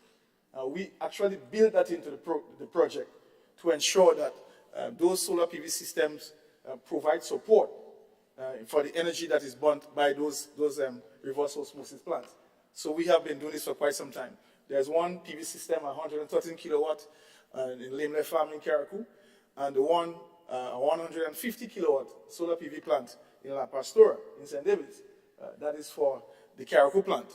So, Madam President, I just want to signal that, and that project is currently being expanded. Further work is being done on that project, and we would have get that done. We had some major road infrastructure work, and most recently, we had the Cherry Hill Road done and the Lima Road done. Those are over a mile long, Madam President, respectively. We have the Christine David Child Development Center. That is the investment that we made in Carriacou, Madam President, to ensure that we provide support to our mothers and young ones. The establishment of the Ministry of Carriacou and Pitimatnik Affairs, Madam President, that is something significant, and we need to highlight that too as well. We also, the fish market, a modern fish market, was constructed. I think it was opened by the NEC administration in 2008, but it was constructed by the New National Party administration. We just had significant work done on the Princess Royal Hospital and also the Hillsborough Health Center. Investment in health, again, Madam President. We see there was upgrades to Lauriston Airport as well. The terminal work was done on the terminal, resurfacing of the airstrip. Madam President, those were significant investment made as well. We have a port, a state-of-the-art port facility in Terrell Bay, and I know that it's a heated discussion in Carriacou regarding the port and the movement of the port. And I just see this to correct those statements in terms of no consultation was done with the movement of the port. That is far from the truth. And the records will show that there were more than 2 consultations with the people of Carriacou and Pitimatnik regarding the movement of the port. And it's not just the ministry that did it.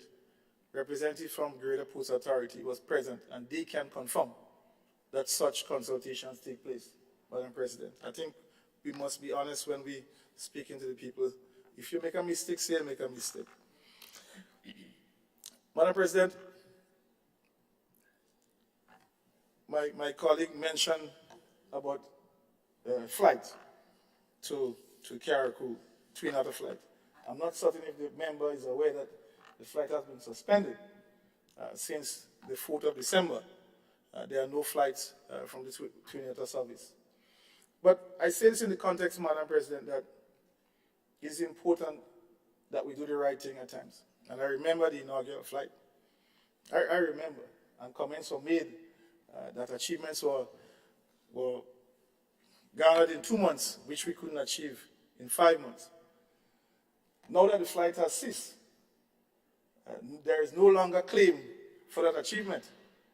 The flight has ceased, so now it is the National Party that is responsible for the plane starting in the first place. I don't understand, you know, and I think it's a lesson for us that we ought not to be politically pilfering achievements that is not ours. And so I say this because the issue of flights to Carriacou is not a political thing. It's not a party thing. Carriacouans deserve that, and we need to have flights coming to Carriacou. And it is something that we all can lend a hand to ensure that we get that service going. As the minister responsible for transport, I was a part and parcel of the negotiations, the different proposals that are coming from several companies expressing interest in providing the service. It is not cheap. Yes, I know that it is not cheap. It is not cheap, but the people of Carriacou and Pitimatnik deserve to have flights. Right now, Madam President, because of the suspension of the flights, there are persons who are going to be landing in Grenada Christmas Eve Day and would not be able to come to Carriacou for Christmas. They would not be able to. They have paid for the flights. They have paid, and the flights have been discontinued. And I know for a fact that there are persons who are coming and would love to be home with their parents in Carriacou for Christmas Day. I don't know, they may have to make some other arrangements to get there. The ferries are not running, will not be running on Christmas Day, but that is the reality of it. It is unfortunate, but that is reality. So I say this in the context that it is an issue for both, a developmental issue for Carriacouans. And each and every Carriacouan, that is not something that we worry about in terms of party. It is something that each and every one of us resonate with. Madam President, I came here this morning and I was afraid of my colleague on the other side here asked me, well, Cox, you came home this morning? I said, yes. What time you left home? I said, I was up 4 o'clock this morning. Yeah, I was up 4 o'clock. So I put it into the context for persons to understand what someone has to go through coming to Grenada to transact business. We do have ferries who travels daily except on Sundays, and that is all good and well.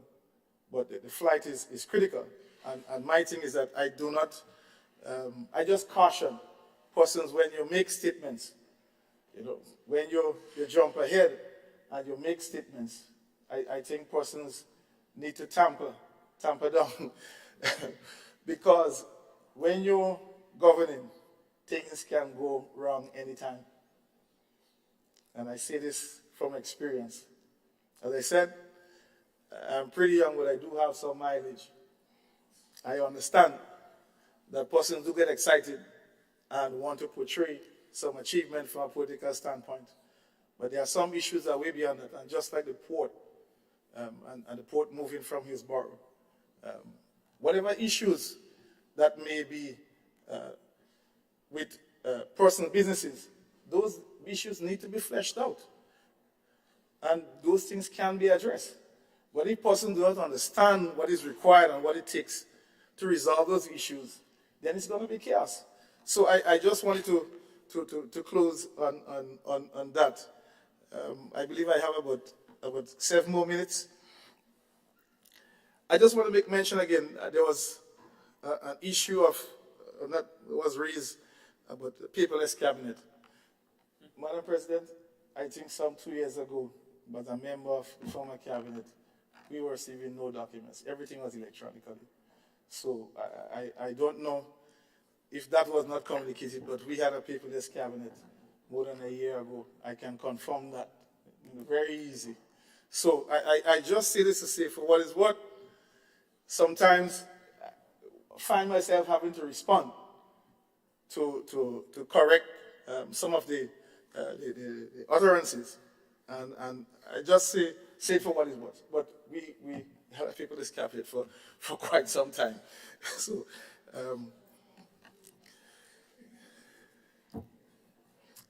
no, we don't have access to that. Don't worry about that. Yeah. So I just want to touch on an important thing, and I know my colleague from the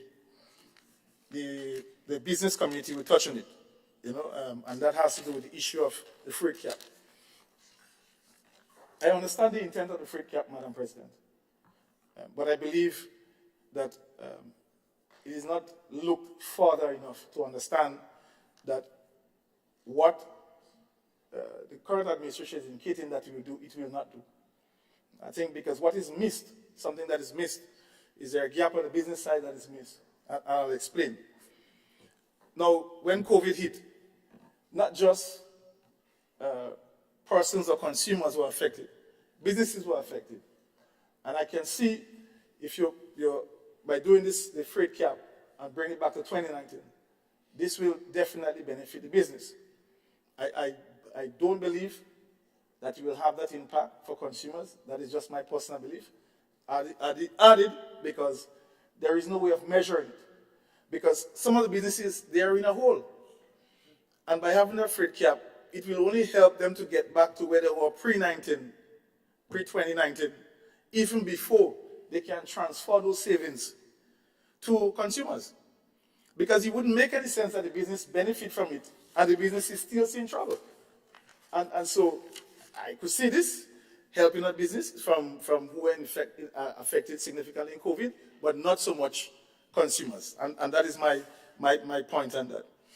I just wanted to touch on one thing just briefly, as a personal suggestion. And I heard my colleague, leader of government business, when he started his presentation, he mentioned something about seeing victimization, sexual harassment, and a couple of adjectives. My colleague, I just want to say that be very careful in the context that we are part of organizations and we don't have the control of our individual colleagues and how they may behave or represent themselves in the public. And to make those generalized statements, I think it's an error. I wouldn't even want for us to have a conversation on that if what to happen or something were to happen to one of your colleagues, because we do not wish that on each other. So I set in the context to tamper. I know sometimes the politics get the best of us, but I say this because sometimes we do not know what somebody else knows. And this is a small community. I remember the last sitting, Senator Lacrette made some comments about David and Goliath and a couple things. And I think a couple scriptures were read too as well. But I say this, Madam President, I think it's somewhere in Corinthians. I can't remember the chapter it was.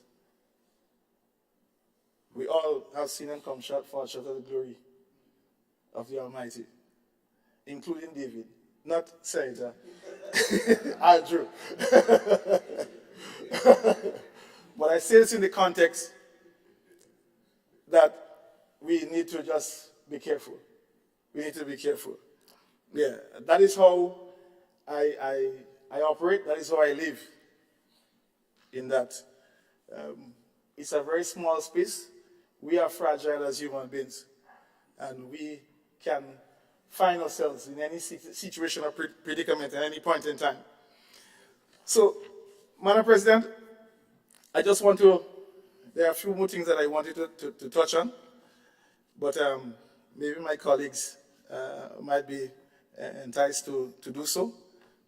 But to say also the whole issue of cannabis, it is not as simple as 1, 2, 3. It's a complex issue. It's an issue where you have to look at how parents feel about that. A person's religious beliefs, a person's preference, whether or not this is still safe. I mean, there are a lot of discussions, there are a lot of study going on the effects of cannabis, whether it's medical or for recreational. So I think it's something that we are not against it, but I say we need to proceed with caution. The last thing that we want to do is to implement something to commence an industry, while on the financial side it looks lucrative. On the social side is where the real price can be paid. And so it's within that context, I offer caution. I am not a smoker, but some people don't like it. And so it is something that we have to look at and to deal with going forward. I understand it's an opportunity to raise revenue. I was I think in Montreal the day that they legalized it in Montreal. I never see people line up so yet. You know, it was like hundreds of people for hours. So I say this in the context that we have to just be mindful of it. It is, I say, it's not as simple. It's a complex issue, and different persons have different connotations and different preferences as regards to that. And I don't think we shouldn't just look at the lucrative side, but to look to see if there is any ill effects once you start processing it. Because remember, it's process. Once it's medicine, you're going through a process, laboratory process. So I just raise this as a caution. There are a few more things, Madam President, but I just want to close by saying thank you for this House affording me the opportunity to be here and to say thank you to the political leader of the National Party and my colleagues, and of course my family who have been bearing with me for years, being as part of this service and providing service at this level.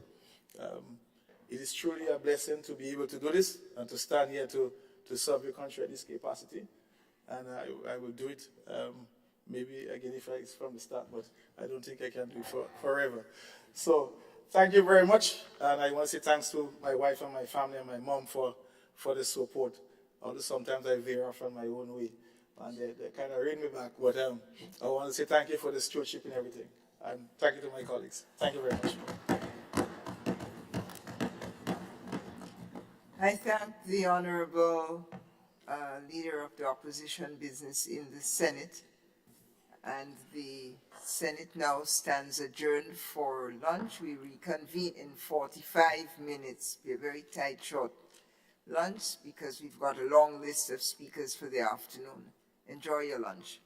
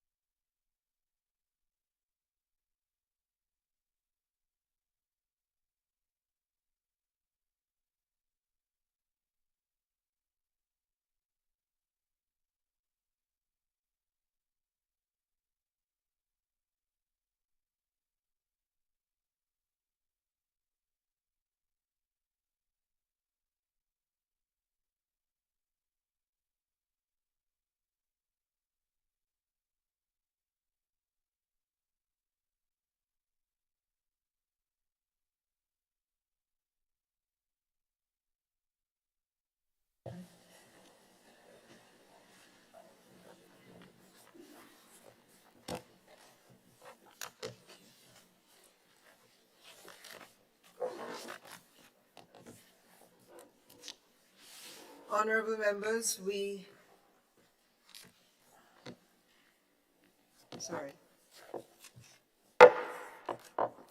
Honorable members, we resume debate on the budget. That's what it's called, and I look forward to hearing that, please. A focus on the budget, what it proposes, what its expectations are, if you know that, and your analytic response to this massive proposal put forward by government. I think that's why we're here. Let us try and inform and educate each other and the public on this matter of the budget for 2023. I thank you. The next speaker, Senator David Andrew, the Honorable David Andrew. You have the floor, sir. You have 1 hour. Thank you. Thank you, Madam President. I rise to give my unequivocal support to the 2023 estimates of revenue and expenditure as presented by the Honorable Prime Minister on 5th December 2022 and as summarized by the Leader of Government Business today. Allow me, before I do that, Madam President, to express thanks to Almighty God, the Creator, by whom, in whom, and for whom my life consists. Allow me to express thanks to my family, my wife and 3 children who have been sacrificially supportive of me in this journey of service. Allow me to express thanks to our Honorable Prime Minister for entrusting me with this responsibility, this portfolio, which is paramount for the country's transformation. I want to further express thanks to my cabinet colleagues, whose synergizing force has been immensely helpful. I want to express thanks to my dedicated team of technocrats at the Ministry of Education and the entire staff of the Ministry of Education, Youth, Sports and Culture, without whose work the ministry's functioning, the ministry's operation will grind to a halt. I also want to express thanks to my constituents of St. Andrews Southeast and others who support, pray for, and wish me well. Thank you. To all of the above, thank you. And my commitment remains to do my utmost and to serve with distinction. Madam President, the theme for the budget before us, Vision 2035, People-Centered Transformation, laying the foundation for resilience, empowerment, and growth. In my mind, Madam President, this is a very appropriate and well-selected theme. It suggests a forward-thinking outlook. It suggests beginning with that desired end in mind. Madam President, despite the talk about how much resilience Grenada has, and we being a resilient people, many previous budgets and our lived experiences have left many sections of the Grenadian population feeling recycled and stuck. Many felt that they had gotten to a plateau, a rooftop, with nowhere else to go. They were stuck in 3-for-10 attrition, stuck in under-resourced departments within the public service, stuck in systematic youth exploitation, stuck with low levels of agricultural production, stuck with high levels of importation, stuck in high levels of questionable and corrupt spending. Madam President, this budget sets the base for a higher rooftop experience. A building with many more levels, with expanded reach. Now I want to pause, because in the other place, suggestions were made as if the theme were not as appropriate. But it's clear in my mind, when I was growing up as a little boy, and the first structure my parents had as a home was a very small structure. And then as they contemplated adding and building an upstairs, or expanding the structure and making it concrete, they had to re-envision the foundation. They had to dig to put a foundation that could support the new building. Similarly, we are not arguing that nothing was done, as is being touted on the other side. We are not saying that nothing at all was done, but we are saying that this budget sets a foundation for additional layers, additional levels, hence the appropriateness of it as setting the foundation.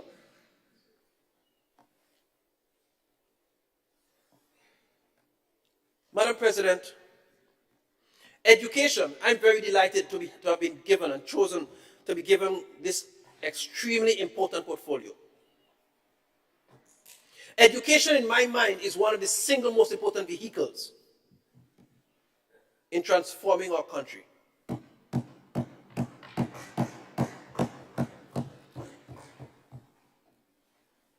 In changing human behavior, education is most critical.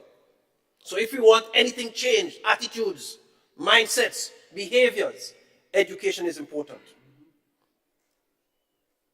Education is important in cutting social cost. So a lot of the programs we have that aim to absorb the social fallouts, education is key for cutting costs there too. Education is important for preserving health and wellness. If we know what to do, how to do, it becomes a whole lot easier. The importance of education for improving almost any aspect of life is unquestionable, Madam President. Education is one of the priorities for this government, and so it is reflected in the cost and in the allocations for it. And it might be costly, but there's one quote which I'm sure many of us have heard: if you think education is expensive, try ignorance. So we are prepared to put the cost and put the allocations toward education. And I'm happy to be part of a government that puts education as a top priority.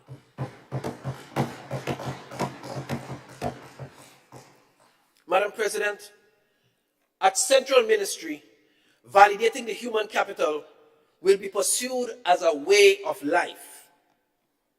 Madam President, people matter. People first, things after. When we validate people, service and good service will come almost automatically after. Consequently, at Central Ministry, our focus on education will span from early childhood right up to adult and continuing education, creating lifelong learners. Allow me to share briefly, Madam President, some of the achievements for 2022 and some of the plans and projections for 2023.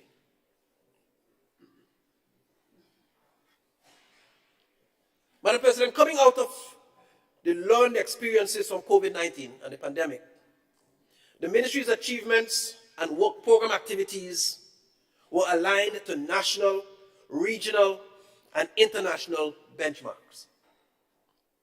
The National Sustainable Development Plan 2035, the OECS Education Sector Strategy 2012-2026,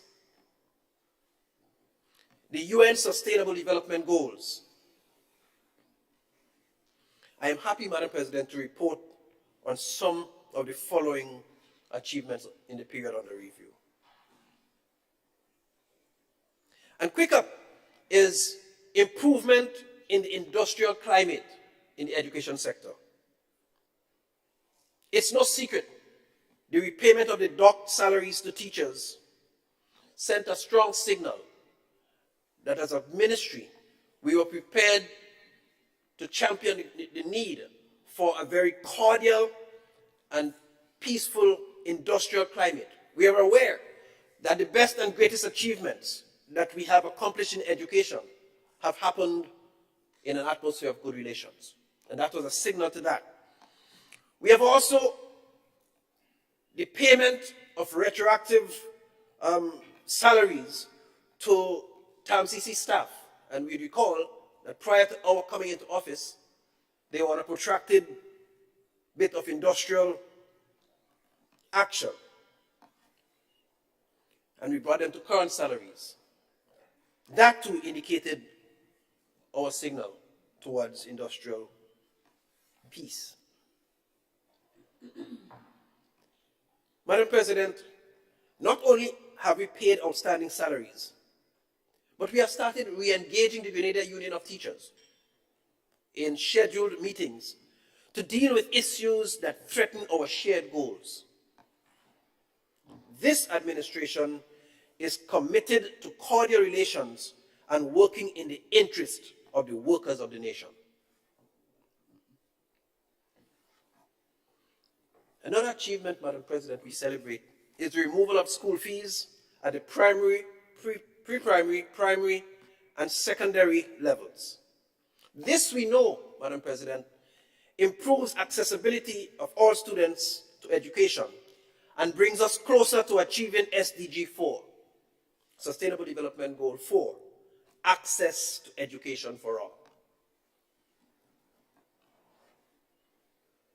Another achievement is the approval to pay monthly subventions to unattached preschools, amounting to a total of $62,000 for the period under review.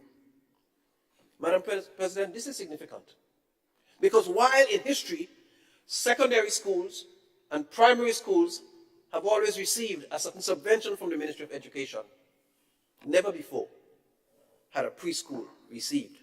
And this signals again the emphasis that we are placing on early childhood education and development.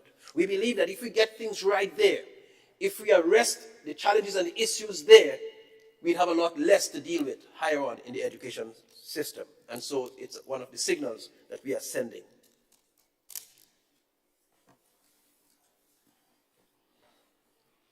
Another achievement, Madam President, is the support just given to necessitous students in terms of the payment for CSEC examination fees. A first group of almost 40 students to the tune of nearly $16,000 was recently paid for students who out of necessity could not afford to pay their CSEC examination fees. We are committed to ensuring that no child is left behind. And I'm told that officers at the ministry are currently processing another list.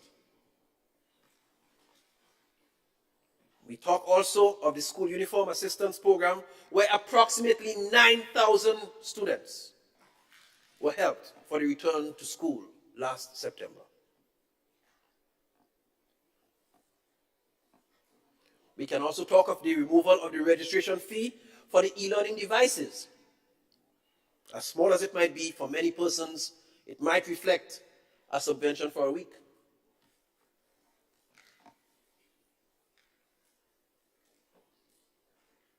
Madam President, in keeping with the transformational agenda to provide free education to TAMCC, I shift to some forward thinking and some plans. The Division of Education will develop a strategic framework and institute a policy towards tertiary education at TAMCC, free tertiary education at TAMCC. The details will obviously need to be fleshed, but the initial undertaking will be pursued in this period. With the understanding that not every graduate citizen will traverse the TAMCC pathway, but might want to explore other post-secondary courses, the ministry will also commence development of a strategic framework for a national student loan scheme. Through this loan program, people wishing to access post-secondary courses can do so with financial aid or reduced rates for student loans. Madam President, we are aware that the health and safety of employees is of paramount importance. If an employee's physical or mental health is neglected, this will not, or rather, they will not perform at their best. Therefore, the ministry will continue its development and ratification of the occupational health and safety plans to encompass mental and physical health. A safety committee will be appointed to serve as a steering committee for same. Madam President, over the years, many young persons have come to the Ministry of Education, whether through TAMCC or otherwise, requesting attachments as apprentices at the ministry. Moreover, the division has engaged trainees who have been enrolled in the Imani program for several years. Against this backdrop, it is necessary to develop a strategic framework for internships and apprenticeships. This would mean that interns and apprentices will be better offered, better supported, and strategic placements with strategic and better placements when engaging in temporary stints at the Ministry of Education. Madam President, I move to library services. It is our express view on this side of government, on this side, that library services and facilities are a critical element in any education system. Unfortunately, the doors of our National Library remained closed for the last decade. National Public Library. And I want to pause and put on record our thanks to the operators of our community libraries who have helped to fill the void over the last years created by the closure of our public library under the former administration. Madam President, at present, the digitization of the documents at the library is being undertaken. An initial visit was conducted to the National Library facilities, and there is high optimism that a full restoration is well within reach. Additionally, a review of library policy is being done to inform the framework for treating with libraries going forward.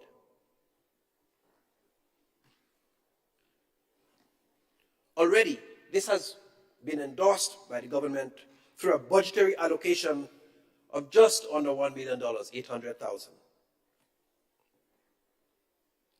Madam President, it is going to be necessary that if we are going to revive and improve library services, that the capacity of officers to match those services will need to be improved.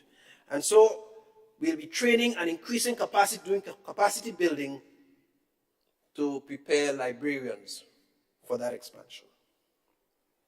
Through this library restoration, citizens will have a modern access point which will allow for the use of digital rooms and retrieval of digitized records. I move quickly, Madam President, to TAMCC.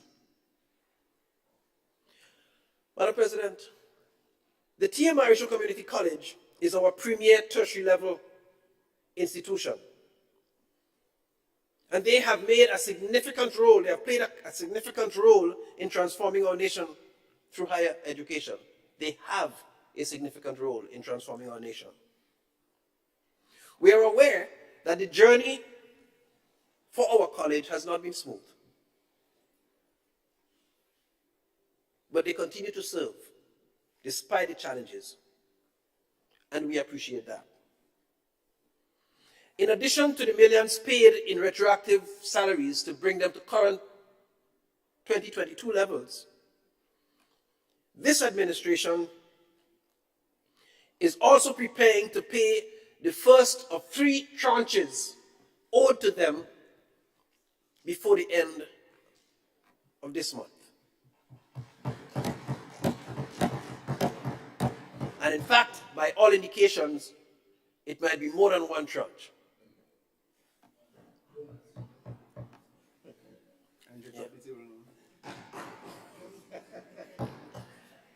We acknowledge, Madam President, that there is still much work to be done at our Premier College. But with a new and inspirational council in place, I am confident we will get the job done, one brick at a time. Currently, the council is reviewing the consultancies conducted by the CDB-sponsored Arthur Lockjack Institute with a view to distilling the salient recommendations for implementation. We anticipate a strengthening of TAMCC's capacity and offerings of programs, given our engagement with the World Bank OECS Regional Skills and Innovation Project due to commence or to come on stream next year. We anticipate a functional review of the strategic plan for operations at TAMCC, revised operating guidelines for them, assessment and redesigning of diversified curricula, improving program delivery, development of a university transition framework.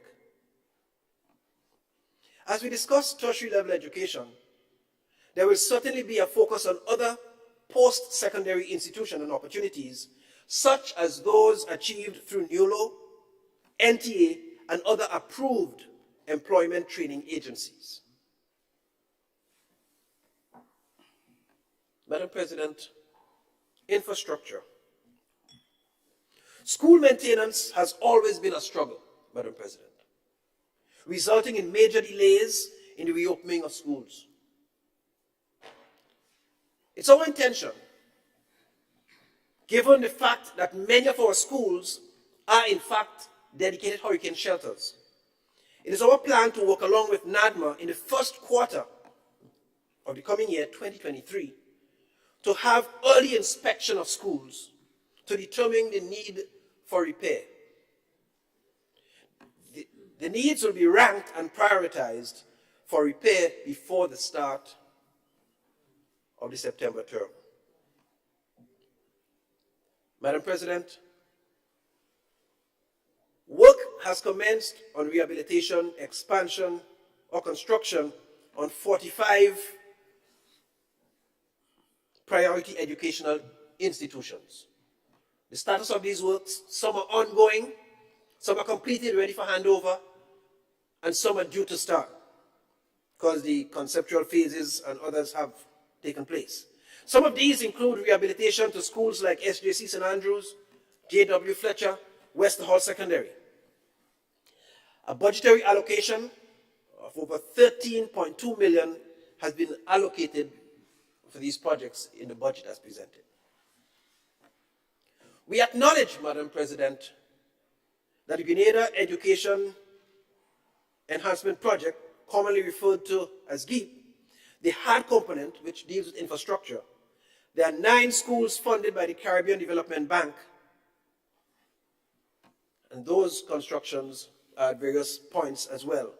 We have PBC, Grenada SDA Comprehensive, and Bishop's College, which are soon to be handed over.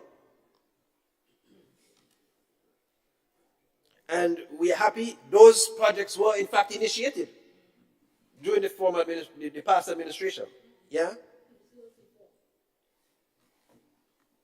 And they brought them to that point for the most part. We acknowledge, though, that even though we've gotten there, there have been some major shortfalls. For instance, Madam President, Bishop's College in Carriacou, where we know of the water situations that have perennially plagued Carriacou, there's been no water harvesting mechanism in that facility. There's no cistern in that new build in the 21st century. And while we commend that the need for the new school and the works were done, we lament that ought to have been a standard feature. And so going forward, all of the new builds that we are going to undertake will be climate smart, will come fitted for water harvesting, and ready for solar energy harvesting as well. All of our new builds, because they must reflect a 21st century construction. 3 schools are being tendered or awaiting the award of contracts as we speak. St. Andrew's Anglican Primary, the Grenada Christian Academy, and the St. David's Catholic Secondary School. Those are expected to commence in the new year. And we have gone back to the designs to make sure that they include adjustments to make them climate smart and climate ready. There are 2 additional schools that are currently in design and consultation stage for building from local government funds. Those schools are in deplorable conditions and we need to act speedily to treat with them. Florida government and the St. Giles Anglican School. Madam President, I pass to ICT. And truly there are some exciting prospects that exist in this department. We can talk of digital content and e-books, and we give credit, in fact, to the former administration, because during COVID-19, quite a lot of effort was put into ensuring that devices were made available to students to facilitate the continuation of education. Notwithstanding that, we talk about the development of the e-books in 4 core areas: math, English, science, and social studies, which were aligned to the standards, the OECD standards, and available for use in primary schools. We recognize, though, Madam President, that while the good effort was made, we know that there were several costly challenges, even, and I dare say mistakes even. The e-books have not yielded the degree of access that's desired. They still don't feature the texts that are prescribed on our curriculum at the moment. Notwithstanding they're aligned, but they're still not the first choice to go to. But they can be useful. They come with contractual obligations to secure the devices for students, to maintain them, and to replace them. This is not a model, in my mind, that is easily sustainable. Madam President, we have a cost of over $3 million per year to service providers for the next 3 years, as a contract was entered into, spanning 2020 to 2026. And so we have already paid over $23 or so plus million for many of these devices and the e-books associated with it for primary and secondary schools, and we are still committed. Well, the contract binds us to continue, except we decide to break it, till 2026. Madam President, going forward, under ICT, we look forward to the creation or the development of a genuine learning management system, which will serve as a tool for application for the development, implementation, and delivery of educational courses. We are in a new era, and there were many lessons that we learned from COVID-19. It is important for educators and students to have a shared space to upload and access quality content. Not only that, Madam President, but it must be designed to serve the current needs of the sector, yet be aligned and relatable to our local context. Madam President, in the past, monies were invested on a platform called MSTAR, which was supposed to be a learning management platform, a learning management system. It was launched several times. It was launched at least 3 times. But I think we all know what happened with MSTAR. It never shone. It disappeared. It couldn't carry the capacity. It was a shell, really. This time, when we are investing in a learning management system, we need results. We need something that will be useful to educators and students for many years to come. Madam President, there's currently a pilot project on digital and creative training, and I mean coding for boys and girls in secondary level. This has already started, as this government recognizes that there are several employment opportunities, gainful employment opportunities, that reside in the field of technology, that reside in coding, where many of our young persons can stay at home and work in India, work in the United Kingdom, work in China, work from home using those skills. And so already we've engaged, and the coding has started in secondary schools. It's being reviewed for more widespread and more targeted implementation going forward. We are informed, Madam President, that in several schools there are tech clubs coming out of this. That's already taken root. Over $1 million have been allocated in the budget for this undertaking.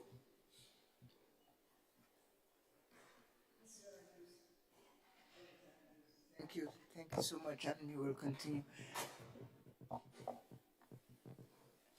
I wish you would do exactly what you just did. Say the words estimates and budgets and projections and income and wrestle with that. So much has been allocated. I'm not saying you how to present, but I think the debate is in the nature of the debate and the discussion on the budget. I have to listen very hard for that, and I just want to encourage you on that, to reference the allocation, reference what it's going to make, so it keeps our attention more focused on that. Thank you so much for doing that. Thank you, Madam President. There's also a pilot ICT skills program to train males and females in various communities, or there will be that, rather. So those skills will be accessible to citizens right where they are, as part of the thinking and planning within the education sector. There will be the implementation of phase 2 of a pilot education management information system in selected schools. So phase 1 was already had prior, and there's going to be the implementation of phase 2. And I can quickly cite a couple of the benefits of having an education management information system. It provides quality data reports to assist with decision-making factor and within the sector. Quick identification for important issues to be addressed. It supports policy planning and development, among others. I move to curriculum, plans for curriculum. Madam President, monies have been allocated in the budget for curriculum development and review. As we speak, our technocrats at the Ministry of Education have been reviewing the ministry's response to reading and literacy challenges that we face as a nation. They have been formulating a strategic response to the poor performances in math and reviewing our approach to technical education in schools. Of course, that will be followed by a wider consultation and inclusion of our partners and stakeholders in education. Madam President, to help incentivize students to excel in math, in the coming education cycle, the ministry commits to providing a special incentive of repayment of a portion or probably all of the fees subject to review. Final details, repayment of a portion of all of the fees to write the CSEC exams. The final details will be made available when it's concretized, but it's supposed to incentivize students, all students who get a full certificate, inclusive of math and English.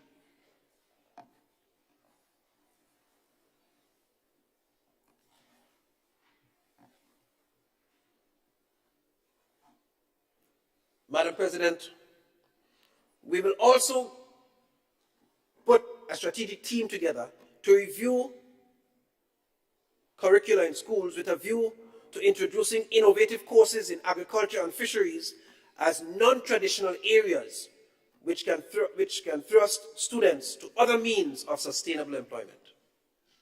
This is critical for diversifying our educational offerings in the skilled areas and meeting the needs of our job-related sectors. Madam President, modern languages is an area of key concern to us. Grenada is a tourism-dependent economy, or has been for many years, and I am aware, as a person who has spoken and continues to speak a foreign language, I know of the opportunities that exist. A foreign language tour guide makes as much as a chief education officer in the season. And we struggle to get persons who speak consistently French, Spanish.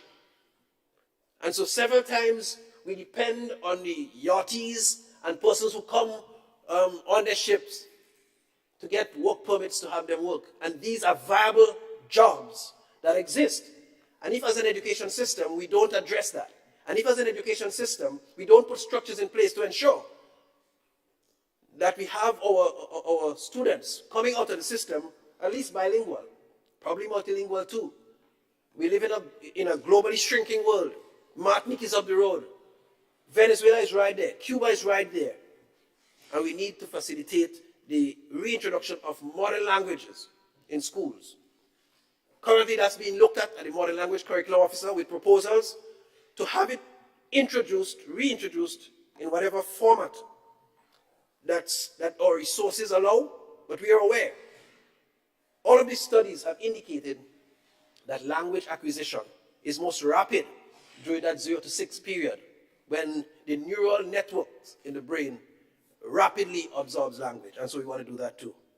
Another interesting introduction, Madam President, on the curriculum would be the introduction of history in the primary, upper primary, and lower secondary school, local history. To this end, the ministry has already sanctioned the printing and the publication of locally sanctioned and approved history material by some of our local scholars. The material has been reviewed by our history curriculum officers, and it meets the satisfaction of our team of experts, and so we have consented to have those material printed, and we will use them in our schools.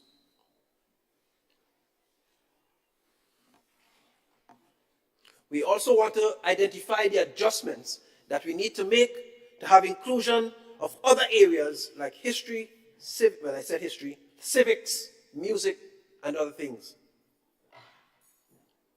Madam President, much was said in the budget about technical education and skills, and quite a bit of allocation was made for that. Well, I can't give you the exact figure now, Madam President. But there's the intention to develop an innovative business model for community skill centers and retrofit to match the industry standards. We can use those centers to complete training in various industries, photography, music, and some of the others. We conduct assessment of TVET implementation in schools to increase access to TVET in primary schools. So an assessment will be done. And at least 4 primary schools, there's a plan to conduct those assessments there with a view to seeing how feasible it is and at what point we need to reintroduce them. One of the schools is likely to be Carriacou, a school in Carriacou and Petit Martinique. Madam President, we have a National Skills Development Institute that is currently providing, that's located in Snell Hall. It's a project of the former government, so Senator Cox will be happy to hear me saying that. But we believe that there is so much more that that skills center can do.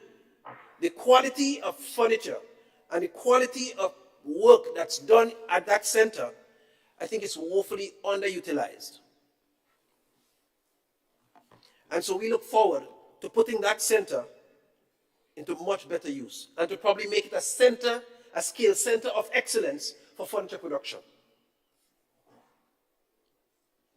We intend to support our local locally skilled men and women rather than purchasing furniture from overseas. And allow me to explain here. Madam President, recently the Cabinet took a decision that for those schools that we are going to have handed over, and based on CDB policy, we're supposed to have new furniture in any new build. And rather than do what we have traditionally done, which is procure furniture from outside, there has been a Cabinet decision taken to use locally sourced furniture. Yeah. And so with the help of Ministry of Mobilization, we've been able to mobilize and gather all of the local furniture producers and engage them. And we've been able to get commitments from them. Contracts have already been signed. And they are going to produce the furniture requirement for PBC, Grenada SDA Comprehensive, Bishop's College.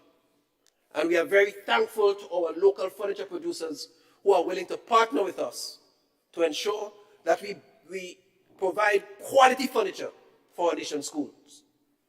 Not only that, we are acutely aware that this energizes our local economy economically.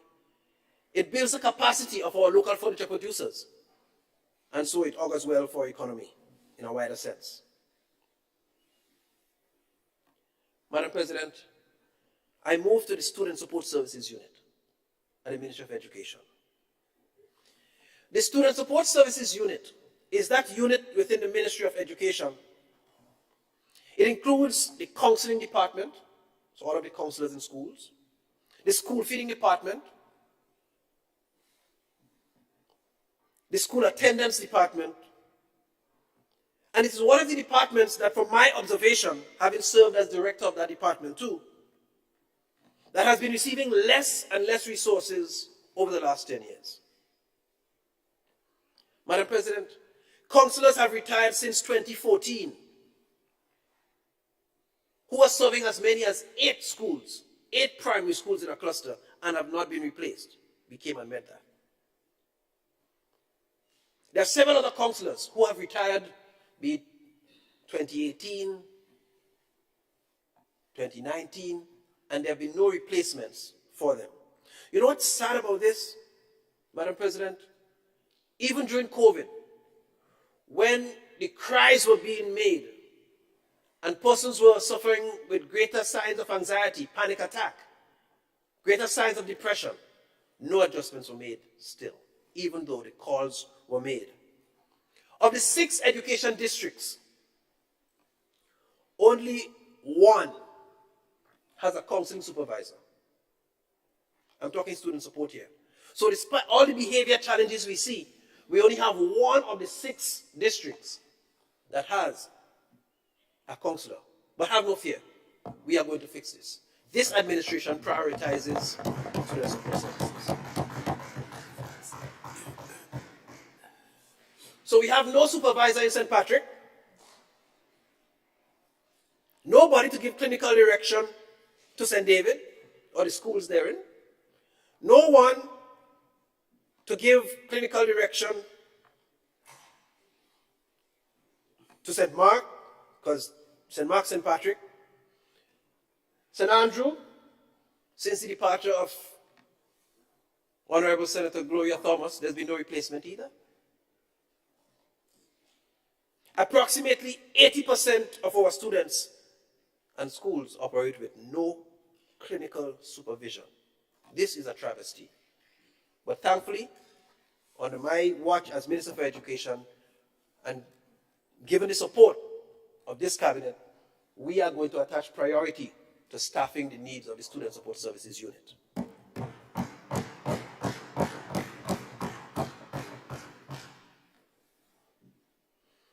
And the good thing about it, in listening to our students, Madam President, the students have been asking for that. Just recently, I attended a forum with students from several secondary schools.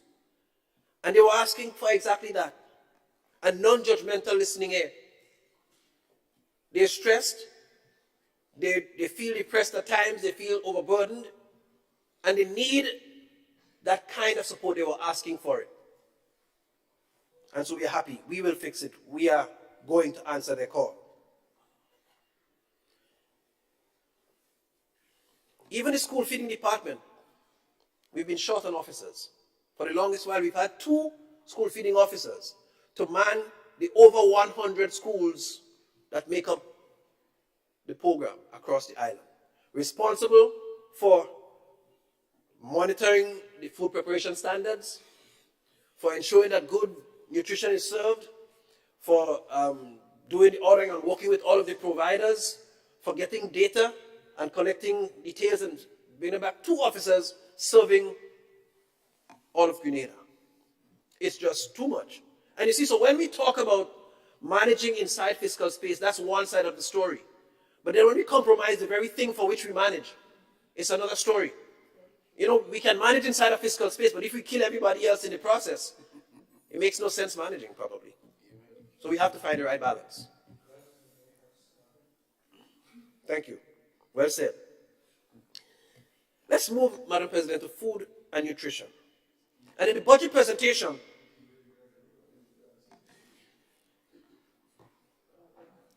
it was mentioned that we will launch the Healthy Start school nutrition program to reshape and focus the existing school feeding program and refocus the existing school program. This program will explore synergies in education, health, and agriculture to support the provision of healthy and healthful meals, healthy eating in our schools, and a sustained market for locally produced foods and products. An amount of 3.5 million, Madam President, I have the figure this time, 3.5 million is budgeted for this program next year. Now, I want to point out here that this is very important. For one, there is a national school feeding, there's a national nutrition policy, school nutrition policy, that came into being under the former administration. I suspect the political will was never there to have it well implemented. They make sense. Madam President, the Grenada Food and Nutrition Council, they conducted or were part of a study that pointed to increasing levels of child obesity in our schools. 1 out of every 3 children, 1 out of every 3 children in Caribbean schools, including Grenada, was suffering from obesity. Now that's alarming. And we cannot sit and talk about having a school feeding program and not genuinely try to do something to change this. In that budget, several initiatives were taken. We are moving towards finding healthy alternatives for the sugary beverages in schools. We are moving to engaging our farmers so we can have sauce-up juice, ginger mixed with sauce-up, or orange juice, or whatever it is, local blends that can be used in schools. It might mean some increasing of capacity, Madam President, but we are heading in that direction.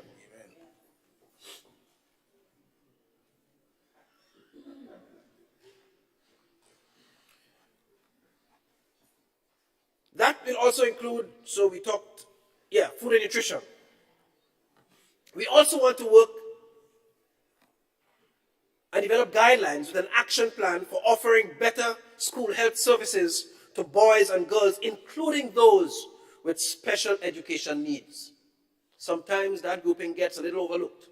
We want to make sure we don't miss them.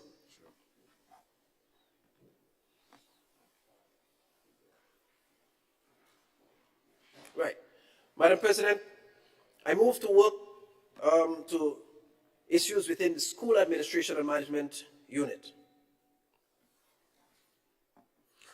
So some of the things that have happened within the period under review, they have developed the recruitment guidelines inclusive of standard operating procedure for engaging substitute teachers, commendations to staff, development and got approval for the code of ethics, so there's a handbook. There's been continuous professional development instituted and ongoing for school leaders and teachers through ministries and other sponsored programs, including programs like Let's Reap and the OECS Pearl. in such areas as school leadership, technology application, and blended learning approaches. The OECS professional development model has been implemented in all schools, where teachers find a pathway to continuously professionally develop themselves. That seeks to build capacity of male and females in schools, school administrators, teachers, in relation to school leadership.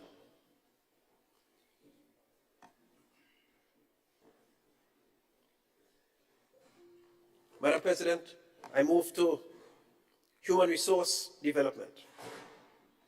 So far this year, our Human Resource Department has awarded a total of 193 scholarships. 193 scholarships. At a value of $49 million, thereabout, $148,259.39. With total stipend in 2022 of over $2,247,142.35. Now, it's usual that once scholarships are given, particularly complete scholarships, like to foreign nations like Cuba or Russia or any one of those foreign territories, China, there is some degree of subvention that is given. I want to point out that an additional $1,897 was forwarded to our students in Cuba, who we know are experiencing a lot more difficult time in this period.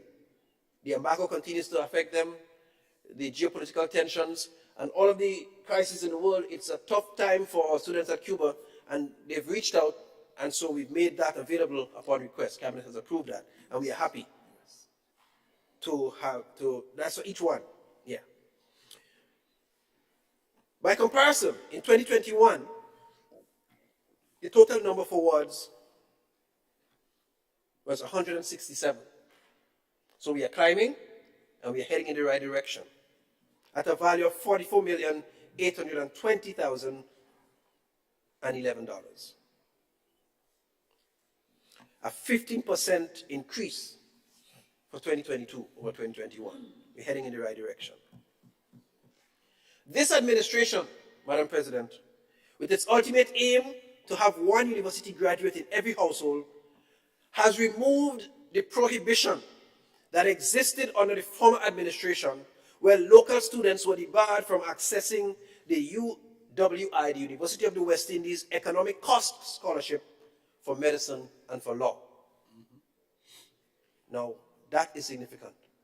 We have removed, there was a prohibition since sometime in 2014 that said students pursuing law or medicine from UNILA could not access the 80% economic cost tuition support that the University of the West Indies makes available to all its member territories once you have members, because governments support the University of the West Indies. This government wants to make sure that every child, regardless to your socioeconomic background, has access to medicine. If you could make the 20%, you have access to law and the University of the West Indies without prohibition. That deserves commendation.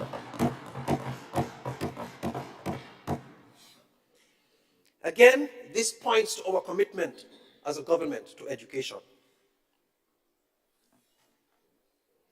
Madam President, consultations have been held to guide the formulation of a human resource development strategy. A TVET policy has been developed in collaboration with the NTA and the Ministry of Education. Consultations were conducted to inform the development of the National Skills Policy. And of course, I mentioned earlier the Skills Center in St. Patrick. There is also work taking place on the National Qualification Framework that commenced and is led by the National Accreditation Board. Stakeholders were engaged. It's now left to be reviewed. It's in draft form. Going forward, under HRD, Human Resource Development. We intend to ensure that the HRD needs are met beyond just scholarships. We want that department to become more vigorous. One, in sourcing and seeking out more scholarship opportunities in some of the more diversified areas and in areas that suit Grenada's transformational agenda. We also want to incorporate the adult and continuing education function into that department. Indeed, we see human resource development and that department as not just being responsible for scholarships, but being responsible for the human development of our nation. And so we've already begun discussing how we would incorporate that function inside of that department. Formerly, there was one individual. There was a one-man department.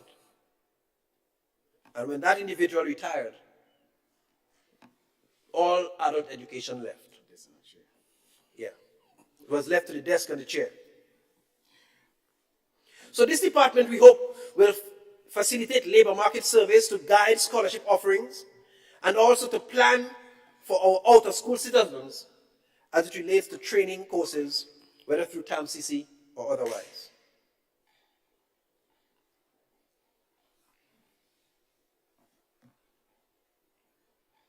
Right. Other plans that will be pursued in 2023. Continuation of projects through OECS, such as the Program for Education Enhancement and Relevant Learning, which is the PEARL.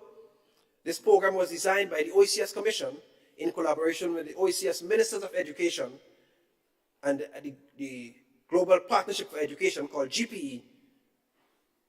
They will cover 4 main areas, the PEARL.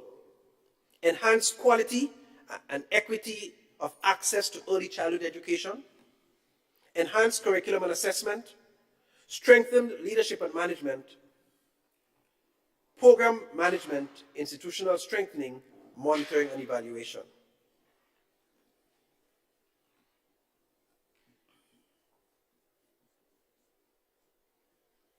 Madam President, I want to move to share some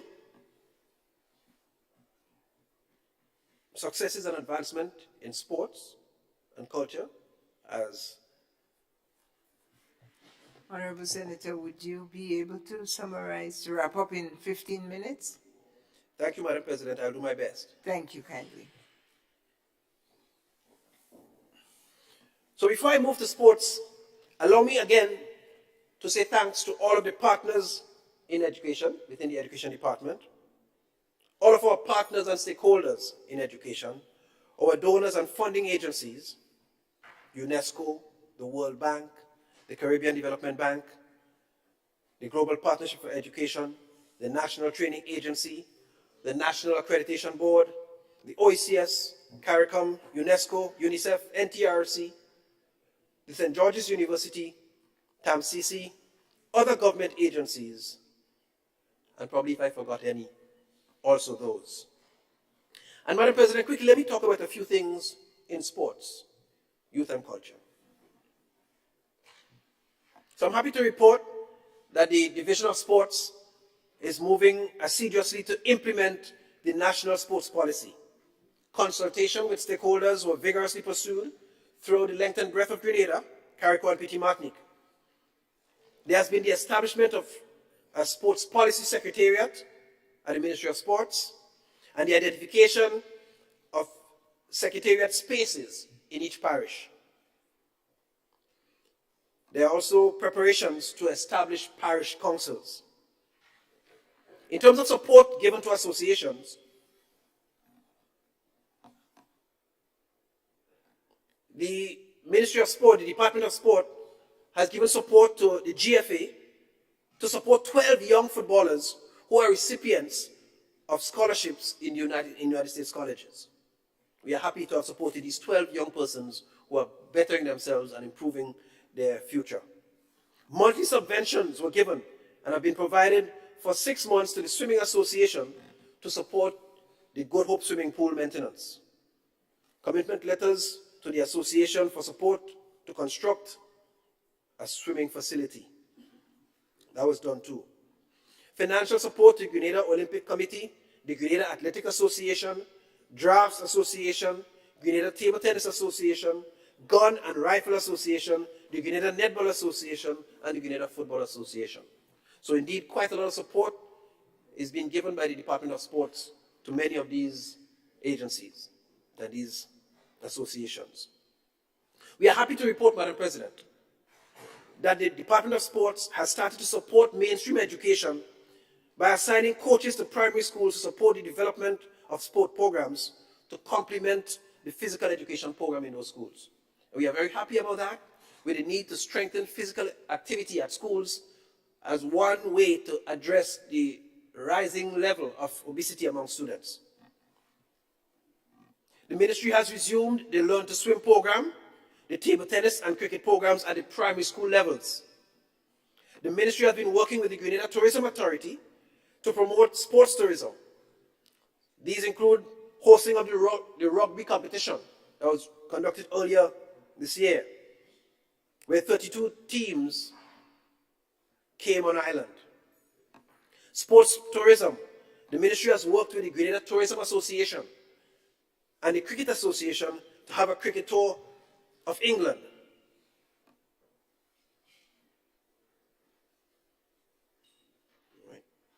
In terms of culture, Madam President, support has been given to the Spice Mass Corporation for hosting Spice Mass 2022, inclusive of support to mass bands, artists, and promoters for concessions and financial assistance. We are happy to report that we are pursuing the establishment of music labs. Already we have in 2 schools, McDonald's College and SAS, and we are currently engaging Bishop's College to have a 3rd music lab established there.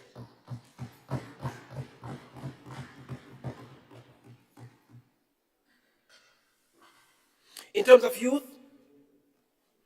commencement of consultation for the transition from the Imani program. And I know the member from the other side made quite a lot of insinuations about potential interpretations of what those figures meant. But ultimately, a program that keeps you there for 10 years, 12 years, while you move from 19 to 32 in age, but the program keeps you there, can't be doing you much justice.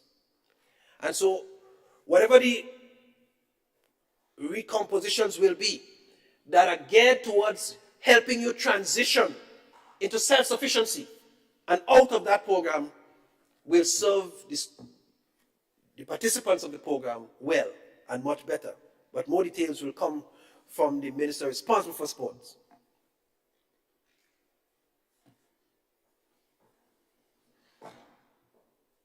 Madam President, work is due to commencement of work rather on the Grenada National Stadium, the cricket stadium. The People's Republic of China has already signed an agreement with the government of Grenada for major upgrade to the national stadium, which will commence early in the first quarter of 2023. This includes replacements of the 2 replaced screens, painting of interior and exterior, all metal works, roof repair, elevator replacements, retiling, replacement of sound and video equipment, cameras and surveillance systems. We express gratitude to the People's Republic of China for their continued collaboration and support to Grenada and our people. Also, Madam President, the lighting of the cricket stadium. Discussions are currently on the way to solve some of the outstanding bottlenecks with the former arrangements with a view to having firm commitments to get the work started by the first half of 2023. Madam President, the Aquatic Center, sports tourism, expanding culture are all some of the initiatives we want to undertake. Before my time ends, Madam President, I want to take a few moments to just speak to and about St. Andrew Southeast. You can take advantage of a 10-minute overflow. 10 minutes. Thank you. Thank you, you. Madam President. So I want to express thanks to all constituents who have supported, encouraged, prayed for the success of this team, my success, and our country. Whether you hail from Telescope, Grenville, Soubise, Post Royal, Marquis, Hope, Grand Bacolet, Mamacan, Cafe, or Crochet, I express sincerest thanks to you. Even for those whose critique, or who have critiqued, or who have opposed, or who have had opposing viewpoints, I still express appreciation to them. This helps me to be on point. It helps me to remain true to the cause. And so I don't frown over those who may have a dissenting view, or those who might criticize. In fact, I welcome it, and I continue to engage. I commit to representing the issues of the constituency, like the bridge at Mount Sealy, which is falling apart slowly as you go to enter Marquis, or as the incomplete road in Telescope that makes a pool when rain falls, or the basketball court in Marquis that needs repair, or the back road in Crochet, or the bridge in Post Royal, and we can go on and on. I have had 3 village meetings with constituents, and I'm happy to do that. And as part of the modus operandi of this government, we'll continue to engage. In fact, I look forward to coming to the communities to talk more about the budget in the first quarter of 2023.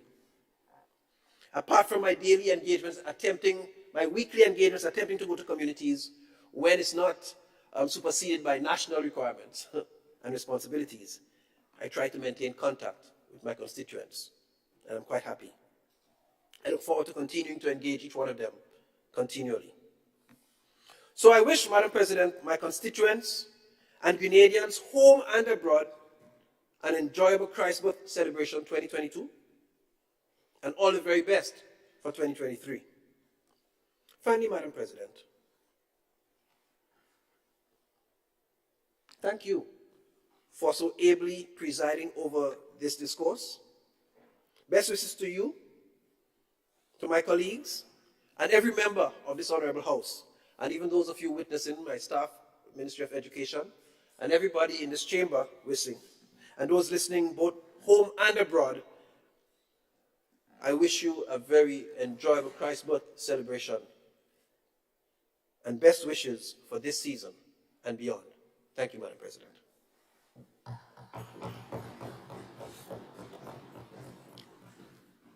I thank the Honorable Senator David Andrew for your exposition, and I thank you for your greetings of best wishes.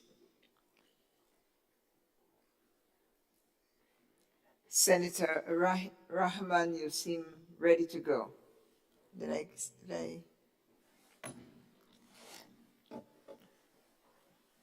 And thanks to the staff of Senator Andrew. Again, a large number of women in the Ministry of Education. Thank you, ladies. Thank you, gentlemen. Senator Rahman.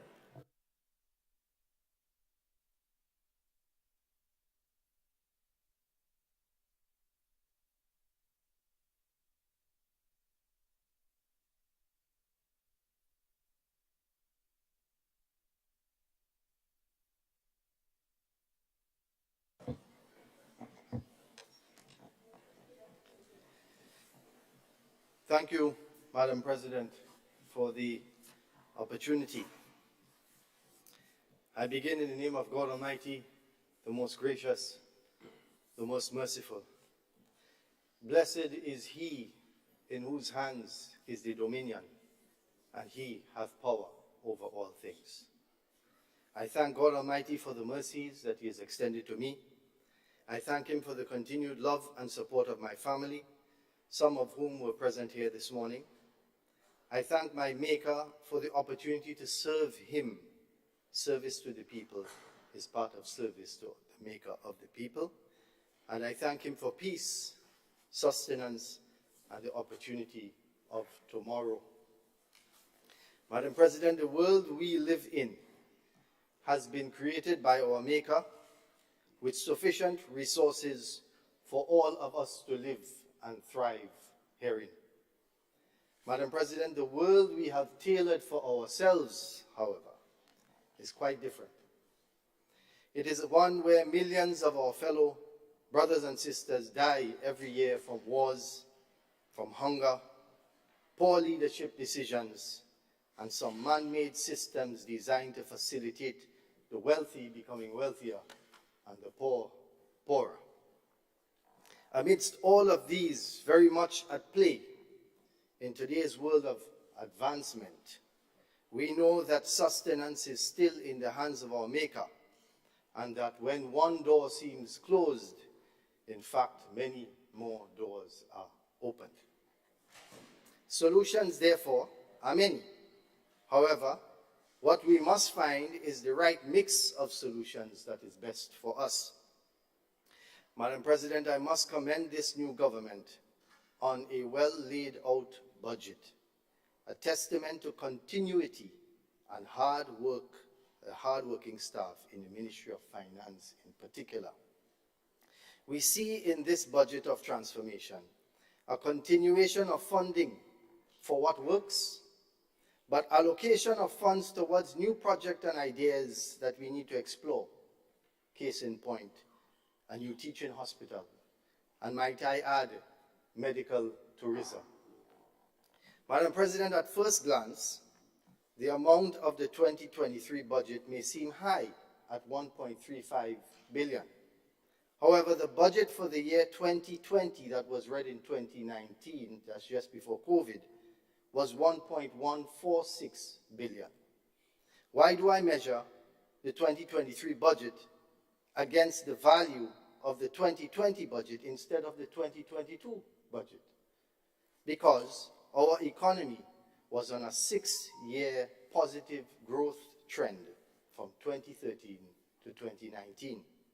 I therefore use the 2020 budget as the value as a benchmark from where we left off before COVID. Madam President, 1.146 billion to 1.350 billion is about a 17% increase in spending over the value of the 2020 budget. Madam President, remember, although our economy was projected to grow at 3.2% in 2020, in actual fact, it contracted by 13.8% in the very same year, and we all know why. According to the medium-term fiscal framework prepared in November 2022, our economy rebounded by 4.7% in 2021, 6% in 2022. So that's a rebound of 10.7%. And, Madam President, with a projected growth of 3.6% for 2023, that should take us up to a combined growth of 14.3%. In other words, higher than where we were. In other words, we are well on our way to recovery and another growth phase by the mercy and permission of the Most High. Madam President, that said, we are facing some tough times globally. We are not out of the woods yet. There is a fuel crisis in Europe, which is further fueling inflation. Remember, the contraction of 2020 caused a lack of production, which then caused shortages, bottlenecks, and as demand built up, inflation naturally set in, law of supply and demand. We are still fortunate, however. In addition to food prices going up, other countries have seen their currencies drop simultaneously, further compounding their economic situation. This budget, with 313.9 million in capital expenditure, is set to stimulate our economy. Madam President, with the payment of pensions and the assistance given to MSMEs, we currently have millions of dollars in the hands of the working class of this country, probably for the first time at such a level. Implementation. We have heard the Prime Minister speak on major projects that were approved but had poor implementation rates, some of which we were at risk of losing. We are pleased that there is now a ministry, MIT, and we hope that these projects will be completed according to their new time schedules. As we know, there are costs to the state to keep these projects open. Of significant concern to the private sector is the speed at which things take to get done. The turnaround time. Madam President, we have heard Minister Williams speak of the slow pace at which government traditionally has moved and his intent to speed that up. We welcome this. Coming from the private sector, he would understand that time is money. A suggestion for the minister is that there be appointed 2 private sector officers attached to his ministry or ministry of their choosing. That is a point of contact, a point of direction and follow-up. We live in a small society, Madam President, and we may know the minister. However, everybody can't call the minister. It's just not feasible. Many times we get frustrated in the private sector because we don't know who to call. We have to explain ourselves to 5 different people before we get to the right person, and even then they have to get back to us, and which sometimes they do and sometimes they don't. For ease of doing business, improvement in service is critical, Madam President. Now, on the government side, for example, we have seen small road projects undertaken by government. The contractor who is awarded the project comes from time to time. However, if a government representative is seen on the site 3 times from the beginning to the end, that's a lot. In other words, supervision is often lacking. That is why we can see a road near the Grenada Distillers that has an electricity pole in it and not on the side of it. Madam President, the point is, for government to get value for money, government employees need to pay proper attention to the delivery of what government is paying for. As the old people say, the eye of the master fattening cow. Madam President, as it relates to recurrent revenue, by functional classification, actual provisional data, VAT, import duties, and income tax are 3 of the largest revenue earners. Madam President, it's the private sector that pays the brunt of these taxes. When private sector money is spent, we make sure that we don't get halfway work.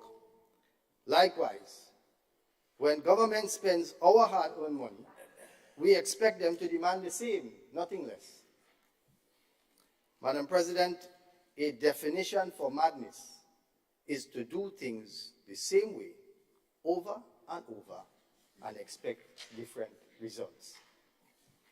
Madam President, our concern also extends to implementation on the micro and small business side as well.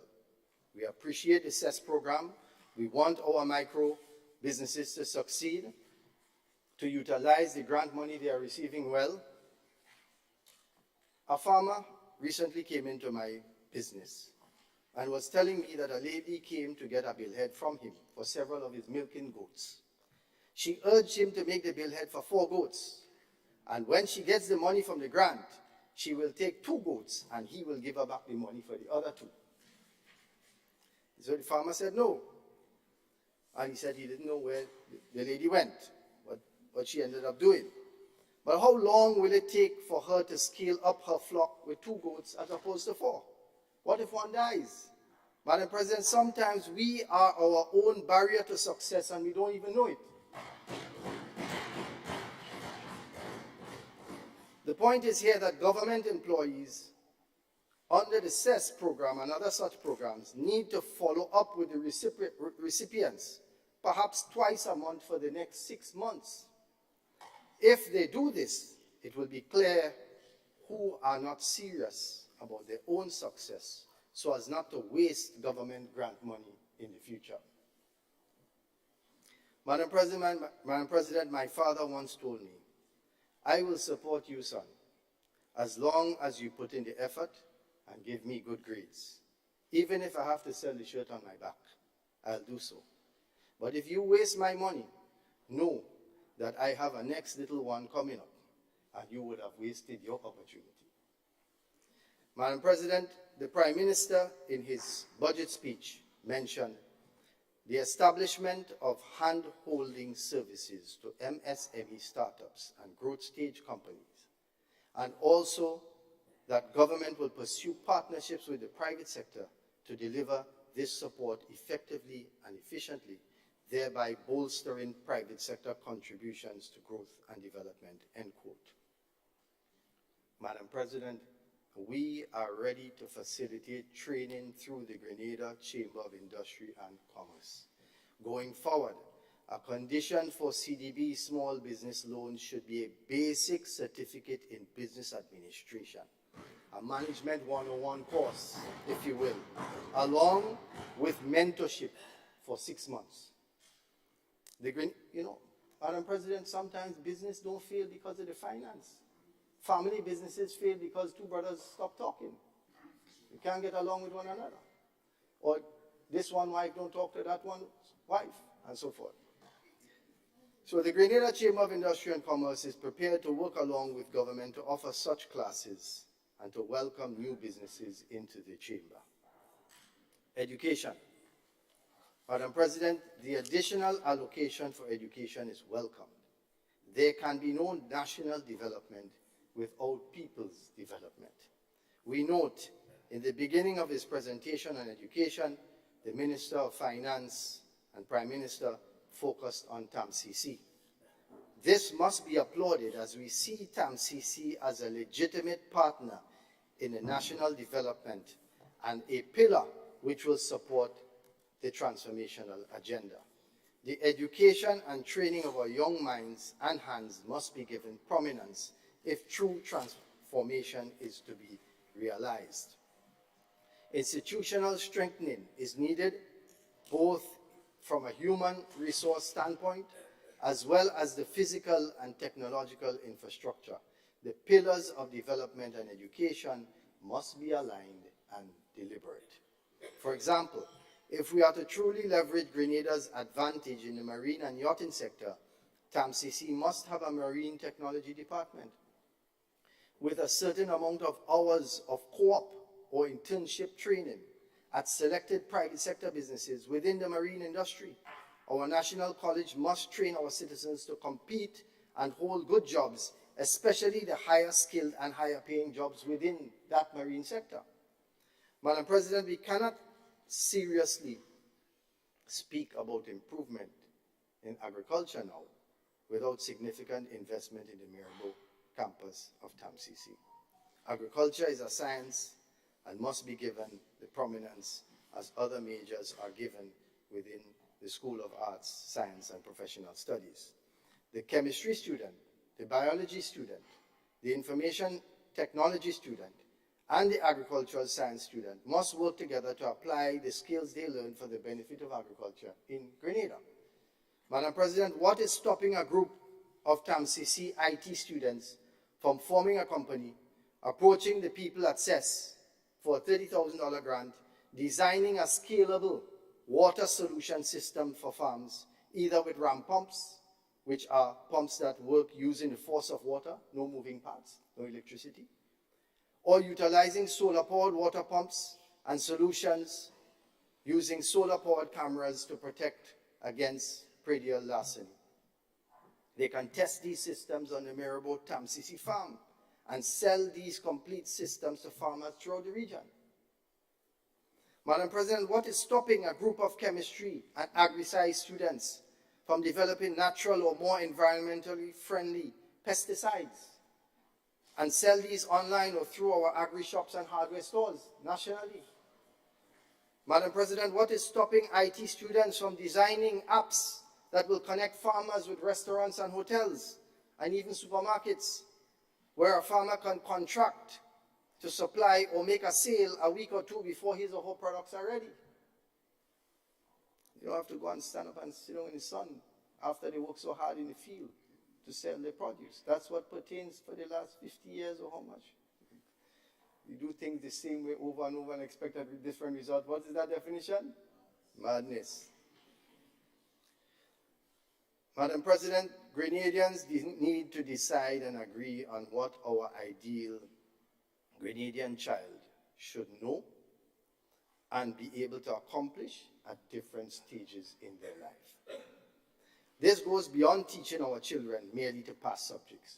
Transformation means ensuring that every secondary school child passes the business math section with a certain amount of real-world hours in addition to their regular math curriculum. They must have some summer training, summer job experience.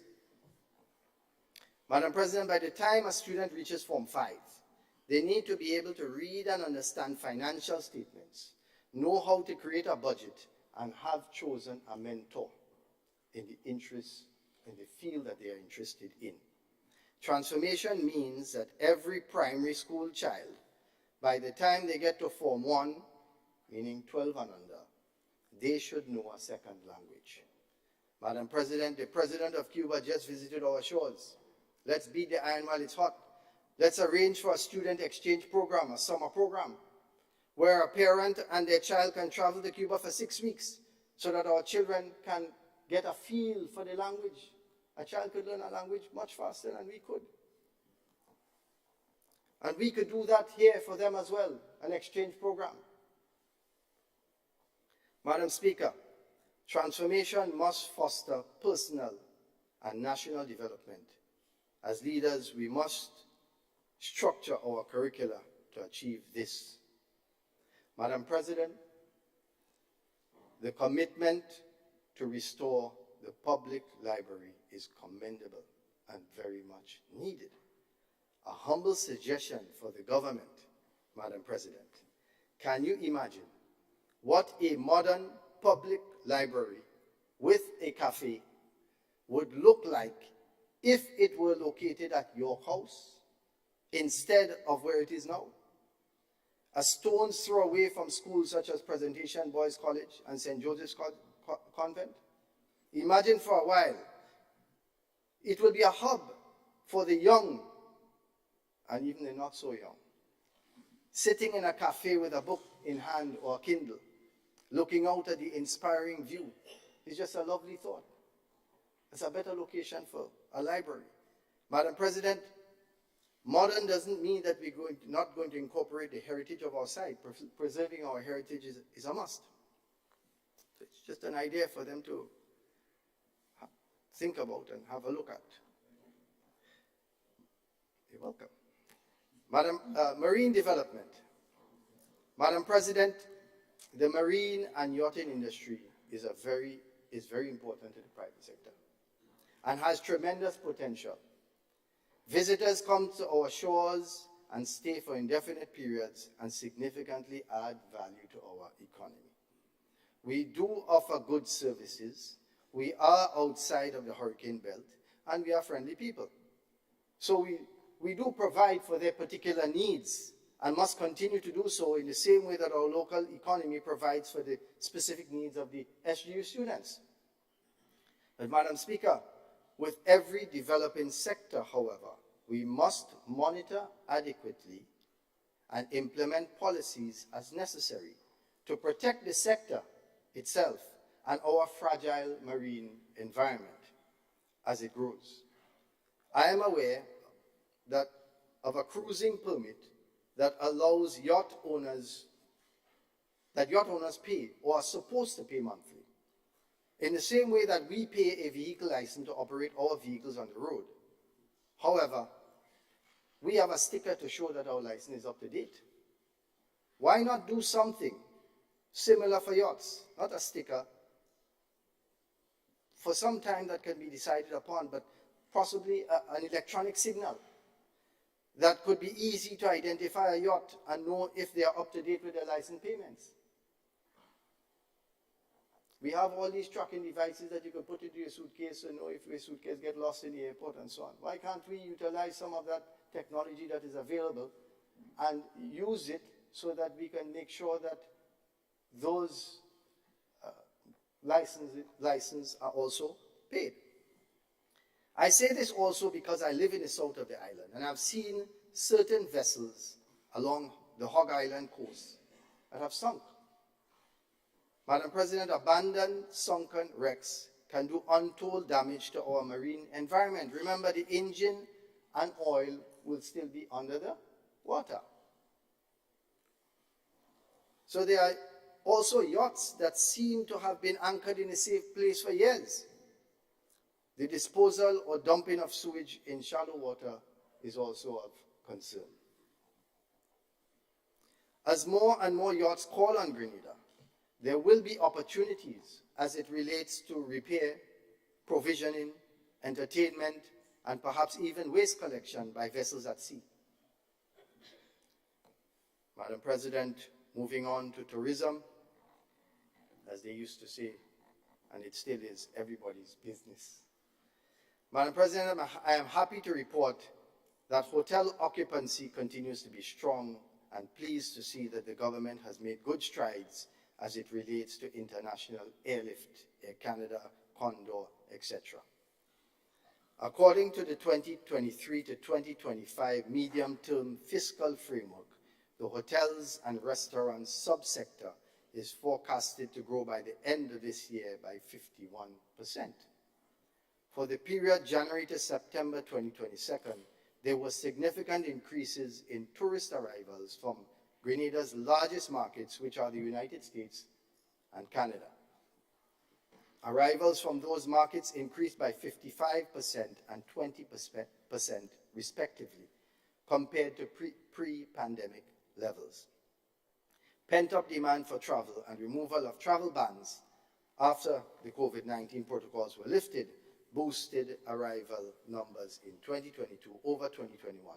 However, they still remain below 2019 levels. Madam President, so good work has been done and there is still work to do. More needs to be done about regional airlift. We heard the Prime Minister speak on this issue several times. Liat, for example, has served us well over the years. However, with reduced service of Liat, we need a new or greater service of existing providers. Why? Because the potential for regional tourism is huge. We have had 10,209 visitors from the Caribbean between January to September of this year, the third largest segment of visitors to our shores. In addition to our hotels and so on outside of St. George's, there is increasing popularity in Airbnb stays all over the island. So there is accommodation, in other words. Ecotourism is huge among a segment of tourists who want to come to Grenada and travel up into our rainforests to experience an off-grid, in-nature, eco-type vacation. This is an opportunity for growth in the tourism sector, Madam President. Construction and industrial sector. Madam President, when the private sector has confidence in an economy, they invest in it. Madam President, even though steel and lumber prices are still at an all-time high, construction has continued unabated in 2022, a very good sign by the mercy of God Almighty. Madam President, we are pleased to see the significant sum of $105 million, $105.5 million, assigned for infrastructure development, public utilities, civil aviation, and transport. Simply put, we cannot develop what we cannot access. Madam President, we are well aware that we have roads that were not built for the level of traffic and weight that we travel upon them with. In addition, many roads do not have proper drainage, which serves only to shorten their lifespan. As development takes place deeper and deeper into rural Grenada, we need to ensure that no new road is built without adequate drainage, without the right size steel, concrete, thickness, and PSI of concrete. As said before, government engineers must approve any public road before concrete is poured. We cannot be building roads under 12 feet anymore, irrespective of the location. Madam President, a concrete truck is at least 8 feet wide. When we build roads, we must cater for the future, where neighborhoods will be developed. A good example of that scale, a scale that is a right fit for us, is that of Egmont development. We don't have to look outside of Grenada for that, in terms of the infrastructure there. Madam President, how many times have we been inconvenienced due to repairs done to our main road during peak traffic periods? Just Thursday gone, I got a call from a colleague complaining that repairs were being carried out on the main road in Grandlands outside Food Fair, causing unnecessary traffic congestion. This is something that has happened for decades. Isn't it time for contractors to do certain road works at night? Especially if they're doing work on our main roads, especially in the parish of St. George's? With the exception of major projects such as the Molyneux project or the St. John's River project, but if a contractor wants to do remedial work on any main road, it should be done at night. It has an effect on our productivity, a cost, an untold cost. Madam President, we are in dire need of a skilled labor registry and greater certification in the construction industry. I have hired electricians only to realize that they cannot do the industrial projects, can't do the job, as they are only familiar with residential projects, for example. The same applies to plumbers. It can be quite frustrating to change plumbers, electricians, even so-called contractors in the middle of a job. This is quite common, actually. In the absence of this, one has to ensure that referral checks are done. Referral checks can save investors a lot of headache. It also has an effect on the pay that these carpenters or plumbers could ask for. Because if there's a grading system, and we know this is a grade 1 plumber or a grade 1 electrician, let us say, then we know that he will work for more money. But when we don't have a system, a skilled labor registry, and we don't know who is who, sometimes we want to break down the man that should be getting $150 a day to $120 a day, and the man that should be getting $100 a day, he wants $150 a day. There is need for more professional welders in Grenada. If we're going to scale up in this country, almost all industrial building and roofing the world over is done in metal. As a matter of fact, even in Trinidad, many homes, the roofs are now built with metal. Steel fabrication is faster and cheaper to install and also stronger. Port efficiency solutions. Madam President, for a country that has such a high import bill, with prices of goods already affected by imported inflation, efficiency at the port is more critical than ever before.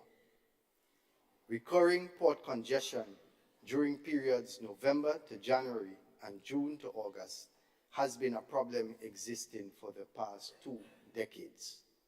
With a growing economy and increased importation of household and personal effects, added with an increase in an individual's personal online shopping, has seen the increase in the number of consolidated containers, in other words, bulk cargo, arriving through the port of St. George.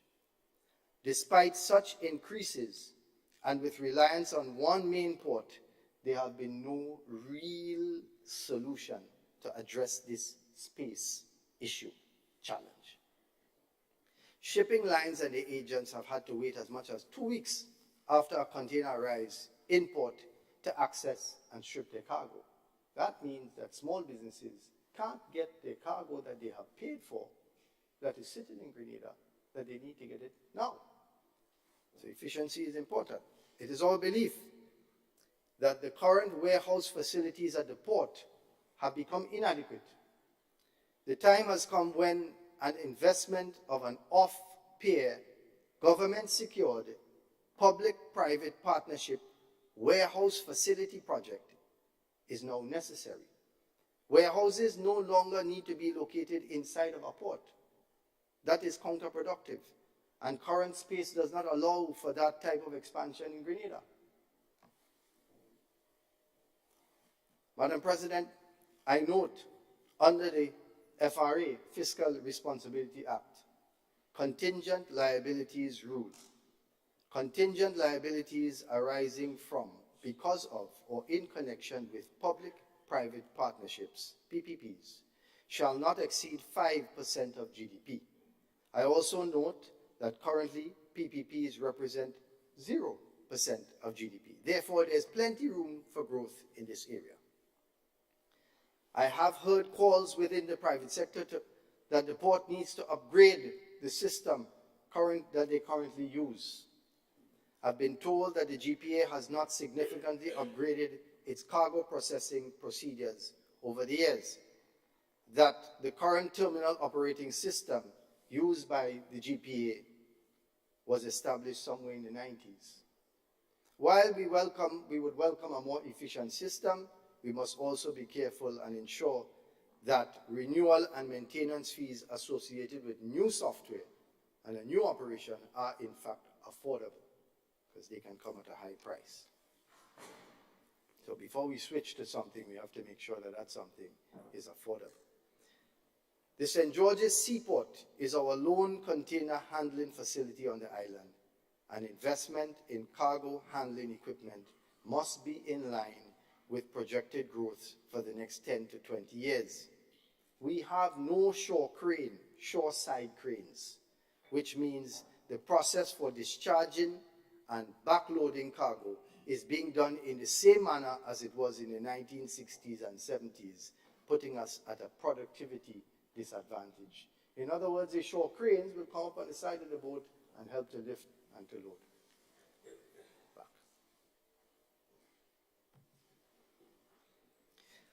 Madam President, a measure of productivity at ports is the number of moves per hour. The number of moves per hour. Grenada's performance in this regard is below par as it relates to our neighbors such as St. Lucia and St. Vincent.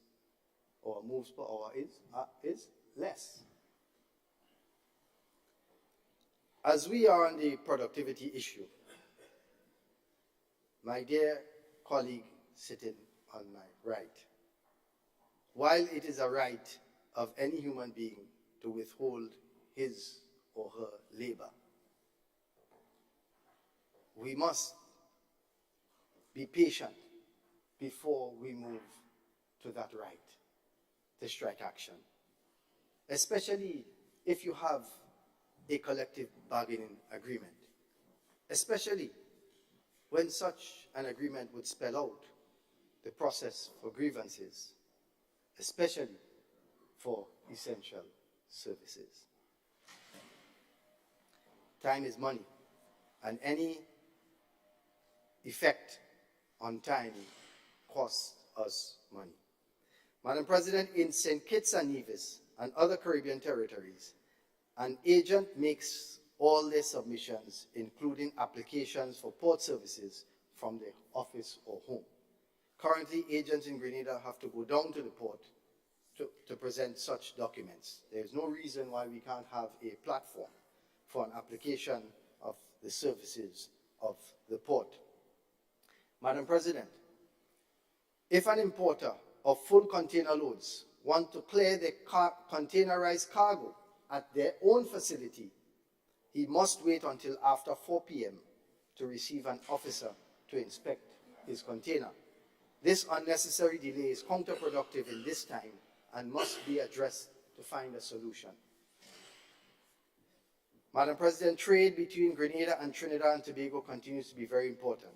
Trinidad and Tobago has been a major source markets for many importers, including those in the grocery and construction sector. Yet to date, there is no containerized LCL service between both islands. Why is that? Why do we still have to bring up everything on a schooner? Why is there no containerized when clearly we have the volume? Madam President, this needs to be looked into. Perhaps is the cost prohibitive? Tax and structure. Madam President, it would be remiss of me if I did not comment on this subject, as amnesty given by the government is significant and appropriate. Our Minister of Finance and Prime Minister has said that effective January 2023, we will implement a tax amnesty for the next 12 months that will waive 100% of all interest and penalties for all arrears up to December 2021. Madam President, important to note, the amnesty is not on the principal. No, that still has to be paid, as it should, as it should. Not all debt is collectible debt. We know this all too well in the business sector. So even within the business sector, we have to write off debt ever so often. Government is no different in that regard. There are two areas government needs to take a look at. I'll just touch on them. And this is for them to have a look at and to think about. One, simplify the tax structure. Broaden their collection so as to capture wider revenue. And as more people pay their fair share, while looking at the same time to reduce the amount of tax brackets, making it easier for the Ministry of Finance to do their job. Don't we deserve to drive on good roads, Madam President? Don't we deserve to have decent health care? So how are we going to have these rights if we don't change our mindset with regard to paying our taxes? And on the flip side, when we do pay our taxes, like many of us do, we expect to see our tax money at work. Good infrastructure, not anyhow work. Two, examine the reason why this is the second time in recent years that government is opting to forego non-principal revenue. Why is it that this is another time where government is having to forego non-principal revenue? Why? Because most of it is interest. Most of that revenue that government is now giving in amnesty is interest, and compounded interest at that. Simply put, Madam President, the way government charges and compounds interest is quite punitive, excessive, and almost unconscionable at 1.5% compounded monthly. Who does that beside government? Who? Nobody. This needs to be looked into, as it is problematic and too punitive. And that's why they have to make the adjustments. The same thing applies when they choose to audit 5 years before and add back compounded interest and penalties, often for a breach that the taxpayer didn't even know he committed. For example, one taxpayer fed his employee during company stock taking and was told that is not an allowable expense. So they went back how many years? And on the price and cost of feeding his employees, they add interest and penalties for all those years come forward. When they choose when they want to audit, how is that fair to the taxpayer? The solution, therefore, the interest compounding charges need to be revisited, either to be reduced or, better yet, to be removed altogether. On the other hand, the penalty charge, that charge, just like a speeding ticket, is necessary as a deterrent and could be increased accordingly. Just like how a judge can pronounce an increase in terms of their sentence, there must be leeway with regard to the penalty. Right? Penalty must suit the crime. So that can be adjusted, but the interest component needs to be abandoned. A recommendation. freight cap opportunity. I commend this administration for taking the bold initiative to cap the freight. My respected colleague on my right, Senator Cox, spoke of the freight cap in a positive light, but mentioned a weakness on the business side as to whether businesses will pass on these savings. We have indeed asked the businesses to do so, Senator. But more importantly, what the Senator didn't take into consideration is competition, through which prices are naturally driven down. Madam President, perhaps if we only had monopolies in the business sector, his point would stand. But in a free market system, and definitely in my business, we have passed it on and continue to do so. With many competitors in my industry, the force of competition always keeps the price down. Because if your price is too high, your product will stay on the shelf. It's that simple. It is self-governing.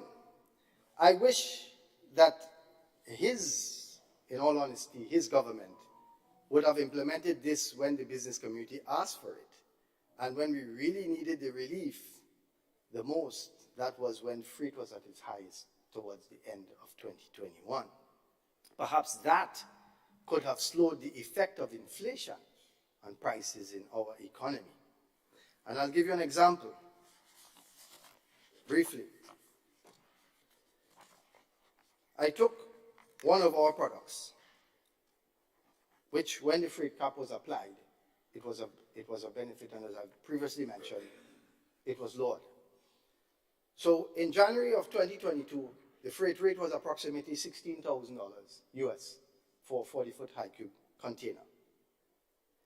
Had the freight cap been applied at the 2019 rates, then in January 2022, we would have seen a 20.44 difference in savings, 20% savings. If it were applied in July of 2022, we would have, by then the freight rate dropped to 12,000 US per 40-foot high cube container. We would have seen a 16% decrease. And when it was implemented in October, although it was a little bit late, we did see a 13.36% decrease. So had it been implemented when we asked for it, it could have possibly stayed inflation and not allowed prices to climb the way it did climb in our local economy. One important note, as a result of government implementing this cap for the first time, they will now be able to measure, to see what revenue government is giving up by offering this type of relief. Why is this important? Because if and when inflation soars in the future again, they will be able to know to what degree they can give concessions, what they can afford to give, how much it's going to cost them. Madam President, over the last several days, I took leave from my daily duties to focus on reading and really understanding government's finances, to consult, read, research as much as I could in order to get a clear picture as to the economic pulse of the nation, aside from the politics. As a businessman, rarely do we go into such detail into government finances with regard to the health of our nation's finances, because we're simply busy with our own endeavors, our own business. This is understandable, but unfortunate, as our national economic health should be of deep concern to every Grenadian. In other words, there are things that I learned that I didn't know. Madam President, the two largest earners for government in 2022 by category are revenue from VAT and receipts from the CBI program. There are other significant forms of revenue such as port taxes at 95 million and income tax at 74 million respectively. However, the two that I have mentioned provide the greatest benefit to government currently. They have been game changers for us. Now, Madam President, what I am about to say may sound political, but it is not. if my comment is listened to objectively and carefully. As fate would have it, the VAT was spearheaded and launched under the last NDC administration, an administration that failed to secure more than one term in government, but yet gave us a successful VAT implementation. That NDC administration, along with the subsequent NNP administration, got the CBI program going from 2013 onwards. From 2013 to 2019, the NNP administration capitalized on those two programs, and while holding to the terms of the Fiscal Responsibility Act, brought the national debt as a percentage of GDP from 108% in 2013 to 62.7% by the end of 2018. Very good job.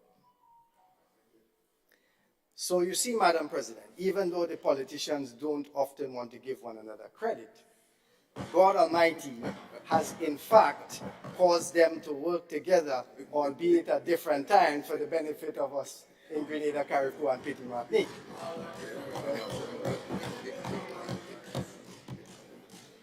Pension reform, therefore, in my mind, Madam President, will require a coming together to ensure genuine support for a solution that is affordable and just. Madam President, this will require sincerity from both sides, no politics, for the benefit of our nation and our public servants. Madam President, I am happy to see that 83.7% of this budget is financed with our own means, within our own means. I look forward to the day when government can bring our national debt below 50% and can make a commitment to the people of Grenada that they will keep it under that mark. Madam President, in closing, the responsibility on the shoulder of every parliamentarian is heavy.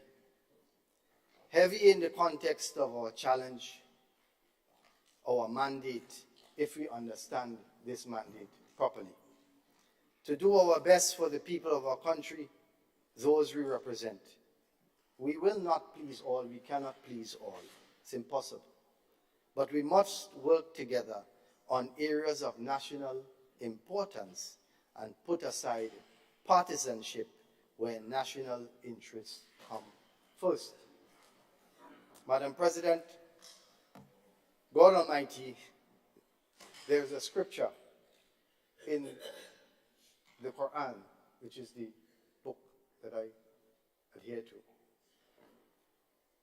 which says that God Almighty has made us amongst different nations and tribes, so we may come to know one another, learn from one another, share with one another, compete in goodness and justice with one another, not to despise one another. And indeed, the best of us in the sight of our Creator are those who strive for nearness to Him. May God Almighty cause us to be counted amongst those with whom He is pleased. Amen. I thank you.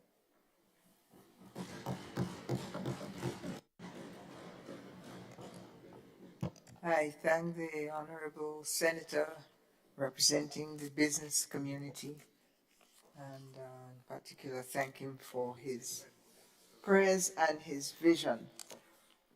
Thank you, sir.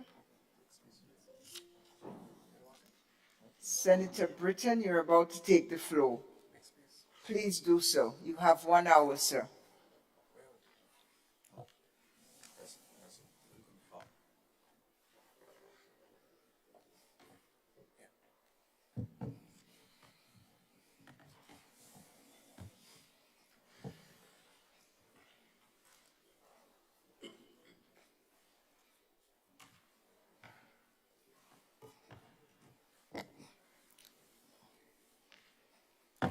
Thank you, Madam President.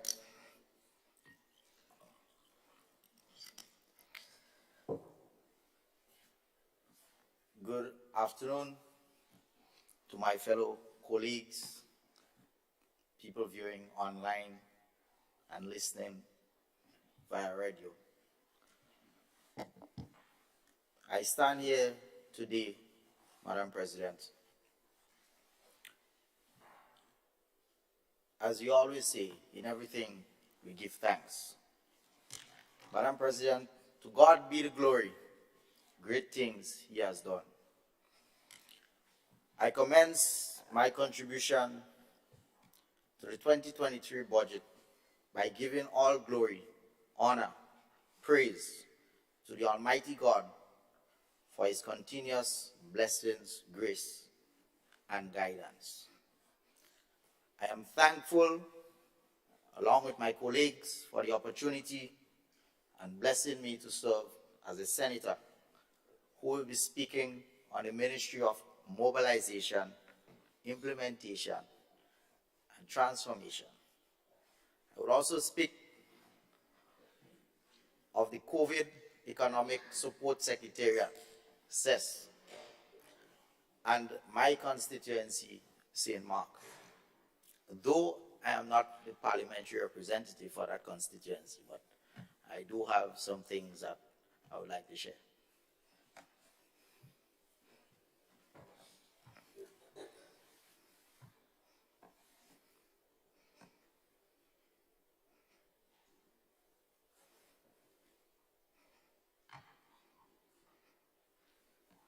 Just, okay.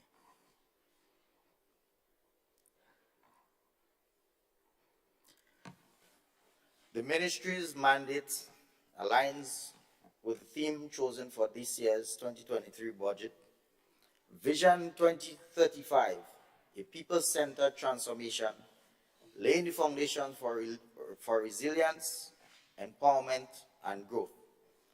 Madam President, high commendation must be given to my government for selecting this most appropriate theme as our country forges ahead to move past the challenges posed by the COVID-19 pandemic.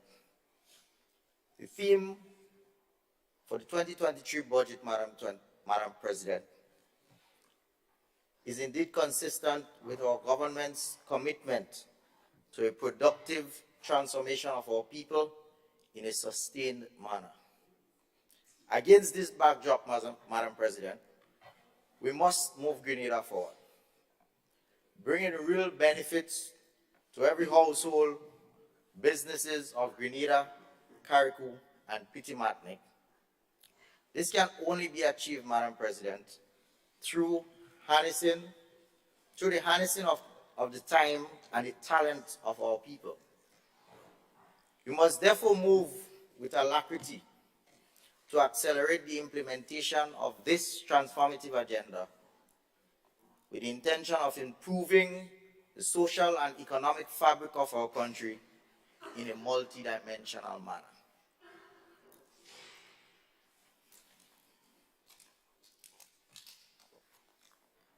Madam President, the vision of MIT is clear.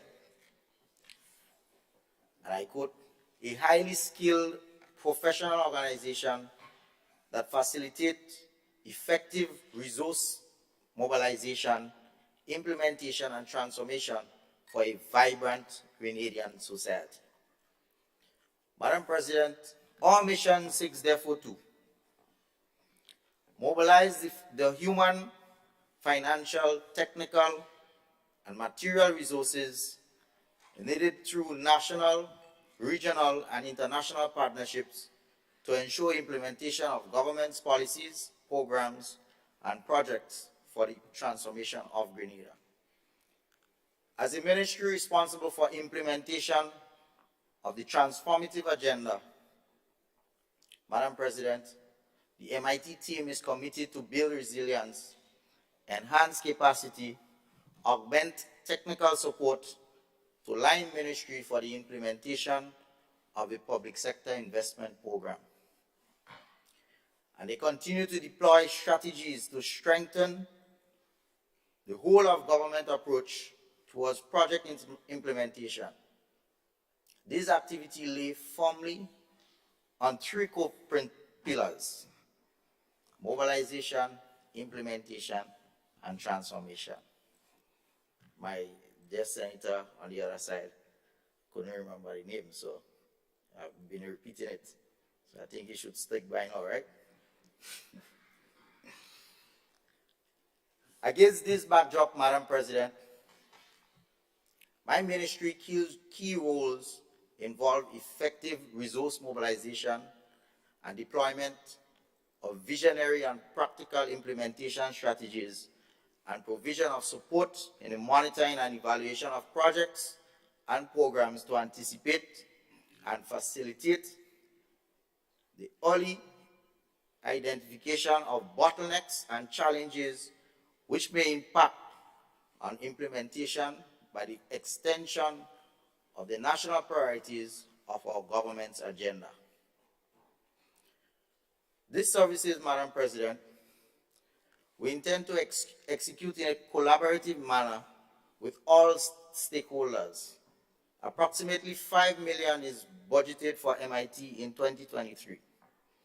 Of this amount, $3,104,488 accounts for recurrent expenditure, and $1,898,000 is projected for capital expenditure. The position requested for the cost of implementation of MIT, this information was since provided by my government, and the opposition requested for a cost for the establishment of MIT, and the information was then since provided by my government. Once the information was provided, Madam President, the opposition just went silent. I haven't heard anything about what the cost for implementation of MIT again. Madam President, MIT reviewed its 5 months of operational structure and ensured that identified gaps are addressed. Thus, Madam President, services of a resource mobilization officers and community liaison officers who will be directly on the ground spearheading the resource mobilization. The task ahead is very enormous. Madam President, the MIT team is equipped for the challenges ahead. The entire population is invited to reach out to the MIT via the ministry's email address, is registry@moit.gov.gd, or you can call them on 435-8665. Let us know how we can help you be a part of this transformative agenda. Madam President, the MIT hit the ground running. The ministry aggressively reviewed the PSIP projects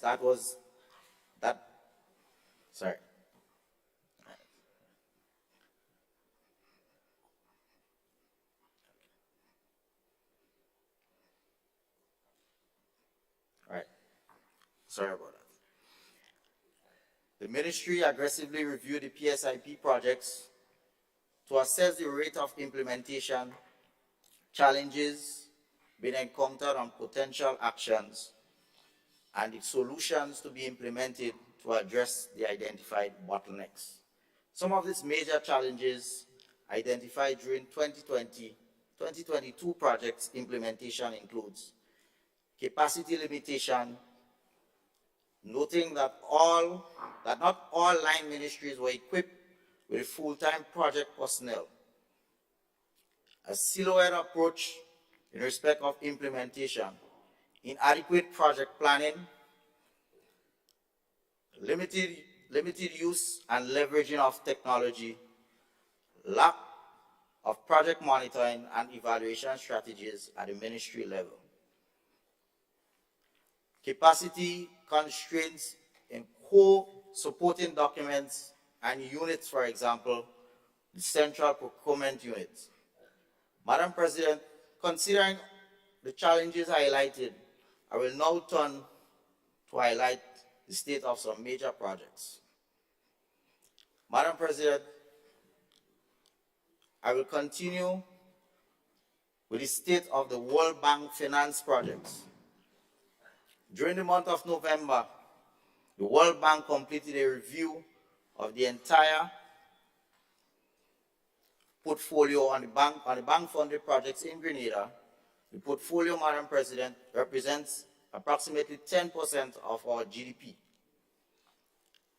Currently, Madam President, there is a total of 12 bank-funded projects with an estimated cost of US $144 million, or 388.8 million EC. Madam President, of these projects, 10 projects represent investment projects which account for $99 million, US dollars, that is, or 267.3 million EC dollars. The remaining 2 projects, Madam President, are budget support operation, which accounts for the remaining 45 million US, approximately $121.5 million. Madam President, according to the bank's report, and I quote, implementation of investment project has stalled with only 2 projects with disbursement so far for this calendar year. Additionally, Madam President, 2 projects are currently at in problem status as reported by the bank, not me, the World Bank. These 2 projects are 1, the OECS Regional Competitiveness, and 2, the Digital Government for Resilience. It is therefore against this backdrop, Madam President, that the Cabinet moved swiftly to direct the Ministry of MIT to assume responsibility for OECS Regional Tourism Competitiveness, and implementation has started with the signing of contracts for the major infrastructural works, Madam President. I'm happy to report that things are turning around. Madam President, the World Bank mission representative further informed that the project implementation is extremely slow by low disbursements and annual disbursements, Madam President, an annual disbursement, Madam President, average only a mere $4 million. Madam President, this is a bleak rate of project implementation by the former administration as the bank views the missed opportunity to deliver strong results to all Grenadians. Madam President, this was the quality of project implementation by those who stated that our country was in safer hands. Madam President, I now turn to the UK SIF project.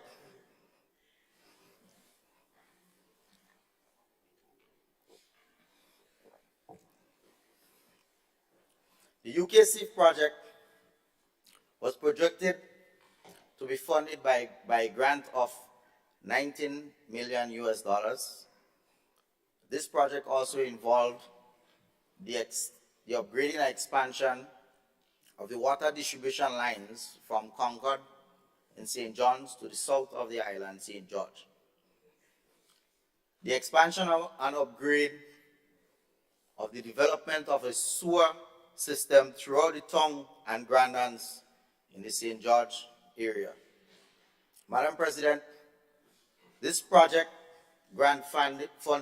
financing was lost due to negligence, again by the rate of implementation by the former administration. In fact, Madam President, at a meeting with the representative for UKCF, sorry, it was informed that there are a substantial amount of delays to the projects, and now it lags all other UKCF projects across 9 Caribbean countries. Madam President, I was further informed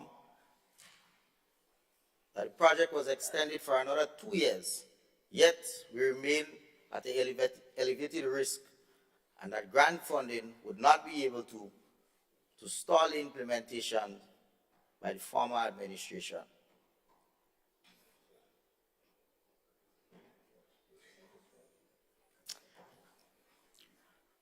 Madam President, I now turn to some problems project under the CDB, or Caribbean Development Bank. The rehabilitation and reconstruction, the extreme rainfall event project, was approved in 2011 for a total of US $8,612, approximately $23,252,400 EC dollars. Only a total to date, Madam President, of $999,045.07 has been disbursed. On disbursed, you have $2,696,421.69.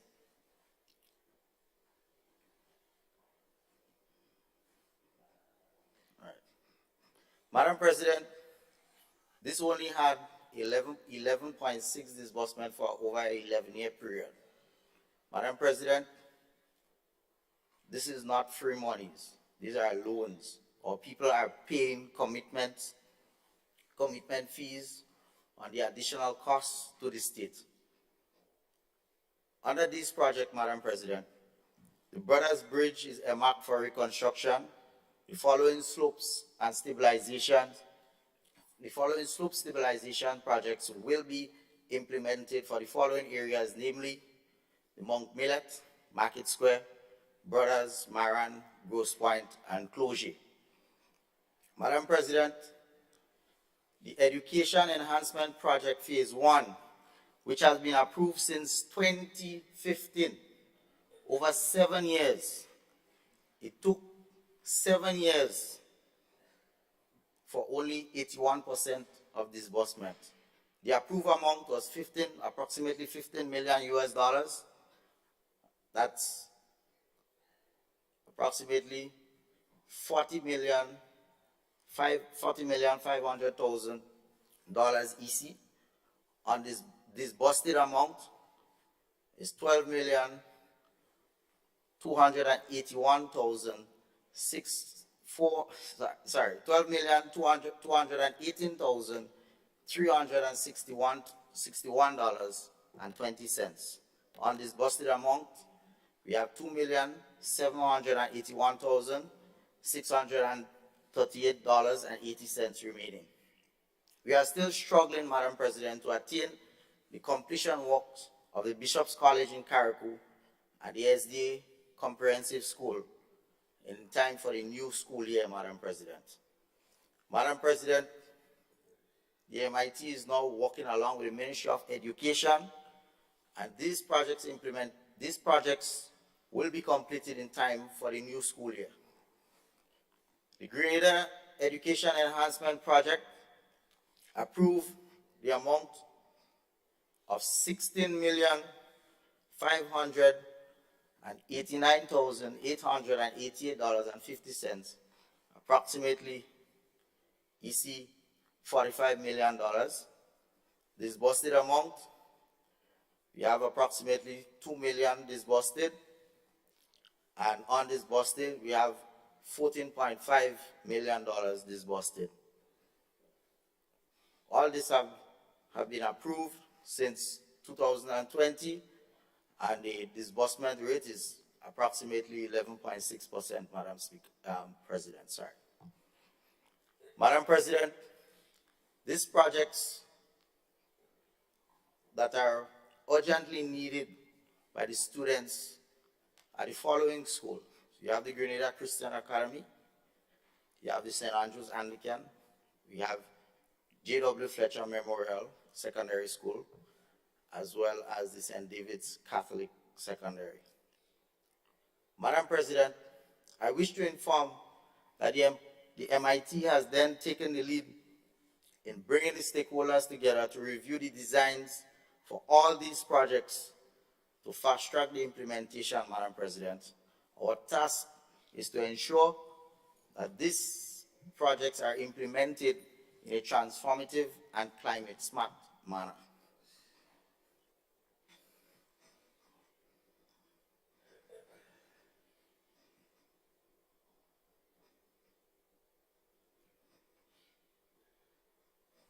Madam President, we move on further to a set of problems under the 11th EDF.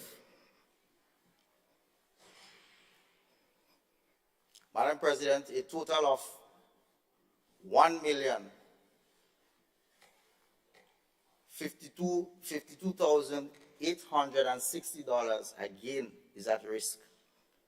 My ministry had adopted a swift and urgent action to secure 7 major critical technical assistance projects by commencing the drafting and required terms of reference needed to advance those projects.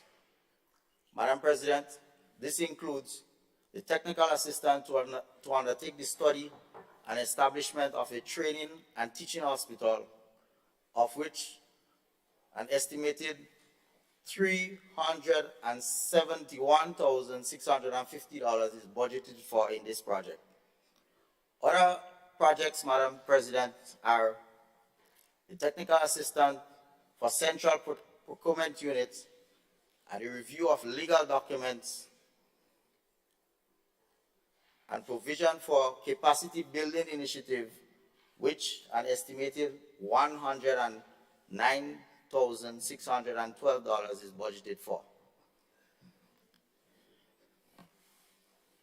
Madam President, this project is important, critically important, to address the bottlenecks that we currently experience.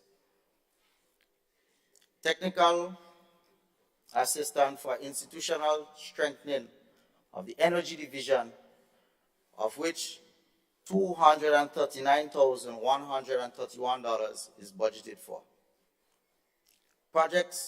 Technical assistance for project implementation under the National Sustainable Development Plan of 2035, which is $83,032 is currently being budgeted. Technical expert and advice to support the public sector investment projects, of which the amount that is budgeted there, Madam President, is $101,631. Technical assistance for a building of the administration system for the community health system, of which $58,129 is budgeted for. Training and support for projects and programs, of which $89,675 is budgeted for. Madam President, to mitigate against these challenges, the following represent some strategies that were deployed by MIT during the 2022 and will continue on to 2023. The implementation of contemporary project management practices, the establishment of international PSIP, monitoring and evaluation,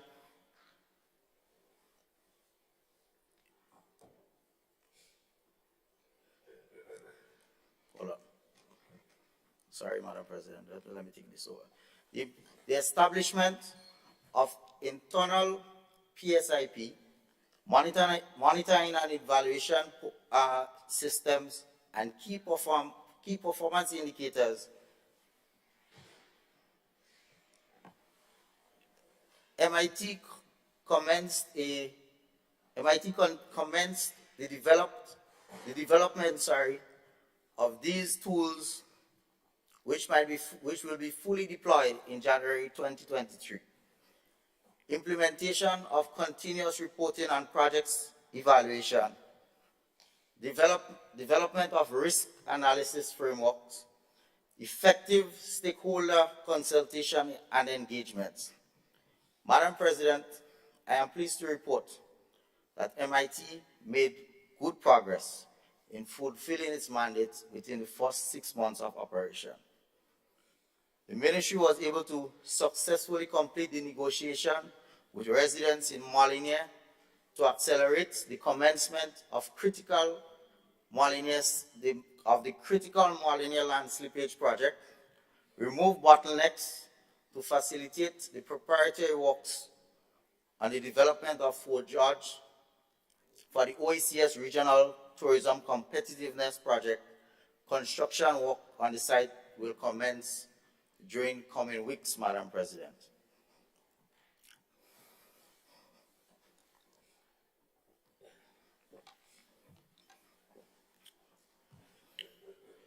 The MIT has been working closely with the Ministry of Education to address major challenges under Grenada's Education Enhancement Projects, GEP.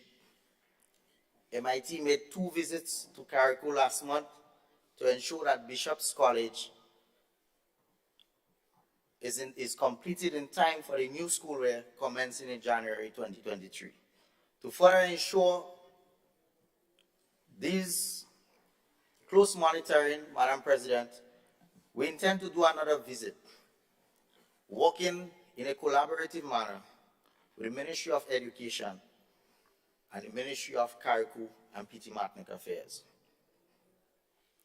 MIT also took the lead, Madam President, in engaging all stakeholders to review the design for all major infrastructure works to be executed under the said project, and to ensure that the project is climate smart and is done in a transformative manner.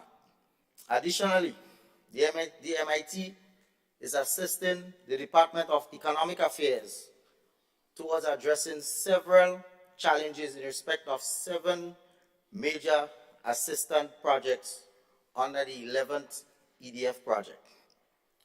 Cabinet recently appointed the MIT to lead the coordination of technical assistance via the Canada CARICOM Export Deployment Mechanism, CCEDM, and the MIT has since been able to mobilize over 8 strategic interventions in various areas to advance government's transformative agenda. The ministry recently mobilized furniture makers or furniture manufacturers for the provision of furniture for schools and other government departments. These manufacturers have since signed contracts to commence providing furniture for all schools. And Madam President, this is indeed transformation at its best. MIT has played a physical transformation project to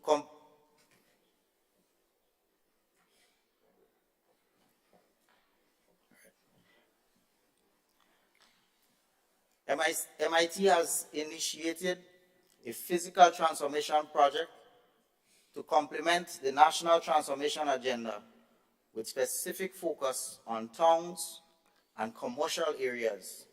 The ministry has since collaborated with stakeholders through the establishment of a project oversight committee to identify areas for urgent cleanup action, Madam President. Wall Street area, the Kirani James Boulevard, Mount Pandy Beach, the Port Highway, just to name a few, and then we'll be coming to every town and village, especially with derelict vehicles, as it poses a major challenge, Madam President.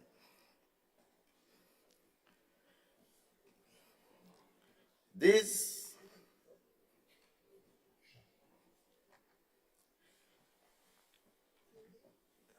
urgent interventions, specifically to the adherence of environmental health and safety regulations, proper waste disposal measures, traffic laws, and structural safety regulations. The aforementioned areas will then be considered to form phase 1 of the project that will roll on to 2023. Madam President, the National Community Mobilization, Empowerment and Transformation Project will represent the MIT's flagships program. This intervention will seek to the rebrand of the whole of Grenada in a systemic manner over a period of time. This will be involved in a paradigm shift and the cultivation of a new culture which featured heightened patriotism, physical assets transformation. Now, Madam President, here is our call for action by all of our citizens. Transformation, Madam President, requires an effort not only from government, but by all. Madam President, a collaborative approach will be, Madam President, and MIT is therefore committed to engaging all stakeholders in this process. But, Madam President, for Grenada to realize its successful transformational agenda, all stakeholders must come on board now. Madam President, this requires all line ministries, fellow permanent secretaries, state-owned enterprises, statutory enterprises, government organizations, community-based organizations, private enterprises, and of course, the general public. Madam President, I therefore call on every Grenadian, home and abroad. Let us play our role, Madam President, so that we all can feel proud of this beautiful state of ours. Let us adopt the transformative mindset stated by the Minister for MIT. Let us transform the lives individually and collectively. Together, we can transform Grenada, not only for our people today, but for future generations. Madam President, I must turn my attention to what has been going on on a constituency level. Indeed, Madam President, my team and I have been busy on the ground, Madam President, as you can see. Permit me to recognize my constituency of St. Mark, and I will delve in even more, Madam President, later on. It is because of their confidence in me that I stand here today. And I'd just like to place on record my heartfelt thanks and appreciation to them. Madam President, as I continue engaging people within my constituency, I feel a deep sense of appreciation, and it gives me a greater zeal to do even more greater works for my constituency. Several activities were executed in my constituency following the 2023 victory by the people.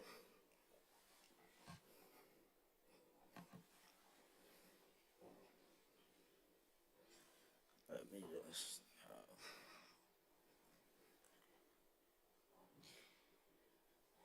Madam President, St. Mark is known to be one of the smallest parish in Grenada. Yet, we always recognize St. Mark as the poorest. But Madam President, I know we are not poor. We have a lot of resources, we have a lot of talented people, but the mindset of our people has to change in order for us to derive our fullest potential. Madam President, on Monday, 16th August, probably around about 8 p.m. thereabouts, tragedy struck on Diamond Street in Victoria, where there was a massive fire, and 3 houses were completely gutted by fire, with 4 others partially being destroyed. Madam President, the community responded in quick time to salvage and contain that fire. 3 dwelling houses, as I mentioned before, were completely destroyed, 4 partially damaged, and in the aftermath of the fire, I would like to place on record, this administration responded, well, almost immediately, because if I am representing the constituency and representing the government, I too was part of the fire suppression until it became to a point where I had difficulty breathing because of the smoke inhalation. I got myself trapped, unfortunately. Madam President, the then acting Prime Minister, Comrade the Honorable Dennis Cornwall, visited the site within 24 hours. It's a mere hours, as a matter of fact, because it was going on to the next day. So about 1 a.m., he visited the site and to get a proper assessment as to what the damage is and so on were. Later on that day, or the following day, the government gave commitment and assisted the family in some food items, clothing items, etc., so that they could start the rebuilding efforts. The government had then, later on that week, at a discussion in the cabinet, gave commitment to rebuilding those houses, Madam President. And the rebuilding effort started last month. Actually, they started on the 1st of November. And I'm pleased to report 85% of the work is completed. Our aim, Madam President, was to ensure that the families get back their houses or back to in a living condition before year ends. But as with everything else, there were some challenges. So we are going to move speedily. When work recommences in January, so at the end of January, we can do an official handover so that the people there could be back to a state of normalcy. I must place on record also, thanks to the Bathroom and Toilet Brigade, as well as the Housing Repair Brigade, which employs approximately 22 persons. They have been working very, very hard for us to reach that stage. Also, Madam President, in the immediate aftermath of this tragedy, we've taken the decision, considering how, as a community, we responded to the fire. And through the collaboration of the fire department of the RGPF, we were able to commence a volunteer firefighting training where we had just over 20 persons enrolled. And it went on for several weeks until we were able to reach the end of the first phase. And we now have in St. Mark 11 certified volunteer firefighting persons.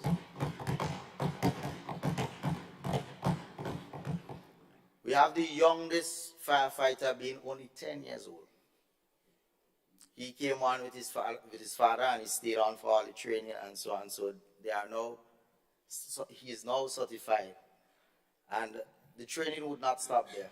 We intend to continue another component of that training in 2023. We would like to start as early as January, as well as train another batch of persons. Madam President, we also work closely in collaboration with NAWASA so that we can have some more fire extinguishers or fire hydrants, in the constituency of St. Mark, as we have only 5 functioning fire hydrants in the constituency of St. Mark. So we have identified about 8 other areas throughout the length and breadth of the constituency, as well as there are about 6 or 7 existing fire hydrants that need to be serviced by NAWASA, and we'll be doing just that in short order, Madam President. Madam President, also in the constituency of St. Mark, we often boast about our achievements in sports, especially boasting that we have one of the strongest football teams in Grenada, Hurricane Sports Club. And it sometimes pains me to see the lack of maintenance of our playing fields and sporting facilities in St. Mark. And this is one of the reasons that I got involved, because I stay on the side and talk. I want to be able to do something. And we have currently 4 basketball courts in St. Mark that needs urgent attention. And we are going to address it with the relevant ministries and the relevant stakeholders come 2023. This is something that I've seen and campaigned on, and I'll do my utmost best to ensure that we get them in a manner that the young people and not so young can utilize it to play or perform to the best of their ability. Madam President, our young people in St. Mark has many talents, and we have not really gotten to a stage where we can utilize or harness their true potential. And therefore, Madam President, we'll be working closely with some organized groups. I can make mention of one, is St. Mark's Organization for Development, so where you can bring some training programs and so on to those young persons so that they can derive their fullest potential, Madam President. The Fisher folks, just recently, myself, Minister Andy Williams, and Minister Lennox Andrew visited the constituency of St. Mark to get a proper assessment of what needs to be done. And with that short visit, we focused on the Fisher folks of St. Mark. Given the fact that St. Mark has been the only parish in Grenada, Carriacou, and Petit Martinique that does not have a landing facility or a jetty. And this is not something that we feel proud of. So we looked at the situation and we say, what can be done? We will be working closely with the Ministry of Infrastructure to do some designs and so on. It was my understanding that a contract was signed just prior to the elections in the village of Waltham, where we have a very vibrant fishing community, for a landing facility there. However, I've not seen what that contract entails, but if a contract is signed, we'll definitely be looking into it as to how soon we can bring that facility there up to standard.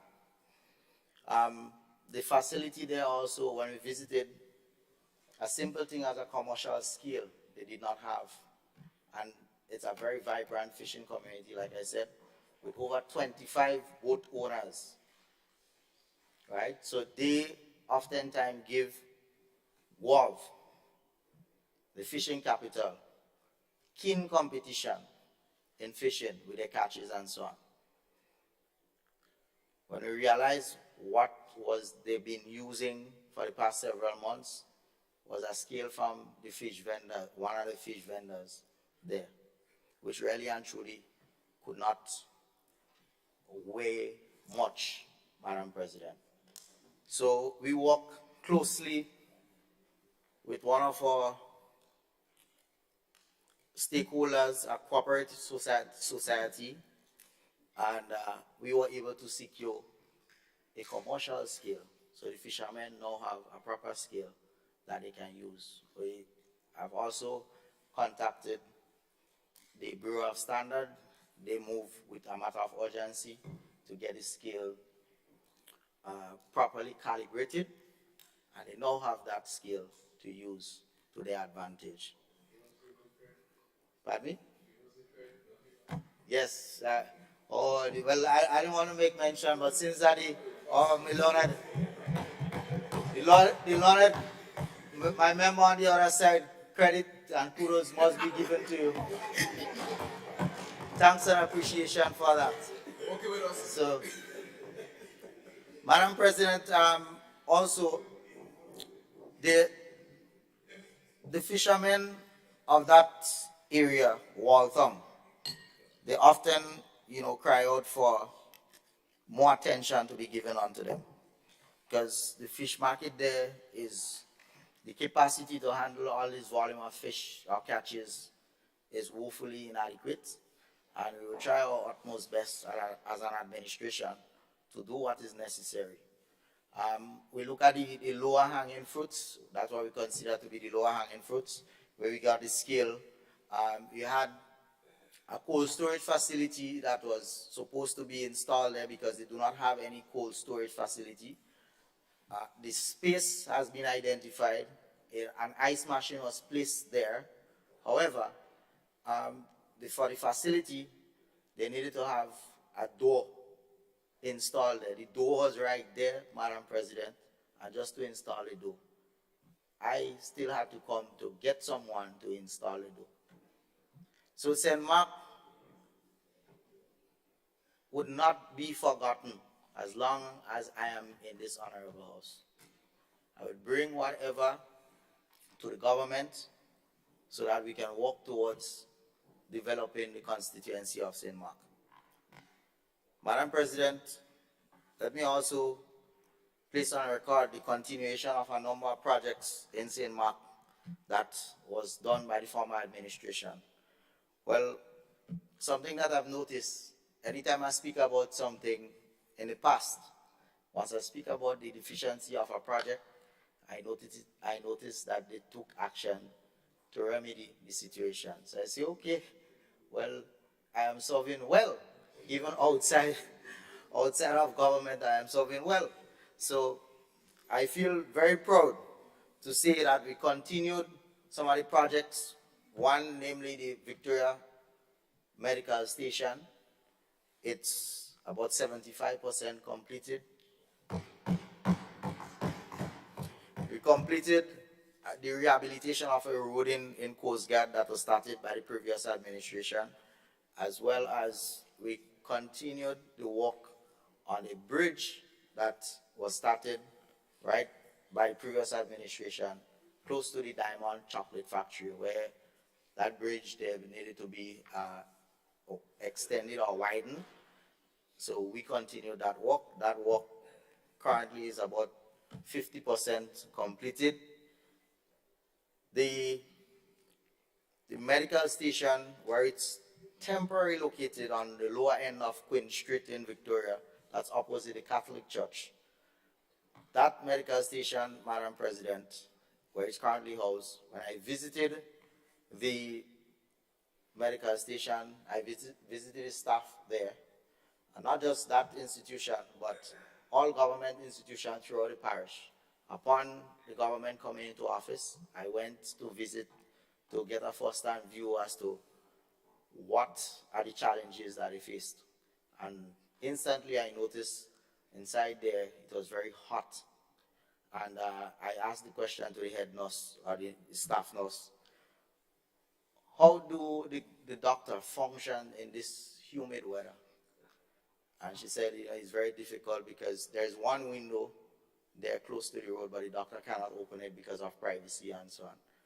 So I said, you know what, I will assist you all in getting an AC unit. It took me some time. I contacted my dear Senator and Minister for Health. I also contacted the Ministry of Infrastructure, and we were able to secure and install 2 AC units, one in the doctor's office there and one upstairs at where the government dispensary is. So, Madam President, the low-hanging fruits, that's how I call them, the low-hanging fruits. I was pleased also in this budget to hear the Minister for Economic Development make mention towards a BNTF project, Madam President, whereby the Victoria, that bridge at Bonnet Government School, it's in a deplorable condition, and it's finally been attended to. That would be part of the BNTF package. So this is something that I feel really proud and honored to be a part of this, because I've raised concern. In fact, that's how my advocacy really started on social media. Me raising concern about that bridge in St. Mark, if everyone can remember, Madam President. So, Madam President, St. Mark, like I say, is in a safer, should I say safe? Yes, it is in safer hands. Yes, it is in safer hands. Because the safer hands is the future for St. Mark. And we no longer be neglected, Madam President. And we feel very proud to have a parliamentary representative in the other place, as well as a senator here representing the interests of the people of St. Mark. Madam President, I leave, or you say we save the best for last. I speak on the COVID Economic Support Secretariat, of which my assignment in that, let me just ask, how much more time do I have left? Oh, all right, so let me try and wrap up within that time. Within that COVID, Madam President, if I go, could you just permit me another 5 minutes when the time comes, please? Oh, 10 minutes, all right. Well, I should be wrapped up by then. The COVID Economic Support Secretariat, Madam President, this program started under the former administration, although I'm not DG7 Flow, but I give you credit. The program started as a mechanism to assist businesses and individuals affected by the COVID-19 pandemic. The previous phase of that program, Madam President, provided assistance to beneficiaries in the form of small cash transfer in the amount of $800 and $500, and in some cases, small business grant was given up to $5,000. This administration, after careful review and completion of an assessment, an assessment of the economy, and identifying the real needs to assist businesses, restructure the program to ensure that businesses can get assistance and benefit to a grant that they don't have to pay back. It's a grant of capital injection to up to $30,000. That we really hope that could provide some economic independence to them, Madam President. To date, approximately $5.7 million has been disbursed through the economic grant support. And I've heard mention made about a particular constituency, St. George Northwest, and we have 2 senators from that constituency. Let me report to you that from the last time that I checked, over 17 persons from that constituency benefited with a total disbursement of $331,312.24. So your people are benefiting, contrary to that no one benefited from your constituency. So feel proud for that. To date, Madam President, you have just about 367 beneficiaries who have received grant support. And Madam President, it is very taxing at times. And I must give credit, express my appreciation to the staff, the hardworking staff there. Because thus far, on record, we have over 5,000 applications. And in order for persons to really benefit from the program, we must do a thorough assessment of what it is that you're asking for, do an assessment to see whether or not this is what is needed, Madam President, to have an effect or impact on your business. Also, as part of that program, when the government did the reassessment, they also had a temporary unemployment benefit assistance in which 287 persons benefited from the 3rd phase of that program up to date. Also, Madam President, the supplementary seed. And supplementary means that from the original seed list that the government has, they recognize that not everyone were able to get onto that program. So they had a supplementary seed list. And of course, in everything that we do, we have to do some checks and balances. So every month, they send over the seed list for the staff over at the CES office to thoroughly scrutinize to ensure that persons who is benefiting from that seed list is not double dipping. And if they are, then we could make a recommendation to them that, listen, if you have a business that you wish to start up, this is a better opportunity for you to enhance your business, or if you have an existing business, or to start up a new business. Also, under the grant component, there is also a training subcomponent of which the beneficiaries will benefit from that program, that component of the program. That training initially was supposed to start in October, but due to the high influx of applications, we focus on disbursing the grants so that much persons of the beneficiaries can reap the benefits of that before the Christmas. And as with everything else, there is a lot of challenges there, because I know persons are anxious. It's Christmas time and they're very anxious to get, the little kakada, as we always say. All right, so, but the program is going very well. Madam President, one thing I can boast of, there is no political interference. We ensure the persons who are benefiting is persons who are in need. Hence the reason why priority is given to persons who are, 1, unemployed, and who, 2, is the main and only source of income for that business. So persons who have other forms of income and so on, priority will be given to you at a later date. So we're trying our best, Madam President, to ensure that the program rolls off very smoothly.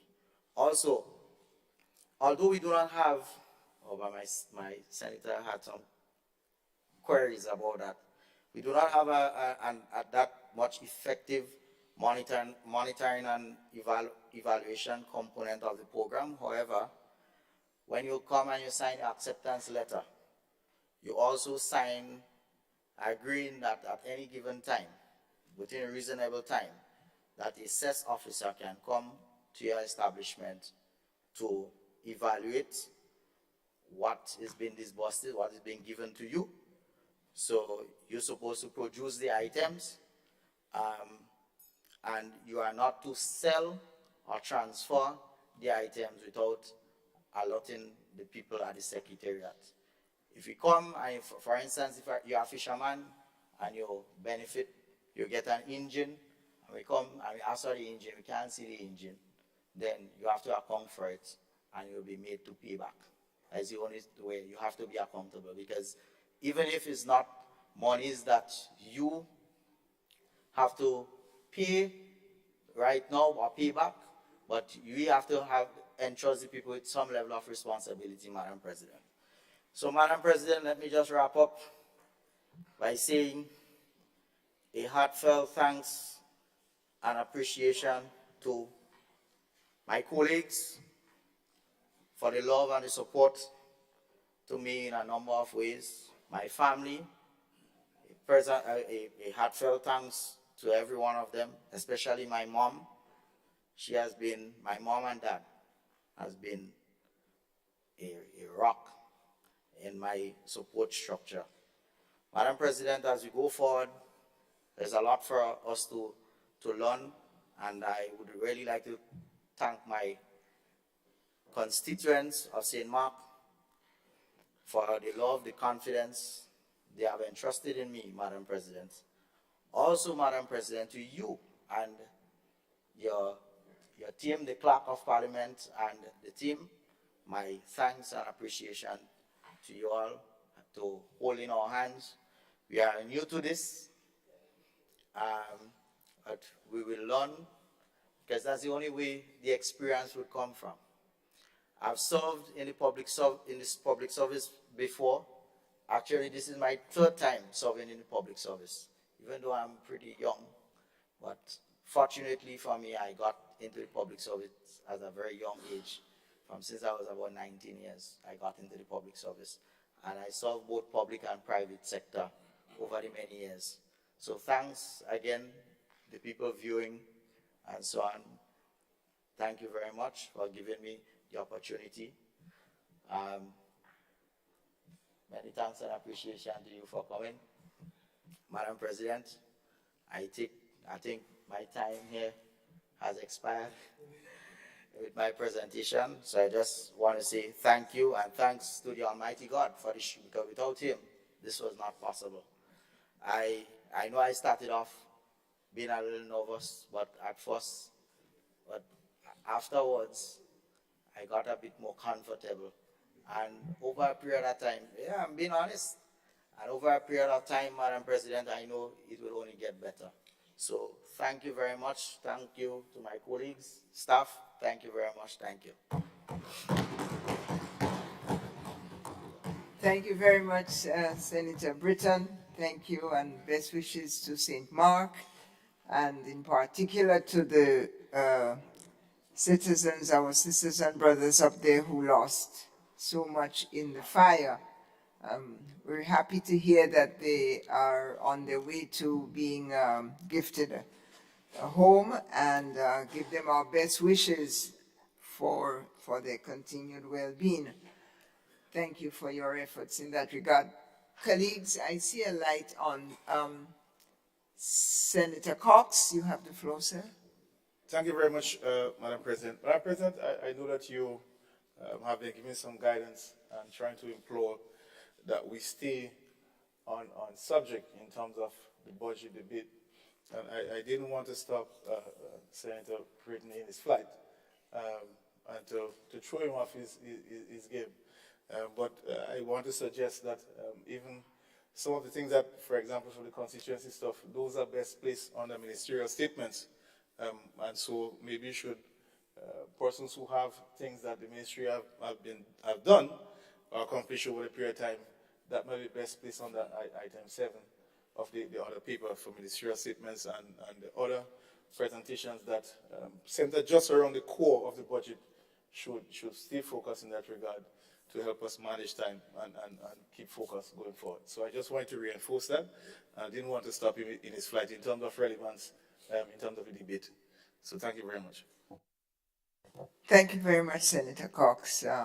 I think that is well received, that we could be focused and tighter in our presentation around the 2023 estimates of revenue and expenditure. What does it mean? What are we really looking at? How adequate is it? What impact is it likely to have? What is the context within the regional and global setting? Try to focus on the way forward as proposed by the Minister of Finance and Prime Minister. I am sure that, as you say, we have so much to say, but this session is set out for a debate, a discussion, a presentation, an analysis, a perspective on the budget, on the estimates of revenue and expenditure. So if we could get to that, our job will be well done. Now we have heard 5 presentations for the day, a bit fewer than we thought. I seek your guidance on whether or not we can take one more at this late hour, and then we will have just 6 more left tomorrow. Or should we leave all 7 for tomorrow? I crave your indulgence if I can see the expressions on your faces. One more? Somebody who will stay very tightly on the 2023 budget estimates of revenue and expenditure. And I think that delightful task has fallen to none other than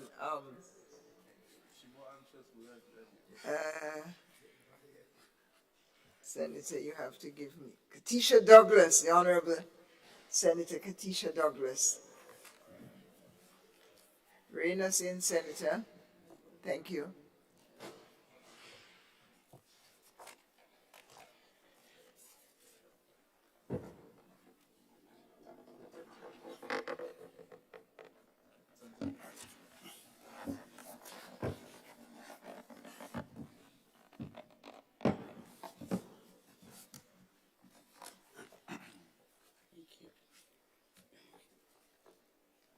Thank you, Madam President. Good evening to all my colleagues on this side and to the other side, and to all that's listening. Madam President, thank you for allowing me to contribute to this critical debate. Yes, 1 hour, Budget 2023. This budget, Madam President, requires critical attention and is historic not only because of the theme, people-centered, laying the foundation for resilience, empowerment, and growth, is misleading, but also because its contents will inflict serious hardship, particularly on the vulnerable of our country. Madam President, government is a continuum. We all agree. Because if the progress stops, then everything is going to stop. And that's not what we want. We want to be able to continue. Therefore, please allow me to give credit to the government for continuing the several projects started by the new National Party administration. It's a fact. The NMP administration can boldly and confidently say, through all of these projects, we have exemplified resilience, empowerment, and growth to the people of Grenada, Carriacou, and PT Martinique. So the following words, transformation, resilience, empowerment, growth, development, and the most favorite one on the ground, boots on the ground, are not new to the people of Grenada and Carriacou and PT Martinique. We are accustomed with that. Madam President, after listening to the Prime Minister and the Minister of Finance presentation and reviewing the estimates of revenue and expenditure, please allow me to say, when the budget for 2023 was put together, the intention was to seriously attack the poor, vulnerable, and the marginalized people of this country. And I say this with no apologies.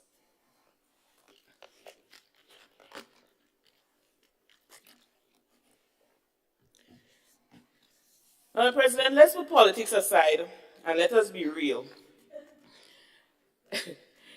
2023 has the potential, if we are not careful, to be disastrous for most people in our country.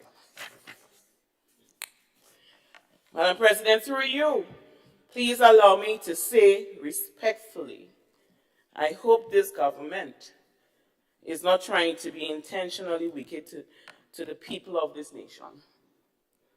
And if they are going to pay for their actions. And all of us might end up paying for it. Make no mistake. The problem is, Madam President, that all of us Grenadians will suffer in the process if things are not done properly and fairly. Madam President, on the topic of agriculture, it is claimed that the allocation of 54.3 million is by far the largest in the past 10 years. Senator St. Clair might be able to talk more about that. Well, that's great news if that's the case. It is great news. If rearranging and including new departments in the numbers under the ministry, once we're improving the economy, why not? We all know that the agriculture sector is one of the productive pillars in the country. So it's important to put resources where you can get a great return, because that's what you want. However, I am sure the farmers and the fisher folks would like details of the allocation now bundled together and to understand how it will benefit them, because it's important. I heard Senator David mention education is very important. The more you feed people with information and they understand, it will help change behavior. So the farmers, I'm sure, would like to know. So Senator St. Clair, you have some work to break it down to the farmers and ensure the number is correct. So don't take this lightly, because I'm sure that number with the 54.3 million, there's a smaller number in the estimates and expenditure of 2023. There's a smaller figure, but I leave that again for my brother. Madam President, I can recall when we presented our last budget in 2022, the agriculture sector was to benefit close to $90 million. Check the records. When one factored in several things such as the farm roads, etc. So I'm not sure why the bold statement was made to indicate that our administration put little or no resources into the agriculture sector. It is false. We did a lot. Maybe there are room for improvement. And that's okay, because in business nothing is perfect, and we have to improve as we go on. Madam President, I will not go further into details because Brother Peter did an exceptional job last week breaking down what we did to continue boosting our farmers and fisher folks. Madam President, I know sometimes people do forget, and it's inhuman to do so. But in most cases, we have some that pretend to forget. Nevertheless, please allow me to refresh my colleagues on the other side memory of a few of the many initiatives that were taken by our administration to transform. You hear the operative word? Transform. Develop and keep our agriculture sector alive. Madam President, improving Grenada's food security has always been a critical priority for our administration. And we will always commend our farmers and fisher folk for the significant contribution they have made towards food and nutrition security in our country.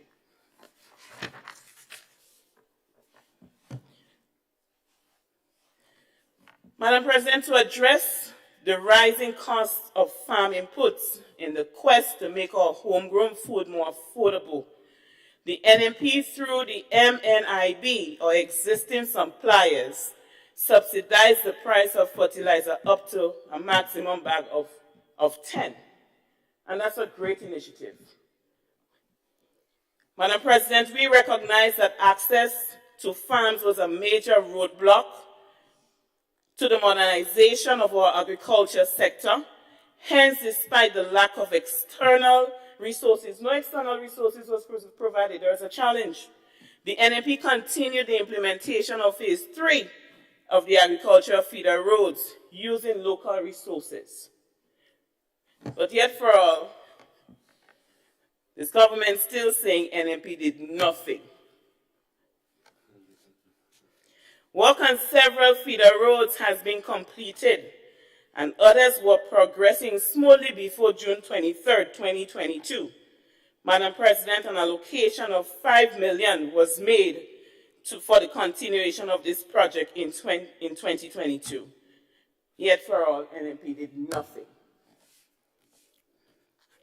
The NMP administration increased the allocation for the Farm Labor Support Program by $1.5 million in 2022 to support the expansion and restructuring of this initiative.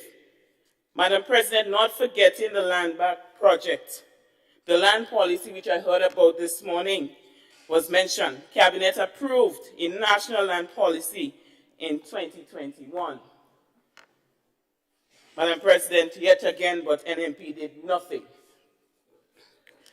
Madam President, I can say confidently that the records show the NMP administration did significant and exceptional work when coming to transforming the agriculture sector despite the challenges.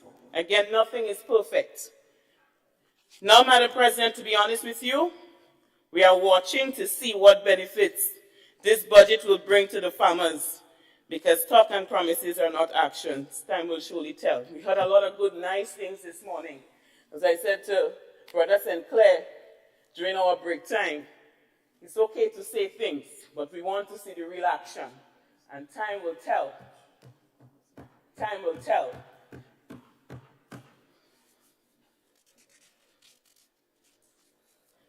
Madam President, in the meantime, I want to say to the farmers, do not be discouraged. Wait. Because if this government state that they are going to do certain things to boost or transform the agricultural sector, and they don't do it because of challenges, I'm just saying, NMP is right there. We're right there to pick up where we left off. Right. Well, time will tell. We're right there to pick up, so don't be discouraged.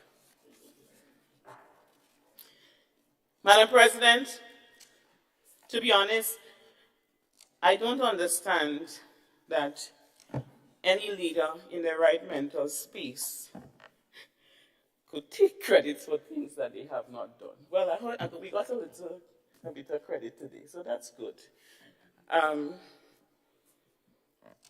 But I would like for the government to continue to give NMP the credit that they deserve. It's the right thing to do.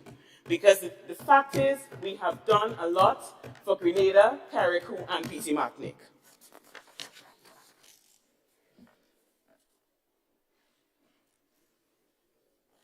Madam President, as I stated before, government is a continuum. As NMP did, this government should continue the projects and introduce new projects that will benefit the people of the country. It is their fundamental responsibility to continue and report on every project. As a matter of fact, they don't have a choice because the people need to know what's happening, and it's their responsibility to do so.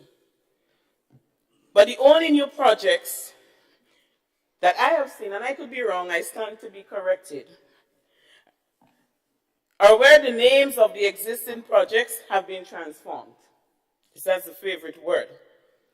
Madam President, I don't know if you observe as well, but I'm still waiting to hear the new projects that this government is going to implement to take our country to the next level.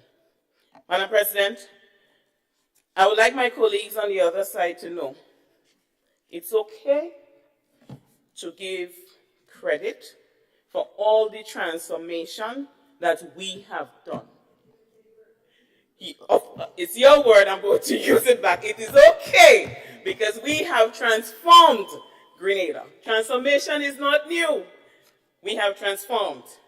So it's okay to give us the credit. It's important to do so. And once you give us the credit, I can assure you, the people out there that's listening, the people of our nation, is going to give more respect to you because they realize that you're giving credit where credit is due. Miracles didn't happen in 6 months. It's a fact. Madam President, during the budget presentation, the Prime Minister and the Minister of Finance talked about reimagining social protection and safety nets and tackling poverty. You can refer to page 23 of the budget statement. Madam President, tackling poverty. Madam President, I have looked through the budget documents and I've yet to see the new projects that this government put in place to tackle poverty. Madam President, maybe it's there, as I said before, I stand to be corrected. But if there are any new initiatives, we need to be educated. And I trust that before we end the session tomorrow, we are going to be educated by this government regarding the new initiatives. Madam President, sugar, which is a basic commodity that is used by most households, is now on the VAT list, and the government is talking about tackling poverty. Madam President, let me be clear, because I don't want to be misunderstood.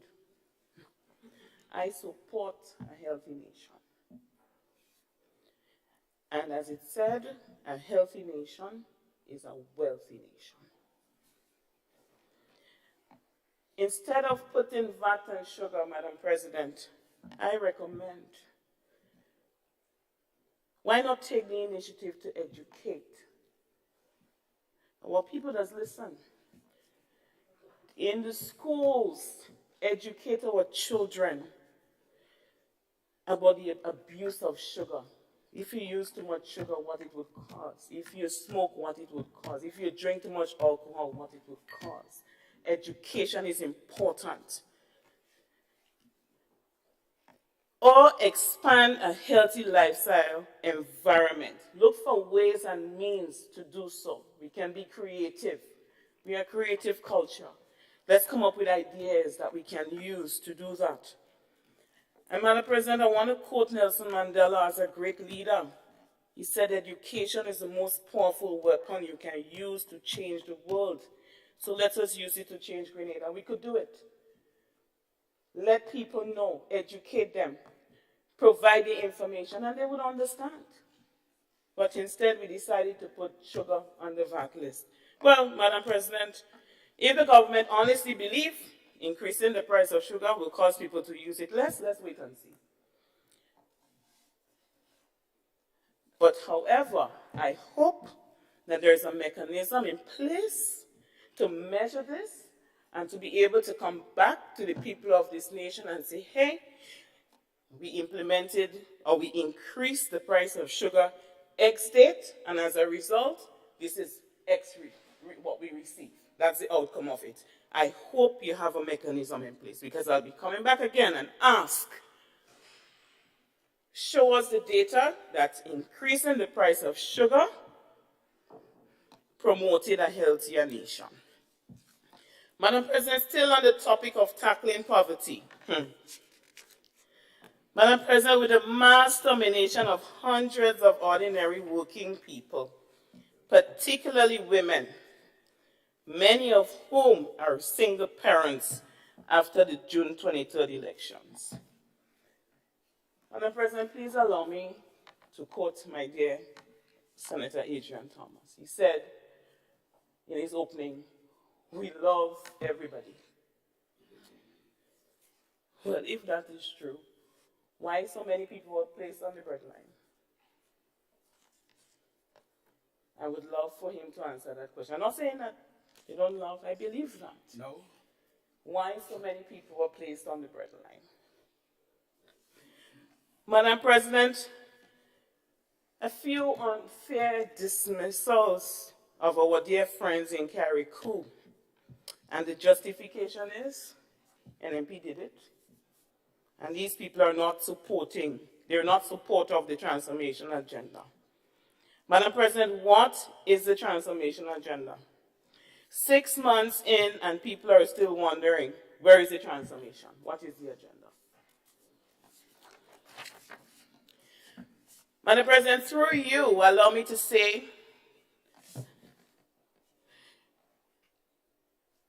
the Prime Minister during his campaign period, and we have the clip to show, promised people that they won't lose their jobs and they are in secure hands. Remember, we're on the topic of tackling poverty. Have no fear, and if you lose your jobs, the lawyer from the East is there to fight for you.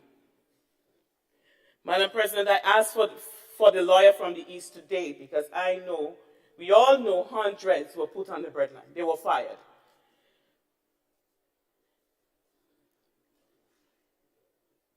Is this transformation? And if that's transformation, is that the type of transformation we want to promote in our country? Is this doing things differently from what the NDC accused the NMP of? Madam President, we are in serious times.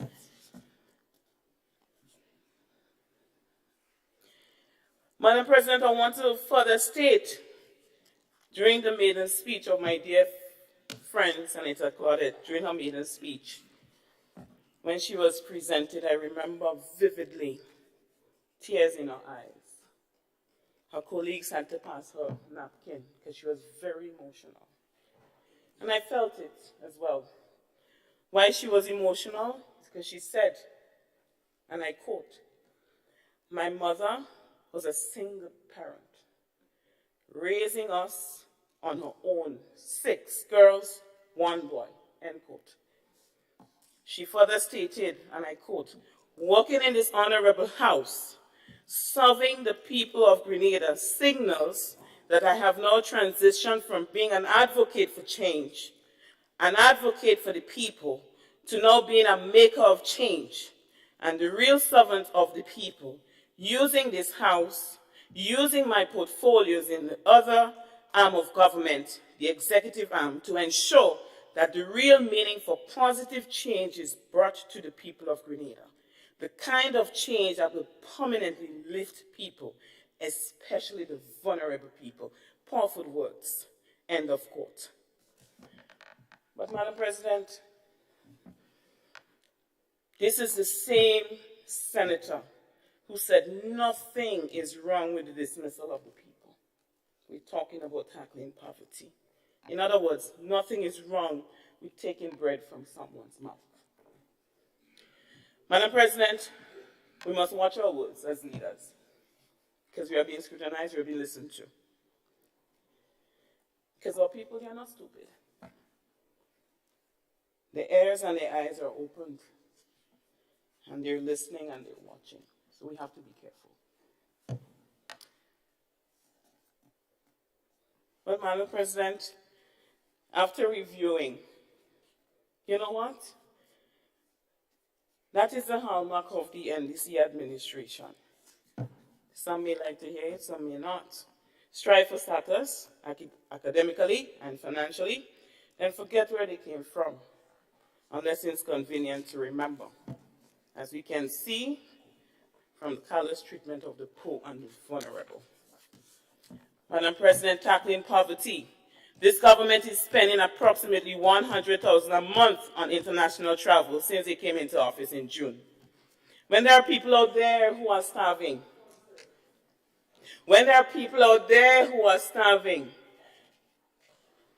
they do not know where the next dollar is coming from. And it's a fact.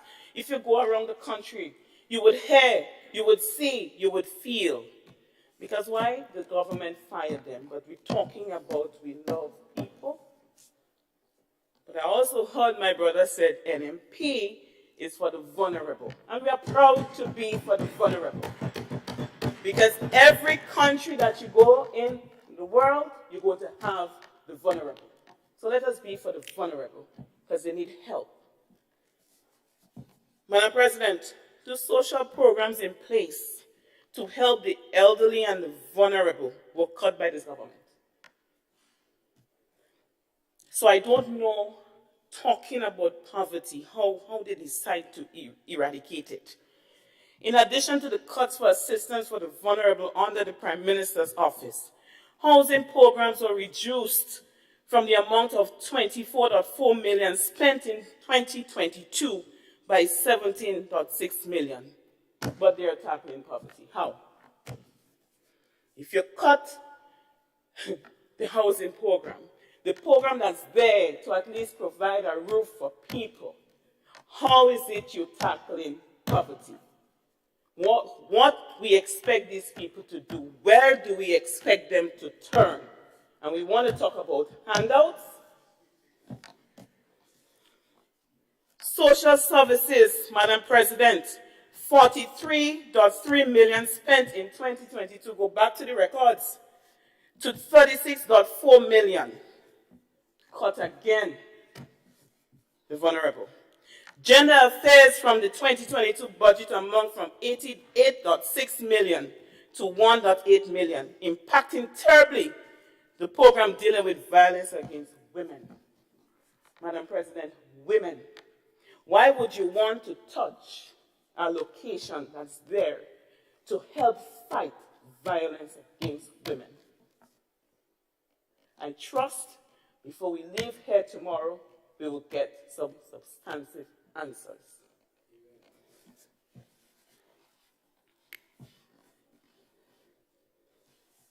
Madam President, with respect to the budgeted amounts for these departments, the 2023 figures are less than 2022 by close to $10 million. And Madam President, again, we are talking about targeting poverty and social issues, but you cut it by 10 million. I don't know where they put it. Probably they put it in a better place, I don't know. I don't want to assume. So they would need to say, go back to the numbers and say, okay, we cut it by 10 million and that's where we allocated it. Right? Education. I don't want to assume. Madam President, it's also my understanding that there will be an increase in water rate. So which means we might have some people that cannot even afford pipe-borne water. I don't know. We'll wait and see. Time will tell.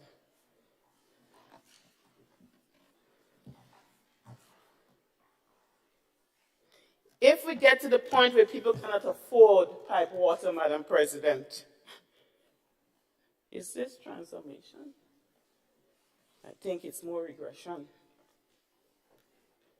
But this government is talking about eradicating poverty, and the NMP did nothing. At least an MP, thanks for NMP today, the majority of people have electricity. And it's a fact. Whether or not they want to give us the credit for taking it, the majority of people have electricity and water. Okay? Madam President, desperate times lead to desperate measures. I can tell you that.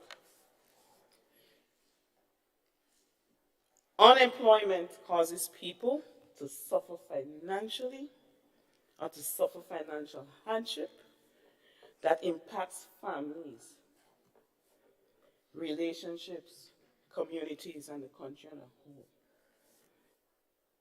It leads to an increase in crime, gambling, prostitution, drugs, and corruption, whether we would like to admit it or not.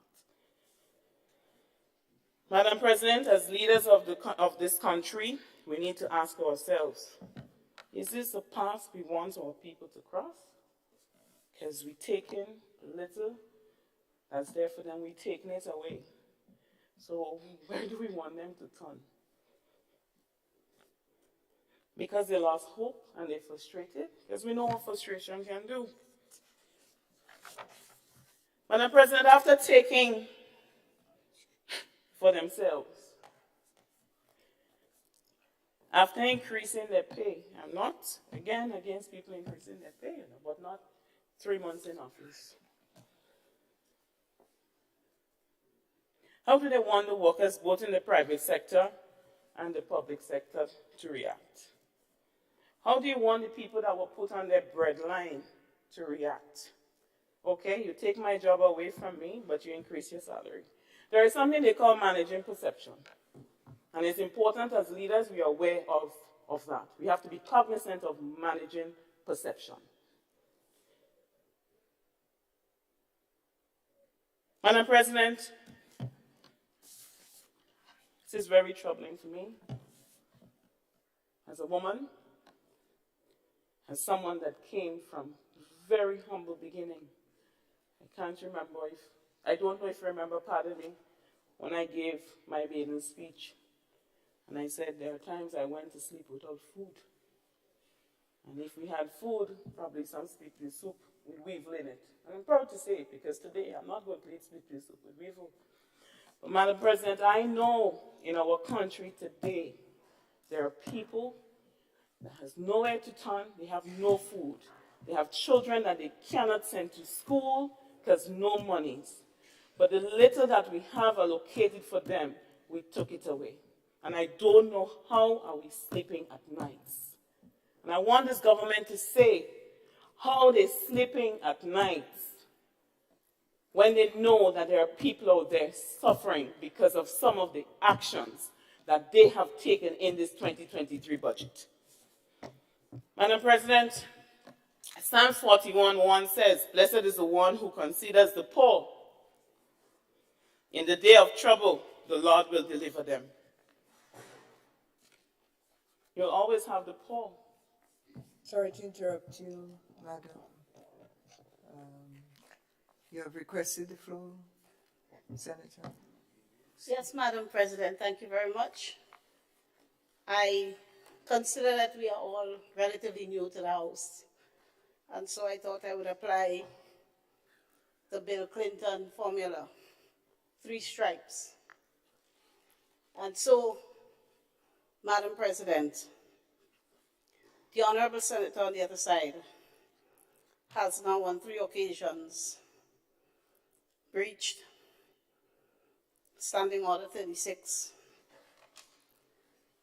Standing Order 36 can take either one. Well, Standing Order 36(3) by imputing proper motive on members on this side. First it was, on this side, and including the House of Representatives. First is that we were wicked. We let it go. We all knew we made mistakes. Second is that the Prime Minister who sits in the other house is somehow out of his mind.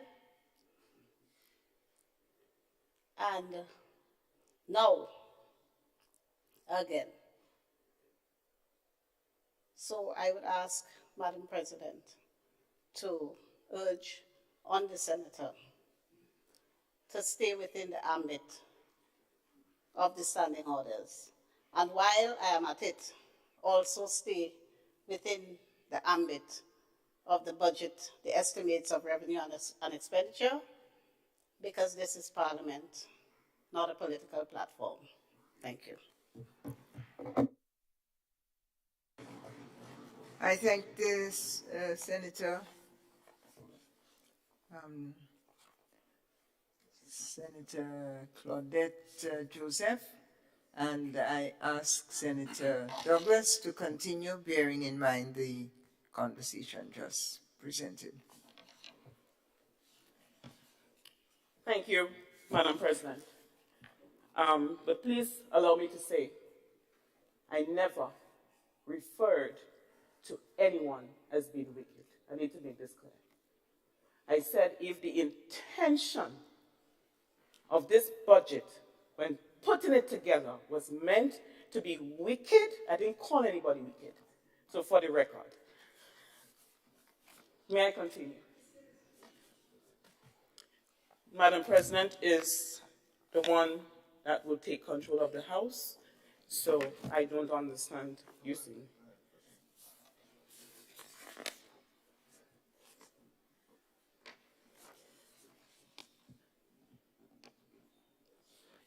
I know sometimes the truth does hurt, but it's important that the truth be out there. Madam President, thank you, Madam President.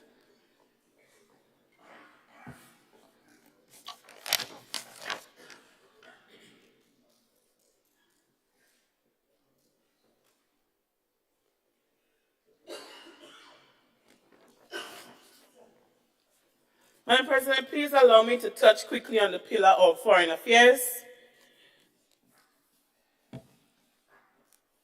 Just to highlight a few things that was accomplished or achieved by the NMP administration. Because again, it was said nothing was done.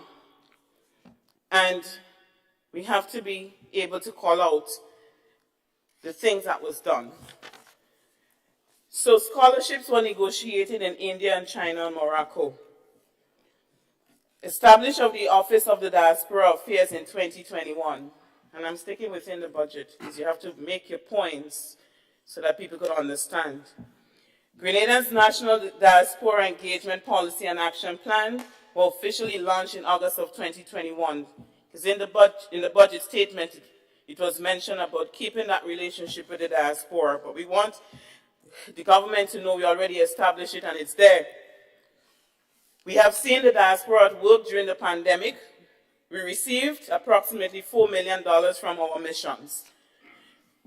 Madam President, in April 2021, following a successful campaign, Grenada was also elected on the executive board of the UNICEF for a third-year term from 2022 to 2024, securing the only seat available to Latin America and the Caribbean. In terms of international business, Grenada successfully participated in the Expo 2021 in Dubai. NMP coordinated and received approximately $4 million in supplies from the diaspora for the donation to Grenada. A total of $15.3 million was raised through the Ministry of Foreign Affairs for 2021. A major accomplishment of the ministry was to establish of the treaties desk, which successfully negotiated accession to the Chemical Weapons Convention. Madam President, but then again they say NMP did nothing.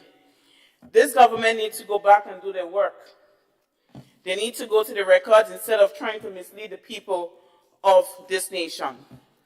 Madam President, I would like to say from the core of my heart,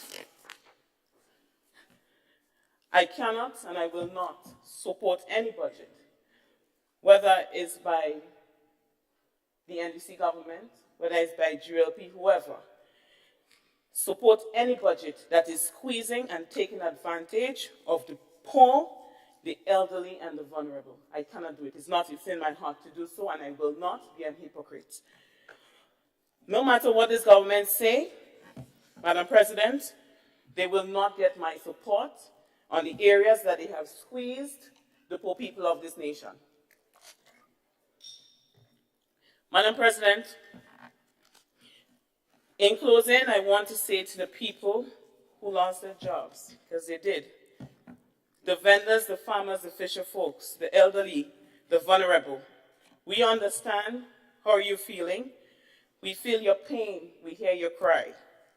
And we know it's hard. Because the fact of the matter is there are some people out there, it's very hard for them. We cannot get away from it, and we better don't try to. But they have to be strong and hold the fort, because there is hope.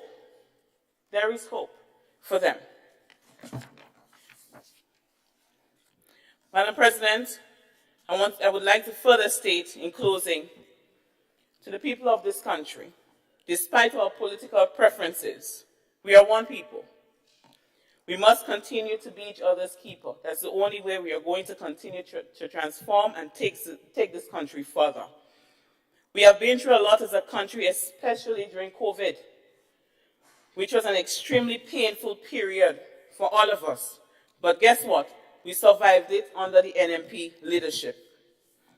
Madam President, I beg us, please, do not let our loud politics to get us bitter and hate each other, because history has a way of repeating itself, and we really don't want to go down that path.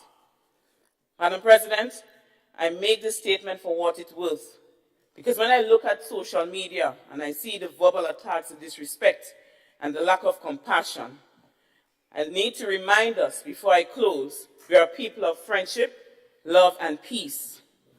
Madam President, I would like to thank you again for allowing me to make my contribution. Thank my team members for their support, and to the colleagues on the other side, because we have to stay in time. Let us put the colors and the party aside and focus on people and building beautiful Grenada, Carriacou, and PT Martinique. Happy holidays to all, Madam President. Thank you.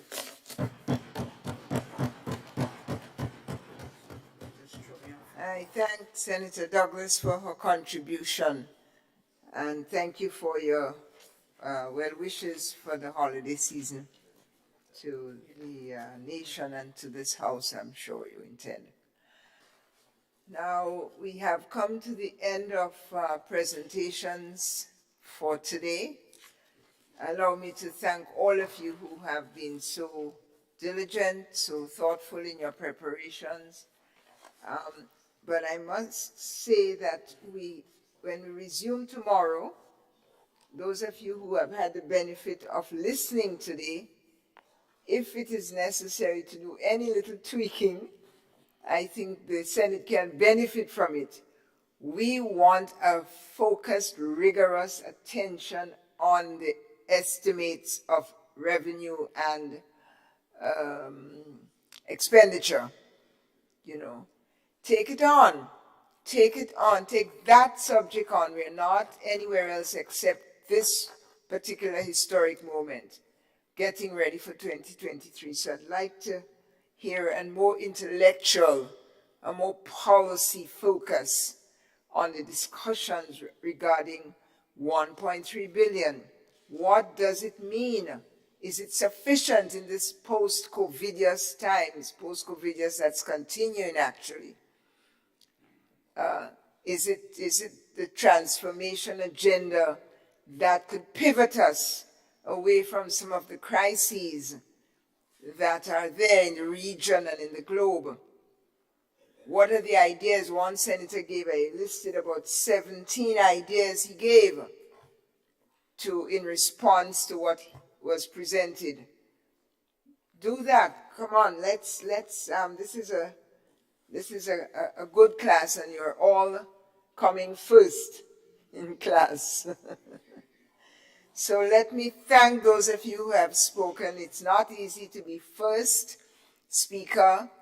It's not easy to go in the first round. Those of you who are coming tomorrow, the bar is a little higher for you because you had the advantage of listening today. And I also want to say that today we've heard some real differences of approaches. But as one speaker said, despite our political differences, we are one people, a people of friendship, love, and peace.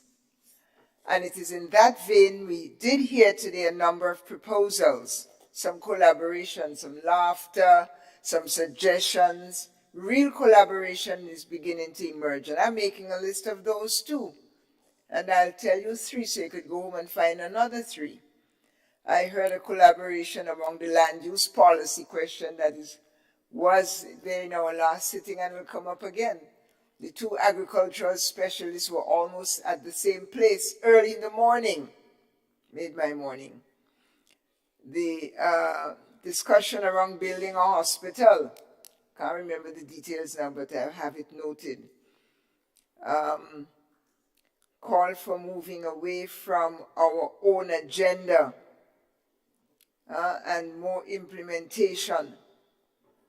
The new Imani program that it was done, but it may have not been adequate and there should be reform. I mean, it was really a conversation emerging ahead of an agenda in the form of the budget.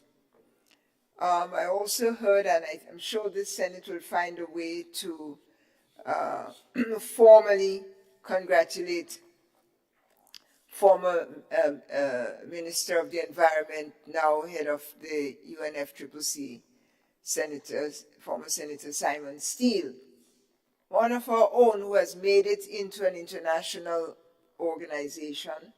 If it's the will of the Senate, I'll look forward to any suggestions that might be forthcoming. I know the executive branch has already reached out to him. No reason he served in this House, no reason why we can't. And so on and so on and so on.